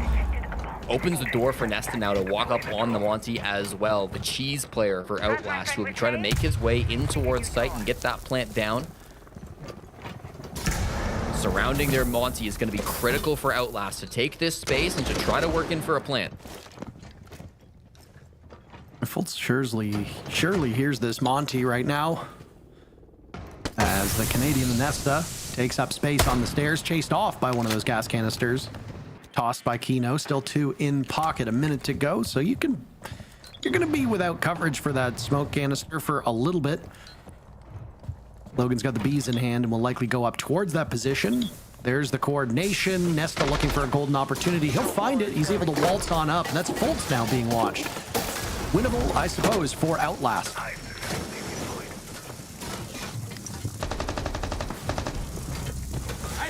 Take down Fultz. Okay. Blows will come in now from DZ, but this is Outlast's round to lose, Jesse. Down goes Veronix, so Kino and NJR will need to save the round. As there's a swing from Kino, what was Outlast thinking there? Trev, Mac, and Nesta combining for 2 kills. The shield is still up, so it is a winnable contest for Outlast. The Mayor now sitting far enough back. He's waiting for the call for Trev Mac. He finds him. Cannot outduel the shield. Nesta and Kino in a 1v1. The Monty out for blood. 10 seconds to go. Kino needs to buy time. Just continue to run around the Monty. Don't give him the engagement. Oh my, Kino plays this so well, and on time, DZ will win yet again. The closest Outlast has come, but the 1v1 breaks for the defending major champs. They're still perfect here on Bank. He's an animal. Kino wins out the 1v1 on time. Really well positioned, playing around those windows, just not able to land the shots. Nesta at the moment there. Felt like they had that round in the palm of their hands, Parker. I mean, the window player rappelling in, Millie goes down in that moment, and it kind of starts to lose water a little bit. NJR, a crazy flick as well in the 2v2 to go back and kill the player pushing him from stock. Everybody that was finding frags there for Dark Zero on the top floor was having a good moment here and there. Started again with this opening pick. This is round 4. I was like, I thought he got the frag, but no. Finally, a big double kill coming in from Logan. Again, he cracks this round wide open for his team. They get this space. I thought they worked well around Nesta, but in the end, there's just a couple of good shots being hit by Dark Zero. Even when Outlast, I think, are doing things right on the macro, they just aren't able to hit those shots in the micro. Good style, though. It's good to know their vibes haven't fallen off at all. DZ's going through it right now. Yeah, I mean, this is good from DZ. And again, if what we've witnessed over the 5 rounds is any indication of their mental, they're obviously in it to win it. But DZ is not playing their bog standard setups, and I mean, teams will do this. No shade to Outlast, but if you think you can win without playing your setup, giving away too much information to your immediate opponents or future opponents, because you know, all the teams that are playing DZ down the road could be pulling up this VOD to see what DZ's doing, why bother giving away your strats? You don't need to, right? All you need to do at this current point in time is just continue to do what's working, and for DZ, it's been unpredictability. They, up until the previous round, Fultz had not died, so you've got a lot of players who are just running around the map, outfoxing Outlast, and ultimately catching them in positions that they're not expecting. It's working. Why change it up? I think that's the way DZ's going to play this final round. And I mean, if the past is any indicator, a 6-0 is very much possible for Dark Zero. Yeah, no more perfect games on the side of DZ. Faults was at 0 kills for a long time. J9O was, or not 0 kills, 0 deaths for a long time. J9O and Newers as well were both at 0 deaths for a long time, but now those stats have fallen, so there's no more perfect game to try to preserve. Now you can focus just on winning this thing. Nesta will repeat the exact same strategy, try to walk up those spiral stairs here on the Monty. Bomb site is not top floor, but taking top floor is just as important. That'll give you control above the bomb site. Newer's very aggressive on these windows, playing with the Azami. It's really tough for even the best of teams to root Newers out of this position. When he plays aggro with the Kiva barriers, it's really tough to get a good angle on him. I gotta say, I just love this Newers cam, by the way. It's just a full shot of his chest. You got the team logo and you got the sponsor logo. That's really all you need, I suppose. He's meeting brand value here. Veronix and Logan taken down. Fultz looked for another. He will not get it. Out goes the Nitro Cell. Don't blow Kino up in the process, Alec. That's not the play here. Still got the shadows on the window as Millie and Trevmac are circling for something. Millie finds one, as does Trev. Trev's on Repel. This is a really vulnerable spot for him to be in, and the 3 remaining Sharks from Dark Zero can smell some blood in the water. Repel in now from Trev. J9O, if he gets this kill, will break double digits. Top frag for the time being on Dark Zero. Hear that ROU projector going out. 30 seconds left in the round for Trev to find 3 kills. He holds the case, but the likelihood of him being able to get a defuse down in the 7 seconds while 3 players from DZ do basically nothing seems impossible. So, unless something crazy happens, we're looking at a 6-0 half for Dark Zero. I'm not really sure if the side swap will change all that much. Trev taken out by Fultz, and 6-0 is indeed the half. We got 3 gents in Copenhagen, eager to talk about DZ's run through this match. It's great to hop on at halftime when it feels like this one is just about wrapped up. So might as well just start to do the post-map breakdown at this point. Yeah. Outlast have not shown up in this lobby. Fresh, you said you needed to see fundamental siege from them. Are you seeing it? Well, I mean, that's what I wanted to see. I wanted them to see them doing things properly. Did they do things properly? No. First round, what are they trying to do? Well, they don't drone square. You tell me. They don't drone square first and foremost. They just walk people into electric. What's happening whilst this is going on? The Monty's planting inside of sight. I mean, interesting. They got the plant down, and they choose a plant, but they lost the round because there was no post-plant, no setup, no map control, no nothing. Yeah, that one was very, very confusing, and I would like to say that it ended there. But the problem is, it didn't end there. What did they do in round 3? Well, they tried to cheese, they tried to enter on a knock. Again, no drone in. What happens? Fultz. Nice and easy kill. And to be fair, after 3 rounds, they did take a timeout. They did slow it down. They did try and play a little bit more properly. But even when they tried to play a bit more properly, it got to the late round, and then they were getting styled on. You know, you see in Kino here, he's deciding, I don't even need to take a fight with the Monty 1v1. I will just run away. What will I do? I don't even know in, out, shake it all about. They're doing the hokey cokey. Monty's turning around. It's all done. Yeah. And I mean, I suppose that's the fundamental problem. Cheese isn't working. Default isn't working. Nothing is seemingly working for Outlast. But I think what's worse to me is actually the look on some of the players' faces. They look out of it. They look lost before they've started the game, and that's a very worrying sign. Yeah, I mean, I don't know how much more you want me to pile on to all the negatives of Outlast that we've been talking about for quite some time, and I don't really want to harp on them. Honestly, I think this is just another day in the office for DZ. I think it's good for them to be able to get loose, have a little fun, and clearly they are. I mean, that last round in particular with the Monty and Kino just running past them, going back and forth. I mean, you can clearly see they aren't taking this very serious, which in retrospect, that might not be the best idea. You don't want to, have to resort to not being serious because it does lower your style of play. But in a situation like this, it's almost warranted that they're going to get away with it regardless. There was actually, so it took until round 4 for Newers to get a kill. There was a part of me that was hoping and praying that he could go the whole half without getting a kill, without getting a death, 0 involvement in the game. He did end up, I think he ended up 4-1, but that was only after like 2 rounds of play. The first 3 rounds, he was not involved in any kill whatsoever. Well, there goes your halftime break there, Parker. We're not going to go anywhere. We'll see you in a few minutes, I expect. Seconds. Well, we are back in it, Jesse, and I mean the desk got their hands full with that analytical breakdown. For OL, I think it's just at this point in time, unpredictability. Try for a round, try for desperate frags, and then move on. In terms of kills, not much better than what we saw yesterday. Obviously, you're going up against a different beast. Yesterday was against 5 Fears, but again, a rough start when you have to go up against the SLC Major champions. So rough beginning for OL, but I mean, the hope is that you learn something from these games and take it forward. Yeah, I think certainly those last couple of attacks, right? Like, that's going to be what you look back on if you're Outlast, is things that could have gone differently, that maybe you had some strong rounds in. Again, I thought we saw Logan getting some good entry frags there in round number 5. Once Nesta jumped on the Monty, it felt like they were finding a bit more success as well.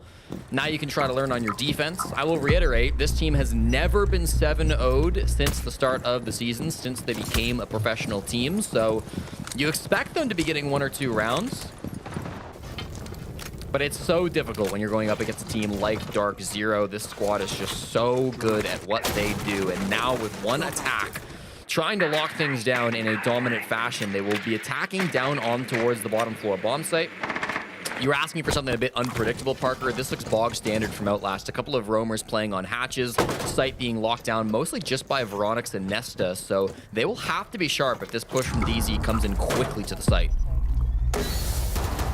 That's the first Lion charge to go off. Fultz has got a shotgun on the Lion. Goodness gracious. When was the last time you saw a Lion charging the building with a shotgun?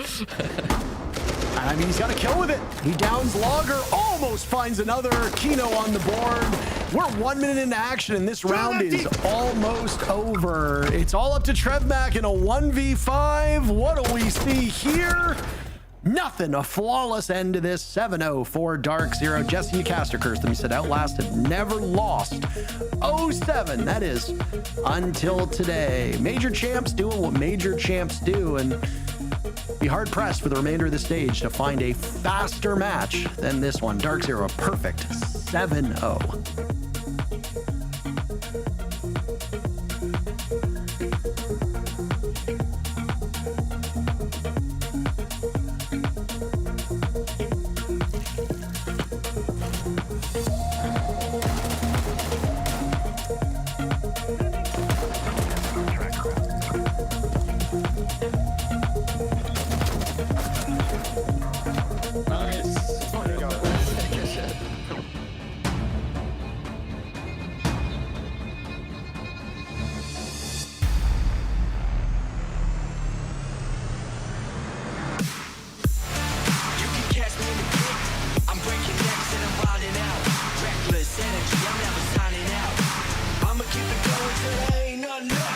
I'm breaking necks and I'm wilding out. Throw my elbows up and my money out. Cause I came to get down, so let's run it up.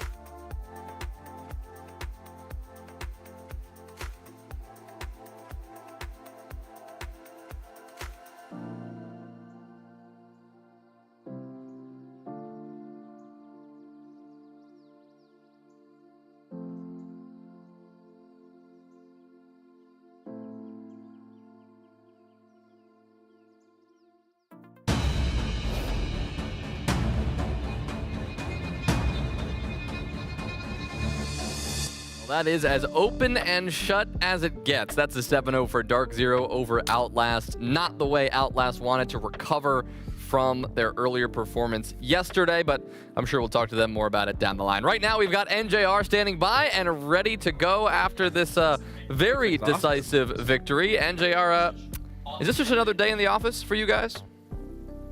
Yeah. He was gonna say something else, and now he just went back to mogging. No, I was gonna say something else, but like. Well, NJR, congratulations. I mean, you guys got through your warm-up game day scrims. Those are always great when you get a quick one out. How are you guys gonna go into your prep for tomorrow versus Five Fears? You guys have yet to play against them. Can you give us a little insight of maybe what the thought process or the inner workings are gonna be setting up for that match tomorrow? I mean, it's nothing special. We're just gonna do what we usually do. I think we're excited to play them just in general because we didn't get to play them during kickoff, and we feel like we can do well. I was gonna say during SLC, I mean, you guys were some of their biggest fans when they were walking through the hallways. You guys would always go out and greet them when they were doing their timeouts. They were getting ready for their match. I mean, obviously, you guys got a pretty good relationship from what it seems like. Yeah, we scrum each other a lot too, so it gets a little heated. Okay. So we got something to look forward to. Yeah, that's good. Chad, I'm sure, is about to be going. NJR, just on today's game now, obviously the Outlast are kind of struggling in NAL. How do you, as a team, keep that confidence? Because when you know that you're against an opponent that you're expected to absolutely roll, right? Like, it must be really easy to just switch off and not respect them as much. Yeah, I mean, that's not really a thought process for us at all. It's more so all on ourselves and just executing our process. That was our main focus today, just knocking out our game plan and making sure we weren't making the same mistakes we were yesterday. Was you surprised by some of the stuff they did? Like, I remember round one, you know, there's 3 guys walking in electric and the Monty is in sight planting. Like, was that a little bit of a surprise, or? I mean, I'd say more of a what's going on kind of surprise, not a oh wow yeah, okay. kind of surprise. I feel like we could tell you guys weren't really caught off guard by that. But tell me, like, has your day-to-day changed in any way since lifting the trophy in Salt Lake City? I mean, anything different? You on the street, people come up to you and say, "Hey, congrats, man." Nah. Just doing the same thing. Incredible. NJR, congrats on the win, making it nice and quick for us. So thank you for that. We'll talk to you later, man. Thank you guys. Yeah, later. What a win. He's always so concise and pointed in his answers, but the game was quick as well. What do you ask him? How was the game? Yeah, it was good. It was easy. Yeah. Okay. Well, fair enough. Just another day in the office. I mean, this was as one-sided as it gets. We didn't see what we needed from Outlast. Dark Zero never were challenged. They never had to do anything other than what we expected from them fresh. I mean, truly their game. Yeah, I mean, I do think it's a valid point. I think you'll have played in Steamroll's lax. I'll certainly been a part of them, probably on the other end when I was coaching, where teams can drop in concentration and it can happen. I think it's worth DZ were expected to win, but it's worth commending the ruthlessness and the professionalism of that win for it to be such a clean 7-0. Yeah, and honestly, I mean, you know, we're talking about being in situations like this where you are dominating a team, you are expected to win. In my career, I've always found those to be the hardest for whatever the reason. The games that you the energy should you win. can't really get up there. It is hard to gauge in some situations. You're getting a little too loose, and then rounds start slipping away, and next thing you know, it's almost overtime, and thankfully you get it across the finish line. But I think what NJR said is that they were just focusing on still executing, still focusing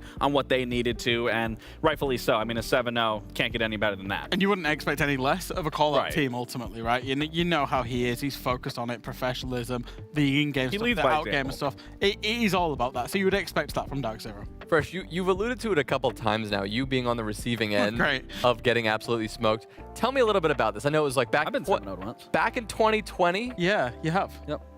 Goodbye. Can't remember. Okay. That's how much I was like have nothing to do with it. I got 7-0'd once by you. Did you? Yeah.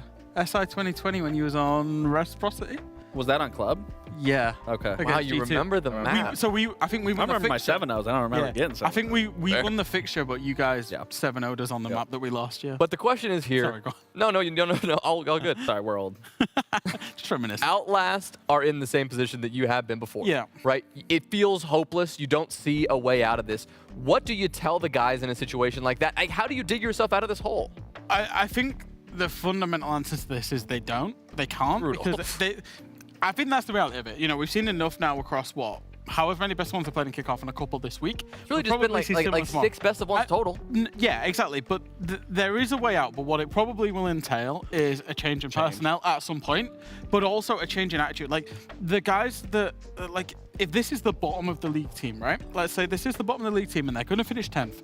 They shouldn't feel the weight of the world on their shoulders. They should be playing free-flowing and giving it a go.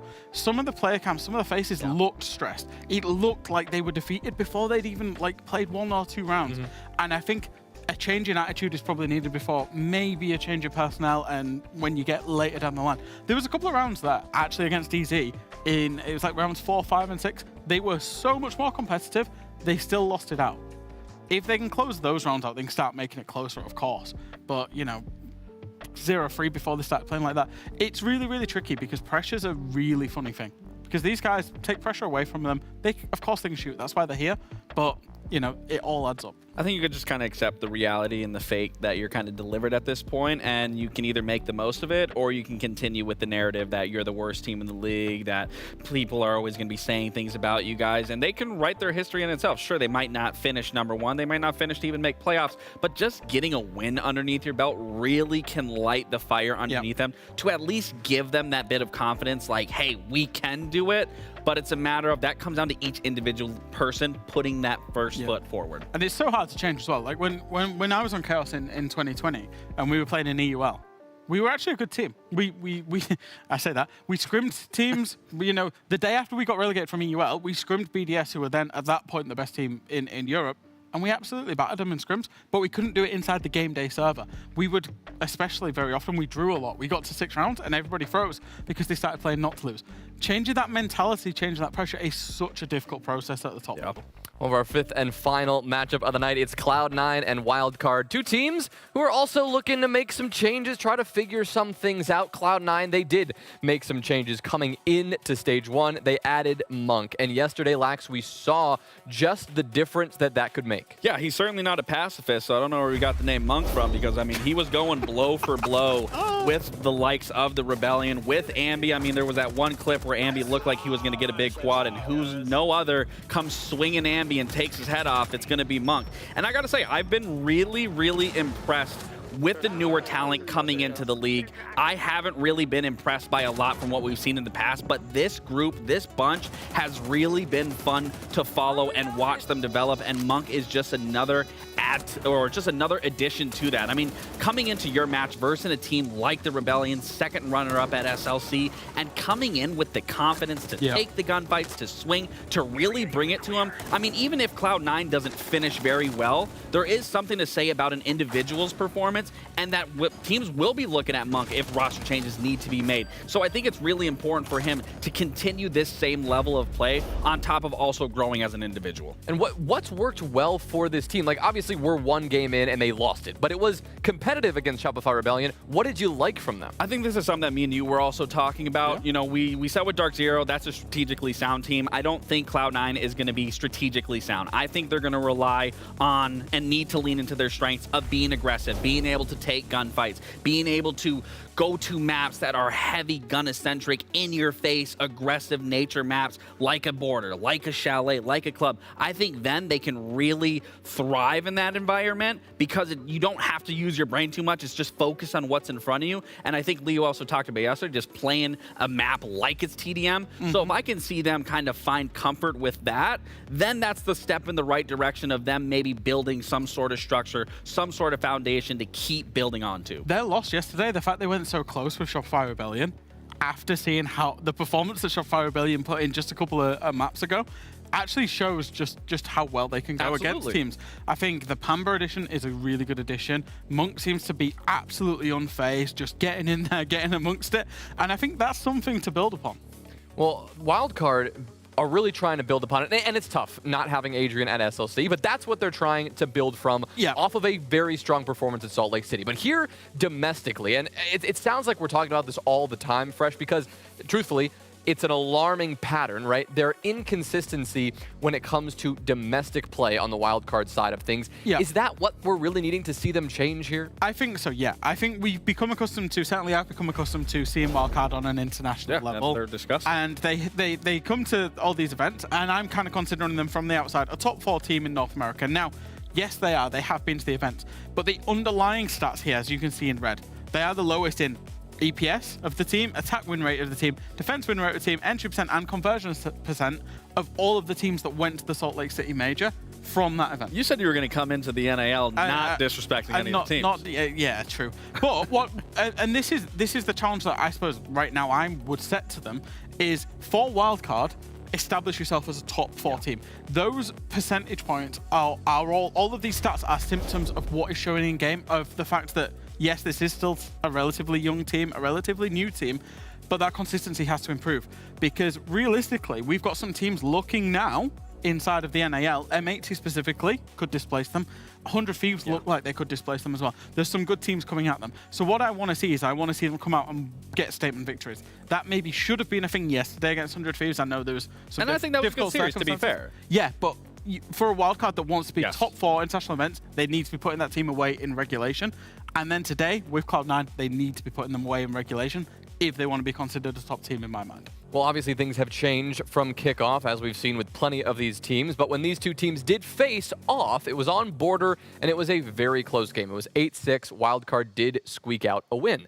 So now looking at this game, with the iterations that these teams are right now, looking at how close that match was, Lax, I'm feeling pretty good for Cloud9's chances here. Absolutely, and I would argue that they have better players this time around, especially just what we saw in that recent matchup against Shopify Rebellion. However, on the side of Wildcard, that's by far the best I've seen them come into game day 1 in a stage. So I do want to give them kudos there. I think they're obviously going to take from what they showed against Shopify Rebellion, and they're going to try to alleviate a lot of that aggressive pressure that they were applying. They're going to make them swing into unwinnable gunfights. And Border is one of those maps that you can set up long crossfires and stop a team from getting into the building, especially on that defensive half. All right, well, this again is one of those many rematches from kickoff. Wildcard, as I said, got the win last time, but just barely, and Cloud9 are hot off the heels of a pretty good performance on this very map just yesterday. For the final time today, over to Jesse and Parker to find out. Well, greatly appreciated. To Border we go. And what does the community think? 78% of you favoring Wildcard. Wildcard's biggest issue is going to be closing out this game. But if we know if things go bad, Jesse, if there's one team that can grind it back, it's Wildcard. I actually disagree, Parker. I think the biggest issue for Wildcard today is going to be their internet service provider, who hopefully will allow them to stay in the server today. Yesterday, that didn't go so well for them. Had a lot of tech issues, ended up being the death of them. They'll get an opportunity to right those wrongs. I think the community is correct that they're the favorites here, but I think 22% or whatever it was for Cloud9 is a little bit low. As Jonah teed up, these two teams played on Border just a couple of months ago, and it was an 8-6 victory for Wildcard. Now, that's a victory for Wildcard, but Cloud9 were not as good of a team, I think, as they are right now. They had a good chance at winning on Border just yesterday versus the Rebellion. They fell 2 rounds short in the 7-5 defeat. So this is their chance to wind back the clock a little bit, right those wrongs of previous Cloud9 teams, and get a win here against Wildcard. All of them playing on relatively sensible names, I think. Now people can get really angry at Monk not capitalizing the C in C9, which I know bothered a couple people yesterday. I know that Maya twitched a little bit. I don't know if you read. Go ahead. I was going to say I didn't even notice that he had done that. There was so much other, there was so much other tomfoolery in the server, but yeah, Monk's C in C9 is lowercase, which is just like, you know, small eye twitch. I don't know if you noticed the tweets coming out, but Ambi was having problem with his power, so he actually had to play on center's setup at Surf's house for the match today. So I don't know if Ambi is still there or not. Maybe Surf and Ambi are just standing out a shot watching center play. Who knows, right? But either way, Border is a chaotic map. I honestly think this will benefit C9, the unpredictability here. But Wildcard, if they can get off to a hot start, they're going to be a tough team to claw back against. Yeah, I think both teams will probably be happy with this map pick. C9 obviously getting to replay the map from yesterday that came so close to winning. But Wildcard as well. I mean, this is a good border team. They beat Cloud9 here back during the kickoff. They played it once at the major. It was a loss, but it was close. So we know that this team can find good success. And of course, as we start here on the top floor, Wildcard had the side choice. They chose defense, which means they've got a lot to deal with versus this Cloud9 lineup. Center's first casualty, Eddie taking some damage as well. Kansan 2, down goes Monk. Kansan and Bay rebuffing this entry very swiftly. It's only Uzi so far who's been able to get on the board. Kansan taken down means he'll be watching those yokai drones and general cams. Plant going down by Pambazoo as Adrian is taken care of by Uzi. Eddie was the coverage. He's as good as gone. Pambazoo manages to pull it off, but he's going to be all by his lonesome as Uzi is handled quite deftly. 3 still players from Wildcard up, and they find Pambazoo. A great play by Spiker, and yeah, I mean, on your screen, I'm sure there was a body there. Not for us. They'll get on the defuse kid. And Wildcard with 3 players still alive. Take round number 1. Not a bad rush attempt coming through from Cloud9. I like the try there. They do a good job of keeping the pace up. They get the defuse kit down from Pamba, of course, trying to play alongside his teammates. Center initially had that defuse kit, but since he was the first one who died as he jumped straight into lockers, it was going to be a little bit tough for him to get that defuse kit down, so recovered very nicely. But in the chaos, I think Wildcard just very ready for that. You always got to be on your toes up against this Cloud9 team. You never know exactly what's going to come their way. I thought Uzi was actually fantastic, playing just outside the locker's breach over towards security. He gets 2 kills in that round, the only person on Cloud9 who was able to secure some bodies, but ultimately it's just not quite enough. So Cloud9 will be falling in that very first round. Wildcard take the first lead. It was a 7-5 scoreline, as was talked about on the desk yesterday against Shopify Rebellion on this map, and was a bit of a surprise with how competitive C9 was in that exchange. SR looking a bit flat-footed on a couple of those rounds. C9 maybe having the mystery name buff. He had really good performances from Eddie and Monk. Monk making his debut. And Surf matching up against his brother was a cool story. Of course, neither of them were playing on their normal names. It was Bungalator versus, to be honest, I don't even remember what Center's name was, but it wasn't Center. So either way, cool storylines across the board here. A good shot of redemption for Cloud9 on this map. Again, going to the map that you lost on yesterday back to back either shows that your map pool is poor or you've got a lot of confidence in how it matches up against your opponent. For Wildcard, it didn't look like they disliked the matchup through round number 1 as they were able to read into C9's advances and shut them down. And gunplay is not going to be the problem typically for Wildcard, so you're going to need to outmuscle them when it comes to strategic elements. And that's something that I don't know if a brand new team of Cloud9 can be able to muster this early in the stage. Might just have to go to outgun them, and this is going to be a tough task. Of course, bomb site, Vents Workshop, Wildcard playing a strategy that they did run back during the major, the only exception being Spiker here on the Mozzie. They used to run this strat with a castle setup, actually, keeping some of the lines of sight closed up on this top floor, but changing things a little bit, so they're going to have an opportunity now to find some entries. Cloud9 will throw in Candelas, Pamba's second round here on the Ying, but not finding much value. This East Stairs player of Adrian has played it very passive, but he's on a drone. Surely his life is only a matter of time. There go those Candelas, a team kill? That's not ideal. The kill feed right now on the right side, all blue across the board. Eddie and Uzi, last 2 standing. And there goes Eddie. Adrian making his presence felt. And Uzi's going to call a timeout. All right, so this round is going to go to Wildcard. You've got 90 seconds left on the clock, but it doesn't look like Uzi is going to commit to it at all. He's going to buy his team some time to talk through this. What do you think he's talking about?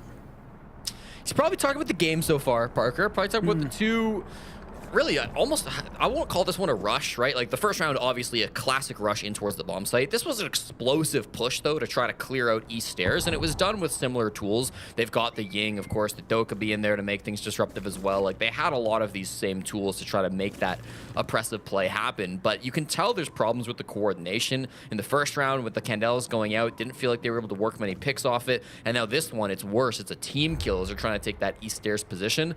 I think you got to give huge credit to Adrian this round for locking down East Stairs as well as he did. especially like if you're not playing on the Azami or you're not playing on the Smoke, it can be really tough to lock down that side of the map, but he does it with the Sentry. Just playing with both Impacts and a Nitro, didn't need either of them, so really not a lot of util, but he was able to hold that position down. He was on drone, and he walks away with 2 kills plus a team kill that was really enabled by him. It's a massive play to come through from the Polish player on wildcard, and I think it should give him a lot of confidence after not being able to play with this team during the major. Hey, there goes Bay. Uzi does get 1. But I mean, the time is not on his side. You can collect some largely impactless kills here, but you're not going to change the outcome of the round. I'll find a second, so yeah, why not? Do it for the stats, I suppose, but Wildcard was never in any jeopardy of losing that round, and I don't suppose we will see Cloud9 call an official timeout, given they were just able to talk through it for 90 seconds, albeit not with their coaching staff, just with their players, but still it was a reprieve from the beatdown that they've received across these first 2 rounds. Yeah, coach of Cloud9 is Vivid, and he will opt to call that attack timeout now. So extending the timeout here, I guess maybe just deciding that he needs to have an input here, that he wants to say something that wasn't already discussed by Cloud9. Vivid's been a coach here in the North American scene for a very long time across a number of different teams, so he's been around the block. He knows what it takes here. Adrian flashed out as he got that kill, by the way. Kind of a nuts shot to be able to hit. And then Eddie on the deck, just an easy one for him. These picks from Uzi, I mean, they didn't even really expect him to be entering the building, so nice try. Not worth a whole lot there, but he got his.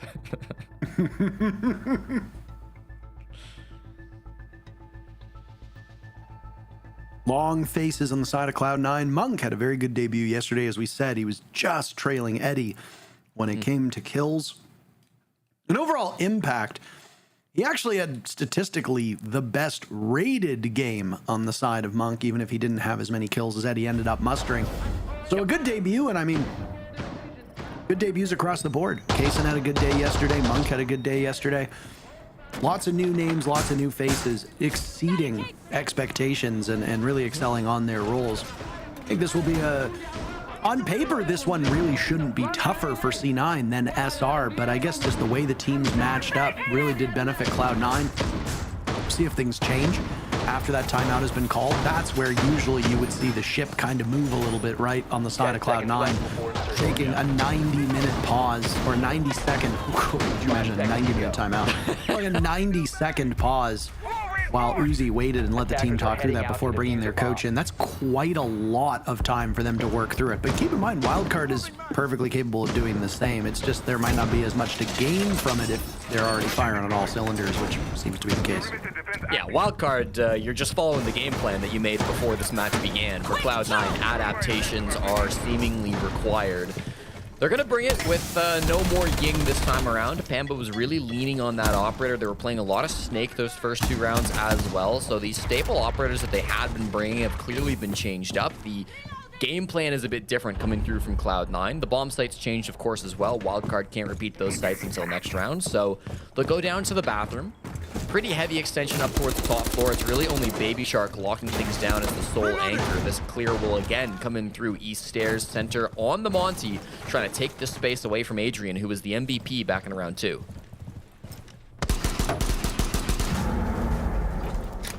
The center doesn't find his target. He manages to blow up the pipe, but if he was hoping for maybe somebody on the side of Wildcard to expose himself, they will not do that. They have an opportunity to do so on that triple panel wall, which is where Cloud9's focus is for the time being.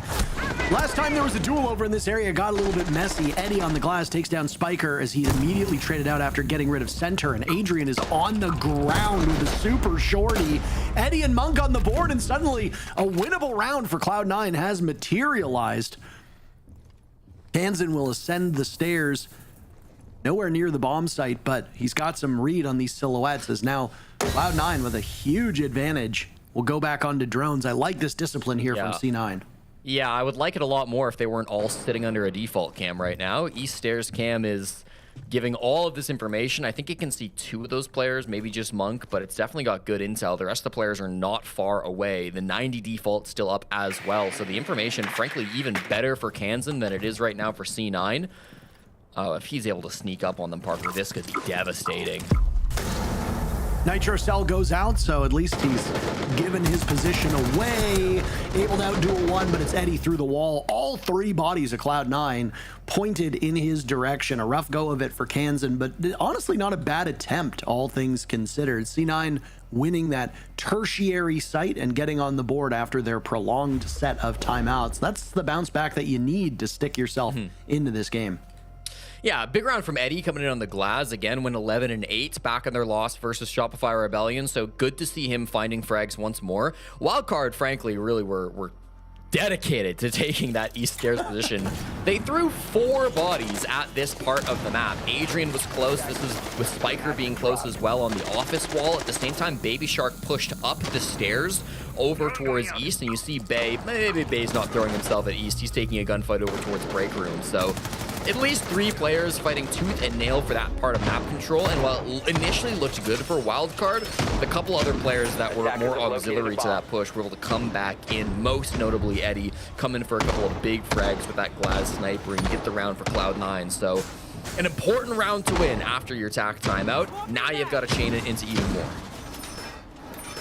Every comeback begins with one round. I know that this might be the first time we ever said this on the broadcast, but I promise you it is very true.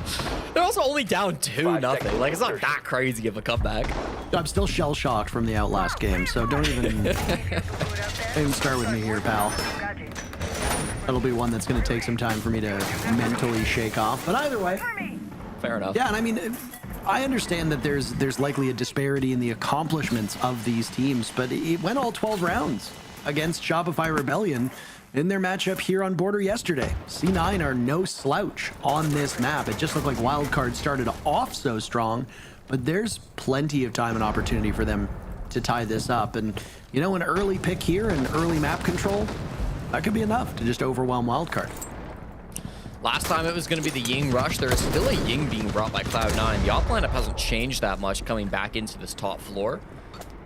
And it sounds like the old Wildcard tech problems might be rearing their ugly head once again. As a rehost does get called for, but it might be too late on the timer, so we'll have to just play through and see how this one goes. They are still droning out Bay, who's playing this security position. Gonna be in a tough spot. Spiker will now disconnect, so that's likely what the rehost was for, but they'll play on for the moment. And these Candels will make things very difficult for Wildcard. Obviously a big loss, and I'm assuming from the change to the player cams that a rehost has been called. I mean, you were right. What did you say? The greatest obstacle is going to be the issues with their internet and potentially power. And oh boy, it has begun, hasn't it? This is obviously a frustrating spot to be in. It lost them their matchup against 100 Thieves yesterday, so Wildcard will not be too pleased with this. It appears that they might still be playing through it, Jesse, so I don't know what exactly the official call is, and when we do know, we will tell you. In the meantime, they seem fully committed to finishing out the round. Yeah, it's always safer from a player POV to just play it out anyways, because you never know necessarily what the call is going to be from the admins. Smiles on the faces of Wildcard as we can see Spiker loading back into the game in the background. We'll update you with more information when we get it, but for now, Wildcard, I think, still in a strong spot here on the match. Even after that TAC timeout, right? The only round they lost was their tertiary site of Bathroom, so I think they're still feeling quite comfortable. If they were to lose another round because their captain disconnected, then that's another one where I think they can kind of sweep it under the rug and not let it affect them too much, but I have to imagine after this first week of games, Wildcard will be finding some kind of solution because it has been persistent now through their first 2 matches. A confirmation that the admins have approved a rehost. That was thankfully not a larger tech issue like the ones that were befalling Wildcard yesterday. It was a lone isolated crash from Spiker as his game just flat out stopped working, and maybe a delayed call that went in there. But you're right, the safer thing is to keep playing because you never really know what that call is going to be. Teams, in fact, have lost rounds because they have called their own rehost and left the server before admin approval came in. And the admins have said, yeah, you can't do that. You have to wait for us, even if it does take us some time. Those are the rules.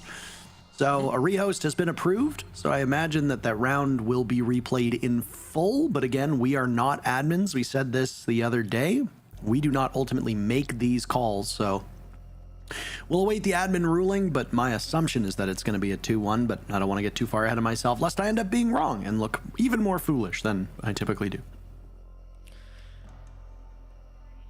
I do feel for Cloud9, this might be a bit of an opportunity. I mean, they did just take an extended tag timeout, so now they'll have even more time. They're not allowed to talk about the game necessarily, but at least for the mental reset, right? Get your mind back in this game, feel confident.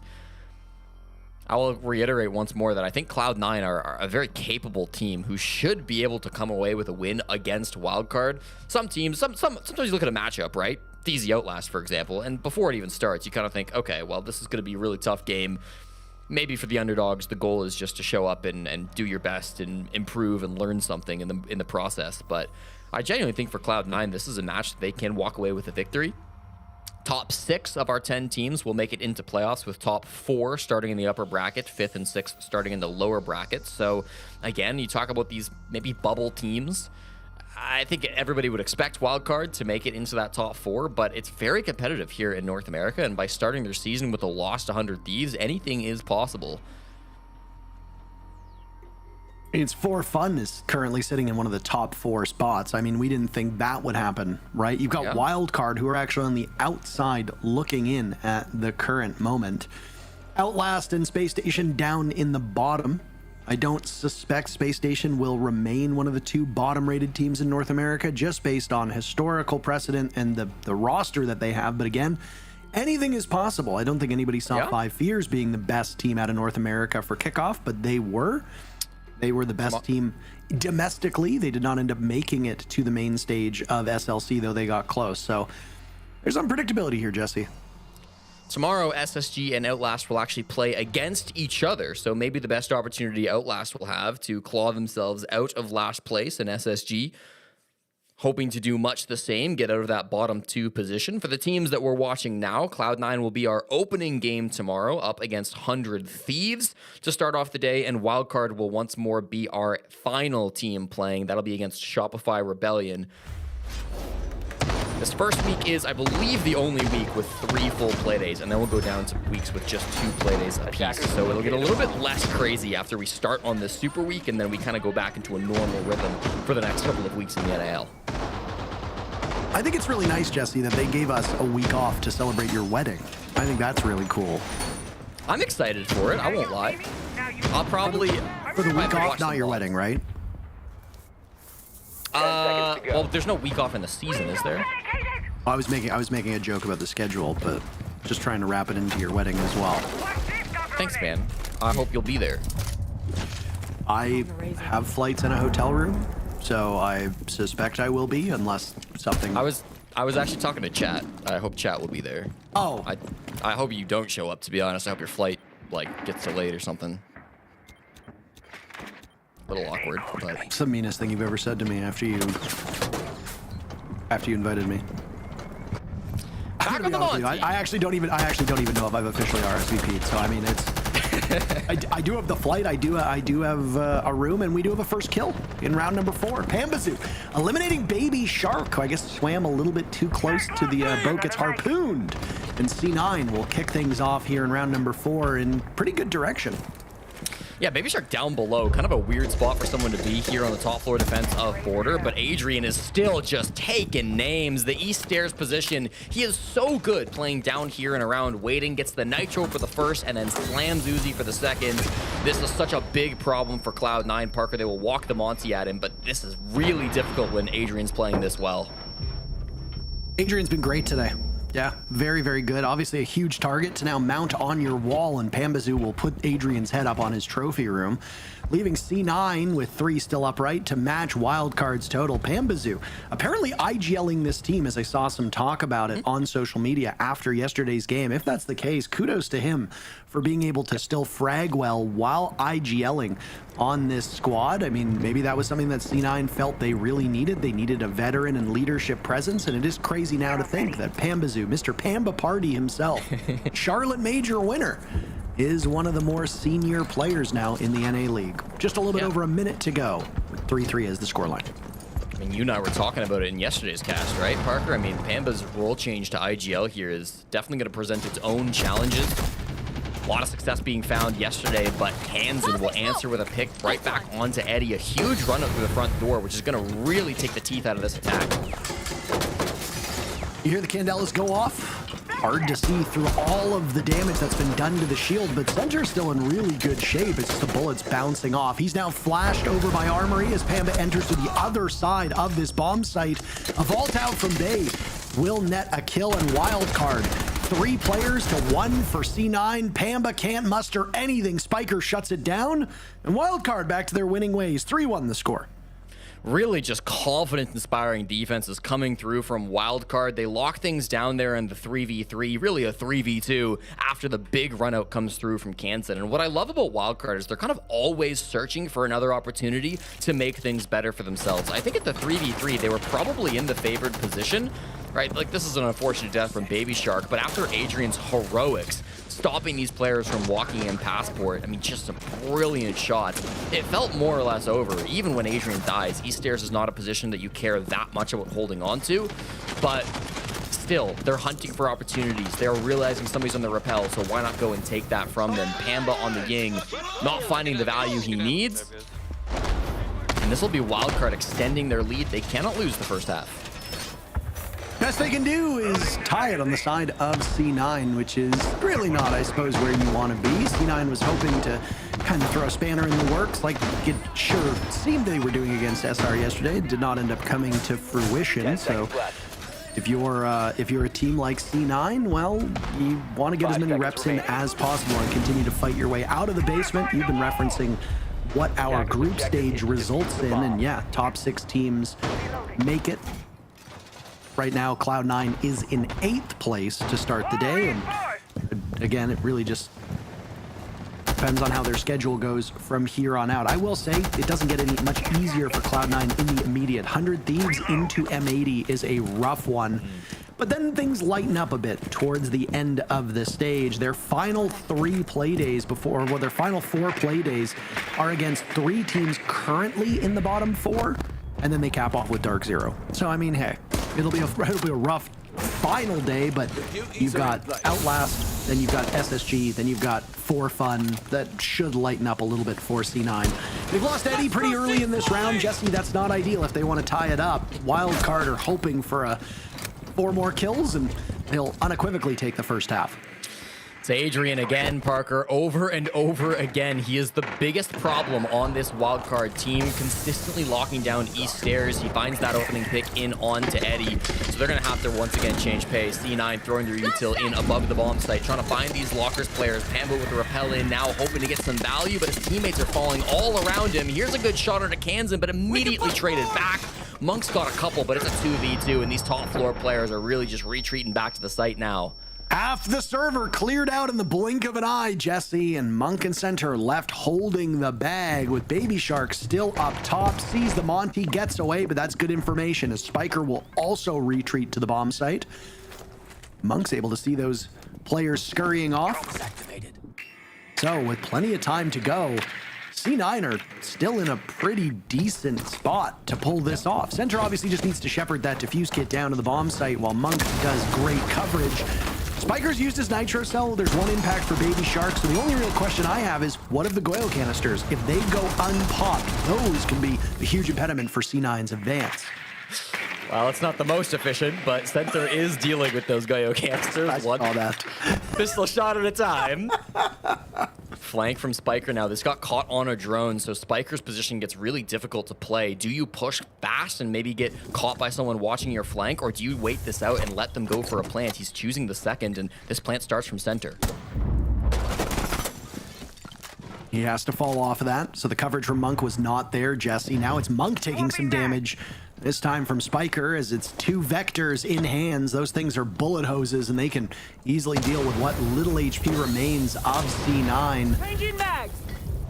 It's been a retake from above, but there's Baby Shark to do it inside the site. Okay, Spiker taking care of the Monty.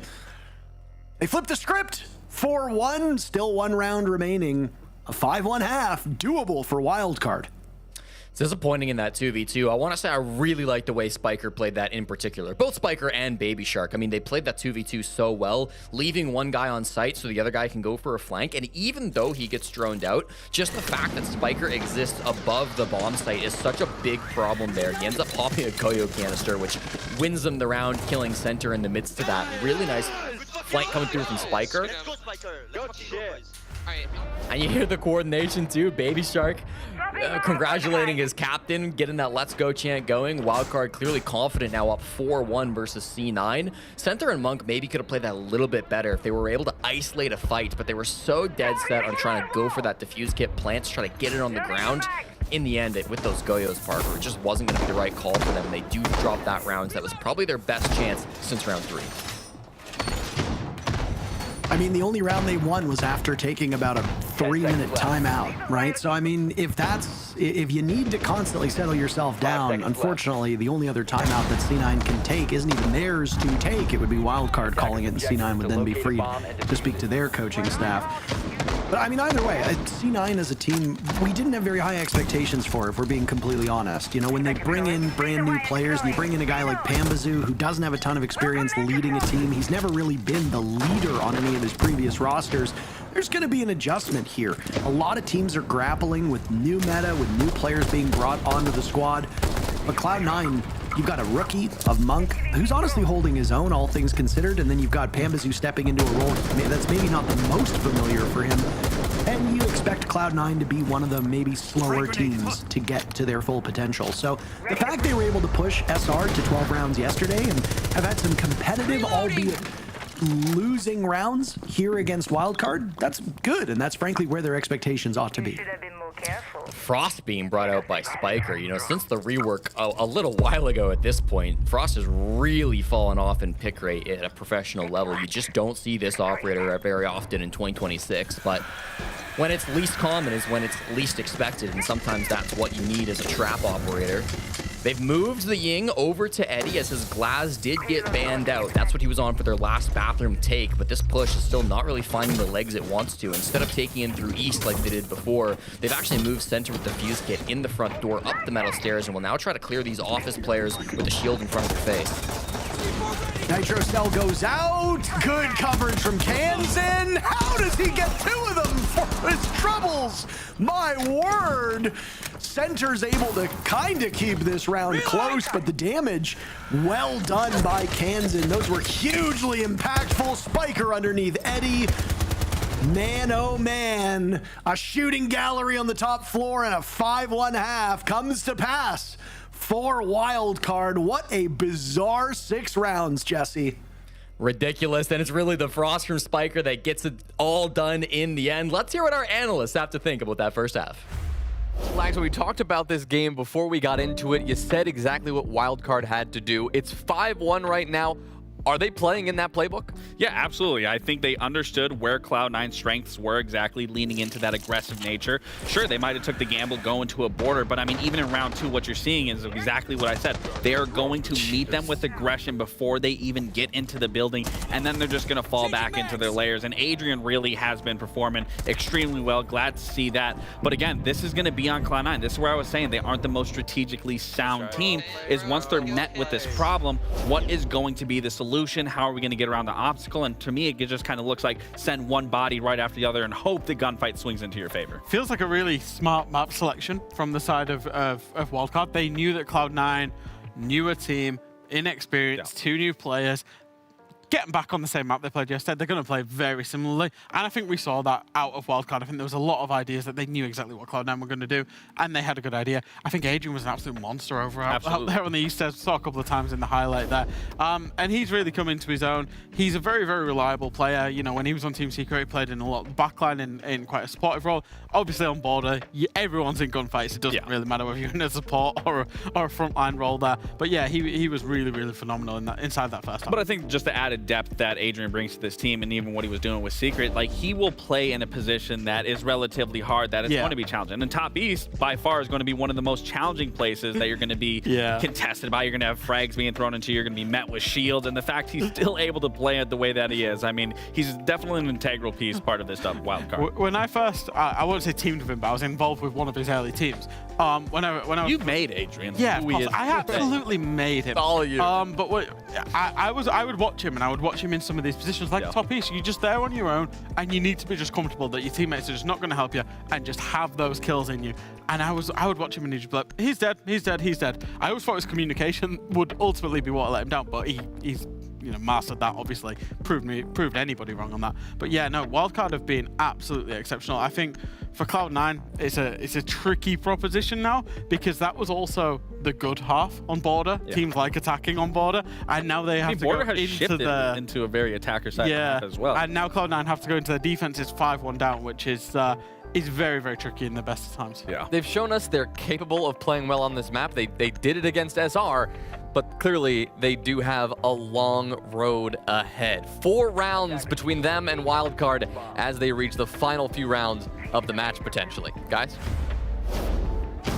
Yeah, I absolutely agree with that. I mean, I'm never going to disagree with the analysts. They're far smarter than I am, Jesse, and indisputably smarter than you as well. So, I mean, there's no way that we're going to disagree with them here.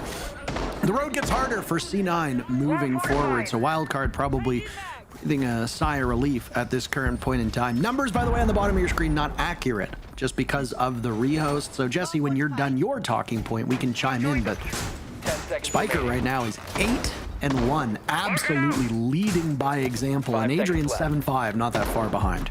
Yeah, it's really the support duo who have been picking it up for Wildcard today, but as the desk said, Border's a map where everybody's got to get involved with those gunfights. It doesn't matter if you're hard support IGL, you're still going to have to raise your gun up and take some fights on a map like Border. So we'll see what Cloud9 can do to try to get their players back in. They started with a Snake and Ying ban. Of course, they used a ton of Ying on their own attacking half. This Snake, a favorite operator of Baby Shark as well, playing on Border. Baby Shark, the Frenchman coming in to play for this Texas organization. They call him the Wembenyama of Rainbow Six Siege. So hoping to see him get a bit more involved in the second half.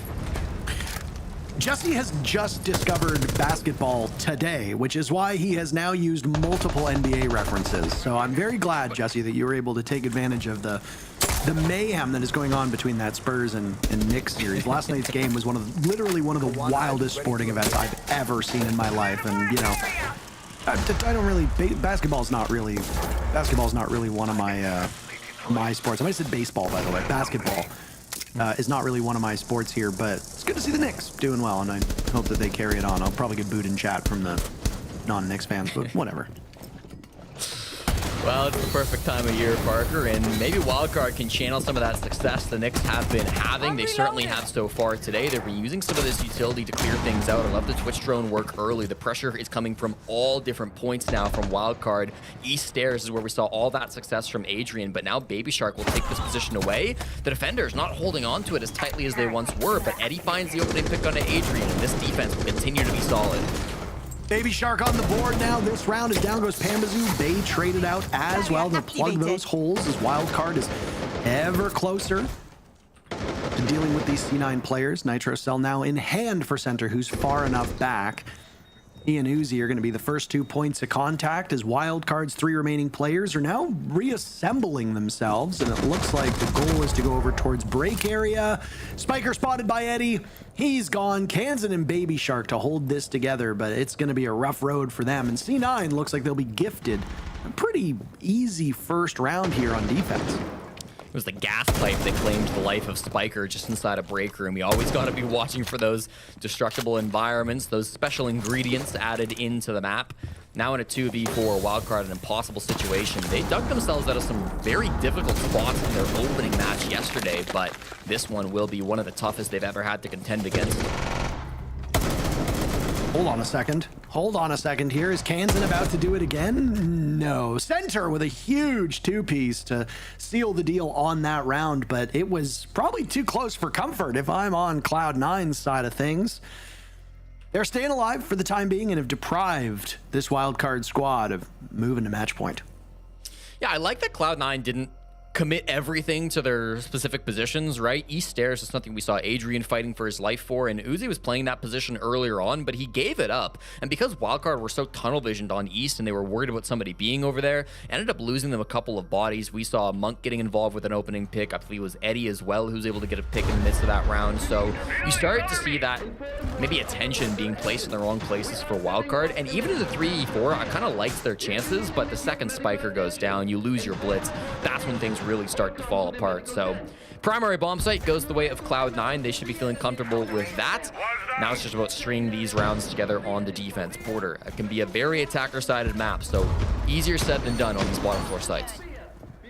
Attacker or defender sided, it's an incredibly unpredictable map in the way that action is going to break out. And I mean, if you've ever casted border at a top level, you know exactly what I'm talking about. I know that there are some aspiring commentators right now in the chat, but the big thing about this map is that if you stand too passive, you often get boxed in. Lots of teams want to take engagements early on, whether it be running through walls that lead to the exterior they've shot out, whether it be spawn peaks, jumping out of windows, lying under windows like a rat and hoping that you go undroned. And yeah, it just happens to be a coincidence. The Spiker's on your camera right now. Obviously, lots of ways to play a map like Border. You said yesterday that it's one of the maps that now gets the distinction of being where good teams go to die. I don't necessarily agree in this particular matchup. I do think Wildcard still has the edge here, but if Cloud9 can knock them off stride and force some blood out of this Wildcard stone, anything can happen as we go deeper into this match, and Wildcard might lose their mental. Yeah, no team looks like it's their place they're going to die until they start dying on it, so you're always a little bit worried on a map like Border. Starting to open up some of these peripherals now. Once again, that is the new Ace skin coming out, the Paragon skin in the shop now for the Ace mains out there. Bay flashes himself briefly. They're still worried about these extended positions. It's Pamba, Uzi, and Monk, who are these three players on the top floor expressing themselves over on the south side of the map. They've got to find some way to break this for Wildcard because these players are not going to give up their positions easily. So just out of curiosity, how much do they pay you to reference that skin every time? They gave me the skin for free, I'm not gonna lie. That's good enough for me. Good enough for them. And you know it's good enough for C9? How about 2 unanswered kills, but answered back swiftly, and then Pambazoo will turn the tides. It leaves Bay in a 1v3. So far, Wildcard has tripped up every time they've tried to get into this building. Both attempts, they've fallen on their face, and C9 has been happy to push them even deeper into the dirt. No opportunities present right now for Bay. He's still got time to work with, but a really tough task in front of him, and he's on the wrong floor for the bomb site as well. So a pick or two could open this up, but getting there is going to be the bigger problem. You know, he's got time, and he can pick up the defuse kit. As far as 1v3s go, this one is, I think, closer to the realm of possible. 50 seconds, Bay will definitely give it his best shot. Caught on the default now, and will start to work his way down these east stairs. What I'm worried about is the util, Parker. There's probably lots of Goyo canisters still in this site that he's going to have to work his way around. Have to imagine that utility will be a thorn in his side, and there are the flames right in front of you. Those Goyo canisters go for a lot longer than you'd think, and an onerous task for Bay. I mean, at least he got that defuse kit, but really good patience here from Cloud9. I will say, and I did say it yesterday in their matchup against SR, this team is already quite disciplined, quite patient, but hold on. Bay only needs one more. It's a 1v1. Him versus Center. Can he pull this off? Sidearm out, dancing around the camera, but he's running out of time. Bay with only 5 seconds left. A smoke in front of him. He emerges, but Center wins it. My God. Yeah, I'd be stunned too. Cloud9 with a hero play after almost giving it up to Bay. Wow. Devin Medina, Surf's brother, the man, the myth, the legend, Center, does it in the 1v1. What an opportunity that presents itself for Bay. I told you, Parker, it's one of the more winnable 1v3s we have seen, but despite an excellent try, it's just not quite enough in the end. That's going to be a big round for Cloud9 to get on the board. Then it forces Lagonis, head coach of Wildcard, to use his tack timeout here. We're deep into the game. I think this is the right point of time to call it, but really these attacks have been a bit of an issue now for a wildcard, 2 in a row here, and they haven't been able to get anything in on the board. Feels like maybe they're just not playing close enough together, right? We're seeing quite a bit of aggression coming through from Cloud9, and it just seems like they're not able to either stop that aggression before it comes out, or at least trade it back if they do lose those initial fights. I'm not really certain what's going so wrong with these wildcard entries. And I did say, you know, the only chance Cloud9 would have to talk to their team would come if a timeout was called by wildcard. At the time, I think it was 5-1 the scoreline when I said that. It seemed almost inconceivable that we would get to this point in time, but C9's made wildcard bleed. And this is a very defender-sided border as we see unfold. I will give some credit to Bay there for this opportunity. I mean, wildcard did it yesterday against, was it 100 Thieves? And now are doing it kind of again against C9, where they are put in these clutchable positions, and whether they succeed or not is really up to just us watch unfold. But time and time again, in the final moments of a round, this wildcard team can never be written off. And though they are ultimately coming up short, they're just short here on border. And again, a couple of these rounds could have very easily swung in wildcard's favor. That last one in particular. I think it's one of their best qualities, honestly. Like, you're right, you can never count out this team. I think Dark Zero are very similar. You know, when a team has just got that it factor, when they're always able to clutch things up, when they've always got that second plan, the plan B that can come through and save the day, those are the teams that can often be the scariest. And it's a big reason why Wildcard have been the most consistent North American team over the last couple of years. I mean, how often are they making deep runs after deep runs at these events, even if they're not coming away in first place? Most teams in North America would beg to find the results that Wildcard have found over the last couple of years. So definitely an important team to try to watch out for here in the NAL. Cloud9 on their tertiary site. This is where Wildcard started to fumble on their own defenses. Over to Vent and Workshop. But this push from Wildcard looks like it wants to come in through the bathroom side and maybe clear out a large chunk of this map before they go for their execute. It's crazy to think that we say that about Wildcard being the most consistent team when 2 North American teams have won majors in the last 7, 8, 9 months. And Wildcard still remains the most consistent of them all without a chip to their name. Just goes to show that sometimes consistency gets you there, but doesn't actually get you the win. Falcons know a thing or two about that as well, with how many top 2 berths they've made. Wildcard are very quickly in the building, not far removed from this A-bomb site, and if they get the all-clear, Spiker might be able to walk in and get the plant down. That would be devastating for C9 when you look at the fact that we're only 90 seconds in to this particular round. Center understands what's happening, likely calling for the cavalry at this point in time. The back of the site has been lost. Uzi, the first casualty. Spiker almost gets it down, but Eddie stops him in his track. Now it's Center and Pambazu taking some serious damage as Adrian is handled by Panba. A really good game by Pamba so far. He is leading this team in multiple ways, and it has now knocked Wildcard on their back foot. Yeah, this plant did not go the way they wanted to, but once again, don't count out Wildcard. This team is an insane plan B, but Eddie drops right on top of it and slams that shut. They will go down. They've still got good vert pressure coming in from Monked up on the top floor, but Pamba's finding frags too. Eddie will fall to Kansan. It's another 1v3 opportunity for Wildcard. Once again, lots of time on the clock. Information isn't quite there. Kansan fighting for his life, so many angles. Eventually, Pamba finds it and shuts down the clutch. Pamba party time. Pamba party time. For those that do not have the numbers in front of you, Spiker was still leading the way. We'll wait for the numbers from this round to come in, but Spiker was still leading the way on his team with the highest EPS. Total kills go to Adrian.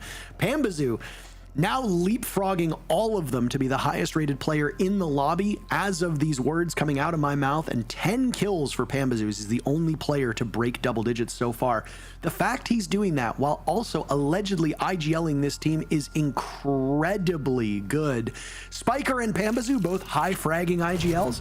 There's a stylistic difference. You see NA teams that don't frag as well, but when you got a guy like Pambazu on a heater, all the times on DZ, he would take over games. It's hard to shut him down, and if he can use that vision and that knowledge to also enable the best out of his teammates, that's a frightening combination there. C9 now mounting an impressive comeback, only 1 round behind Wildcard.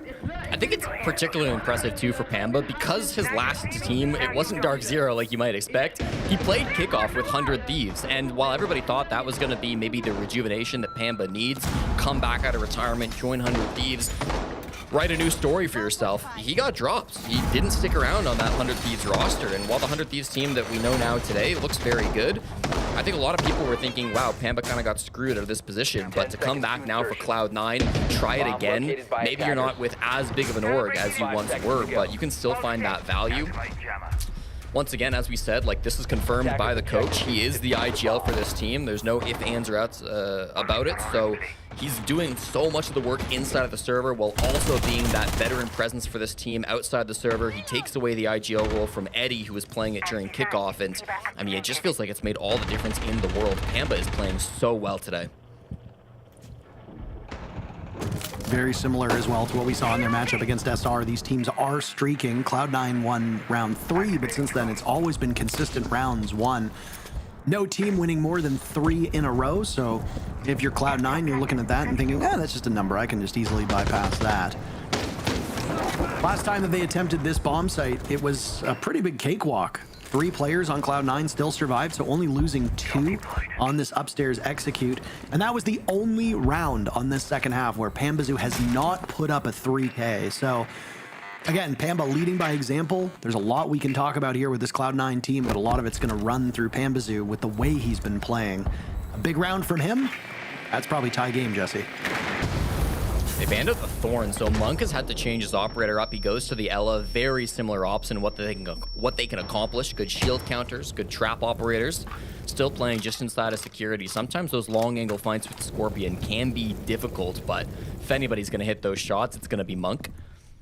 Had his Pro League debut just yesterday and played exceptionally well, so we know how talented he can be. Cans in an old school strat down below with the buck. He is looking to hunt down Monk. If he just pulls the trigger, he will apply some pressure, and here he goes.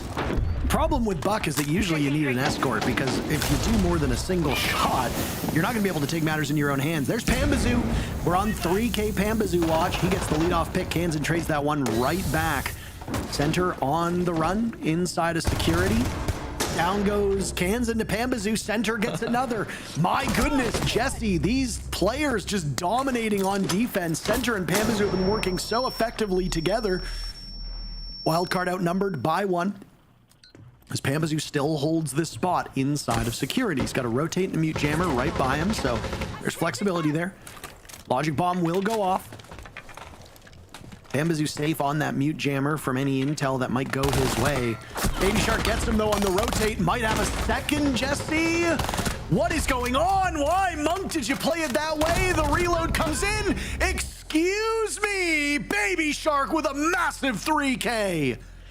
Victor Wembanyama of Rainbow Six Siege steps up when he's needed. What a play from Baby Shark. I was getting ready to go up and glaze Pamba once again because he was starting things off deadly for another potential 3K, but that third kill, that's the one that eluded him. That's the one that was stolen away by Baby Shark. It's not clean. It's not a standard push like you would maybe hope for, but for Wildcard, that's the pick that gets them back in the game. That's the round that brings this back into reality and gets them one away from securing the victory up against Cloud9. Let's just watch this again. Baby Shark with the SMG. It sings for him, and it is a beautiful noise as it comes on through. One at a time, they line up, and he does not miss. Basically just waiting for him to pop off. Baby Shark has had some struggles domestically, but internationally that's never really been much of a concern. He tends to show up big against some of the strongest and toughest opponents assembled all over the world, whether it be SI, whether it be Munich, now at most recently Salt Lake City. But it's been against his adversaries in North America, though he himself is not a North American, where he's struggled the most. And today, since that rehost coming back with 7 kills, this is quite the feat, and of course a big pop-off moment to propel Wildcard to match point and honestly kind of break the momentum that C9 had and maybe break their hopes along with it. Cloud9 need to remember at this point that they have been the better team in this second half. They have to keep this in mind that their defenses have been good. They've been strong when they need to on this second half. Since the side swap, they have been nearly perfect. They'll have to be perfect for these last 2 rounds, but they are capable of it. Adrian's in the bomb site. not usually where you tend to see an attacker 29 seconds into the round. Spiker eliminates Monk. This one might be over. Adrian distracted by the bulletproof camera. It allows Center an opportunity for that kill. I like what they were trying to do there. Maybe some poor decision-making by Adrian in the heat of the moment, but I'm just a critic. I'm not the actual player at this point in time. Center manages to get away. There's no quick enough response from Wildcard, and he can find his way to the bomb site. Not far removed from the B-bomb chassis. Maybe a bit of calm now as there's still 2 minutes to go. All of this happening in the first 60 seconds of the round. I kind of like it from Adrian, honestly. Just try to keep the momentum rolling, end this before Cloud9 can get their footing, but it doesn't pay off, and now they're down at a man count. Pambazoo gets revenge versus the baby Shark, takes him down just like Shark did in the last rounds. Now he's positioned up inside of Customs, gets this cross angle onto Passport, which makes it nearly impossible for Spiker to walk in. His teammates aren't with him. They're up on the top floor. They're trying to push in through East, push in through the balcony. Kansan's a good spot to get into the site and get a plant down, but because Spiker has the defuse kit, it makes this approach a little bit awkward for Wildcard. Just wait out this time now. Spiker having to rotate on over. If Adrian had survived, this is a completely different looking round here. Now C9 have gone to their rat spots. Center on the ground. If he doesn't get droned out, then they'll be able to pop up, create a nasty surprise for this wildcard team. At this point in time, C9 will be desperate for any kill that they can find to try and keep themselves in this matchup. Wildcard have 2 rounds without needing overtime to secure this victory. They could just take top floor. I mean, it's not being held at all by Cloud9. They've all come back to either play the site or play the horizontal, but I think they're so close to the site, they don't want to give up on this now. Have to wait out these Goyo canisters. You said it last round, Parker. These canisters can last so much longer than you're expecting. Spiker has given the defuse kit over to Kansan. So as I said, Kansan's going to be the easiest position to get into a plant spot and try to get that kit on the ground. They have to be able to coordinate this. They have to cause enough of a distraction. They have to get past these Goyos. Kansan's the point man here. Center still on the ground, still a surprise, and the longer that he goes hidden, the more damage that he's going to be able to do. As a flash goes in, Kansan thinks he squares himself off. Uzi has the angle. Wildcard running head first into the wall. There's the pop-up from the Goyo. Spiker taking matters into his own hands. They need to get the diffuser down with just a second to go. It's all up to Bay, but no! Pambazoo and Uzi shut the door, and we're going the distance yet again. All 12 rounds needed for these 2 teams. There they are, Cloud9 shutting down that very low map control push from Wildcard. I love the way they played that from start to finish. Adrian getting in the bomb site was really awkward. It was really risky because he could have just been the biggest problem that they weren't expecting. But even though they lose Monk in the midst of that, Monk was playing kind of upstairs inside of security. Even though he goes down, it's a very fast pick right back onto Adrian. And while he was in the site, Adrian couldn't do a whole lot, right? He cleared 1 bulletproof camera, but all of those Goyos then still existed. And then what do? They come back from the top floor and they go hunting. Pamba with the shotgun walks down metal, is able to find one of those early frags, get the man advantage back in the side of Cloud9, and then Wildcard kind of stall out here, Parker. I mean, how long does Spiker wait outside of Passport, hoping for Pamba to swing him, hoping for a pick? It never comes. Eventually, he's able to rotate over, give the defuse kit straight over to the Blackbeard, but because that whole time they were just waiting, they weren't clearing Goyos, the clock was by far the biggest issue, and it came back to bite them, giving Cloud9 another opportunity. 10 seconds remaining. A scrappy team of players that you wouldn't expect to all be teaming together, and here they are making their presence felt, and led by Pambazoo, who's having a bit of a career resurgence, as we can see. There was doubt as to why he was dropped from that 100 Thieves team. Again, we talked about it during the 100 Thieves matchup, but now we have to talk about it because we're watching Pambazoo get, 13 kills, 15 kills, however many he has after that rehost, and is doing it while leading this squad. Really important that he surrounded himself by mostly rookies. And he's been around for a bit, I suppose you could say, but still, this team is still quite inexperienced. Pambazoo obviously paying off immensely with his knowledge, his experience, and the thing is that when the team is celebrating or when the team is mad, Pamba's motions are not changing. He is even keel, and that honestly is a huge trait in a leader. And Pambazoo right now leading by example. One more round and we go to OT. A reminder for the standings, too, a regulation win is worth more than an overtime win, so Wildcard desperately want to get this done and get it done now. It'll be 3 points on the board if they can win this round. It'll be 2 if they win it in the next couple. So they have to be able to get this quickly. They've got a really fun setup here. They've got the Glads, they've got the Amaru, they've got everything they need to explode onto this site and cause problems for Cloud9. The only question is when are they going to go for it? It's still droning at the moment, but when Baby Shark gets ready with that Gara hook, when he gets ready to jump on in, that's going to be when you start going. And there goes Eddie. They've got a read on Monk inside of security as well. A Glaz and an Amber, real nasty work here. And C9 might be on the wrong receiving end of that. A great flush out of Pambazoo by Spiker. Out goes the Gara hook. Baby Shark in the midst of the site now with shotgun in hand. But he might not even be important. Everybody's getting killed on the side of C9, and there they go. Everybody in the ground. Wildcard decides to end the game without extra innings, and they take it 7-5 in regulation. A big important win for Wildcard. For the first time this stage, they do not send a game into overtime, and they will be relieved to be able to close out a border where they took such a lead in the early game. Pamba did everything he could to pull that one back, but in the end, it just wasn't enough. Some big rounds from Baby Shark, from Spiker, from everyone required here on the side of Wildcard. They should be feeling very good after that win. We've got the desk to break down our final matchup of the day as our second day here of Stage 1 comes to a conclusion. Let's hear what they have to say. Yeah, just like that, our second day here comes to an end with Wildcard just edging out the victory here over Cloud9. As Parker said, Lax, Cloud9 made them bleed, but it wasn't enough. They still take it in regulation.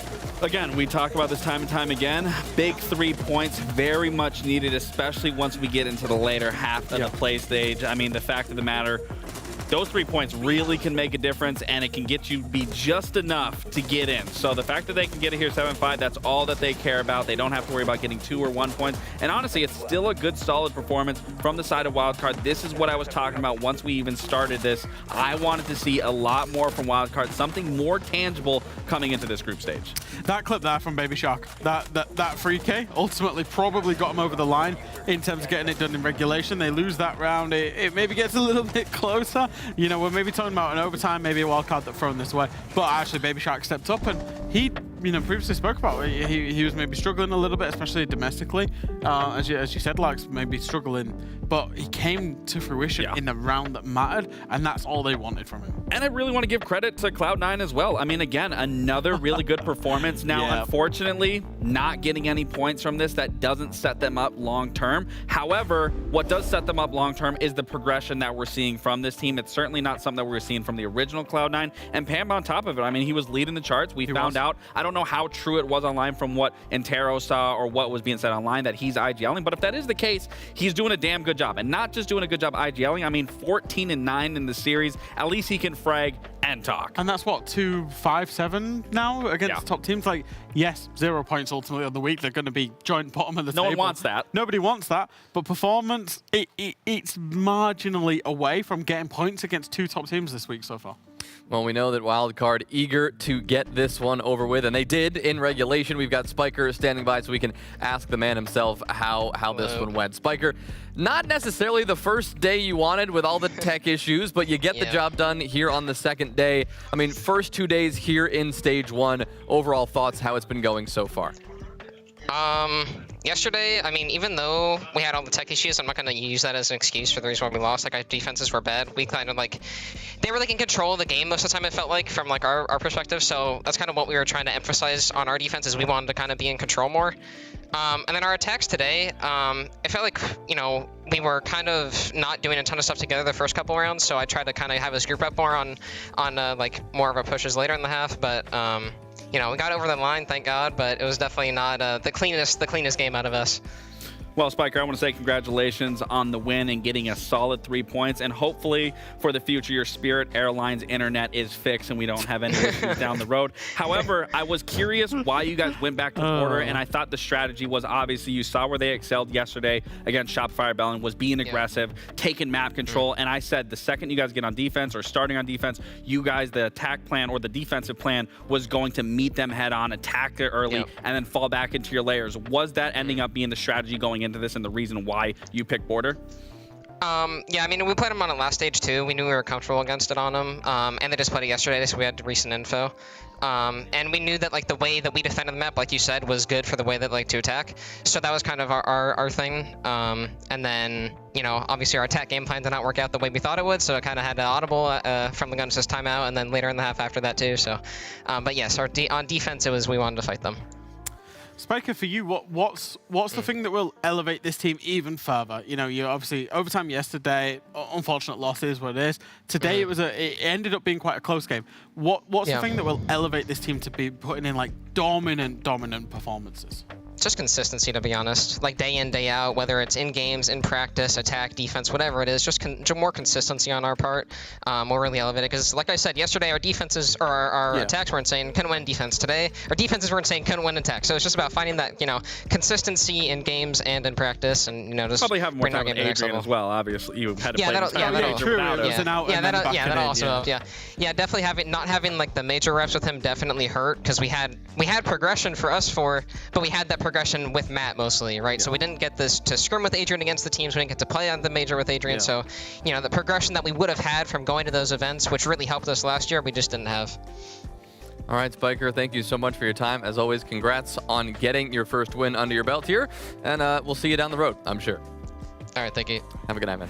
Well, Spiker, always good answers from him and good insight into this progression of this team. As you said, right? Not having Adrian has to be so tough at the major. Absolutely. You're not able to grow with him at all. You basically have to hit the reset button, jump back 4 weeks in time, and try to find it again. And I think, Fresh, that's kind of why we're seeing this get out to a 5-1 lead, lose the lead problem, right? The consistency is just not there yet. I wonder if there was a time during that second half of the game where they thought, oh no, here we go again. Right. Because it was the same thing yesterday as well. But I think it's promising. Like, if you look at the two games, one overtime loss, one clean victory ultimately, but two dominant starts to the games where they nearly let it slip away as well. And I think it's just important to get over that mental block, as you were saying.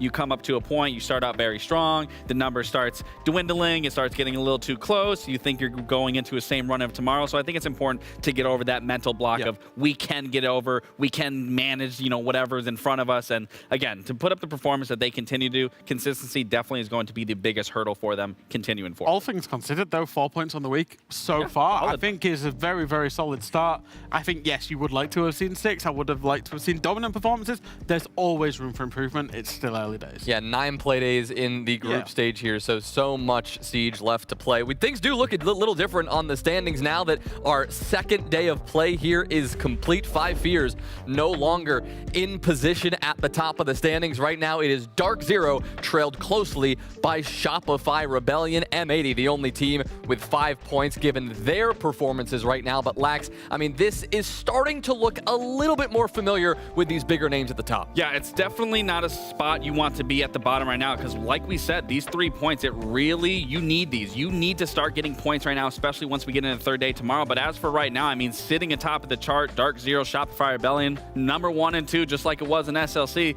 Nothing changes but the weather, it seems like. Yeah, no, it definitely doesn't. But even, M80, I suppose, in a way, rightfully back inside of that top 4. It was only going to be a matter of time until they were there. And then wildcard. I think realistically, it's kind of 5 Fears for fun. Those kind of teams that will be fighting out now for 56 by the looks of it.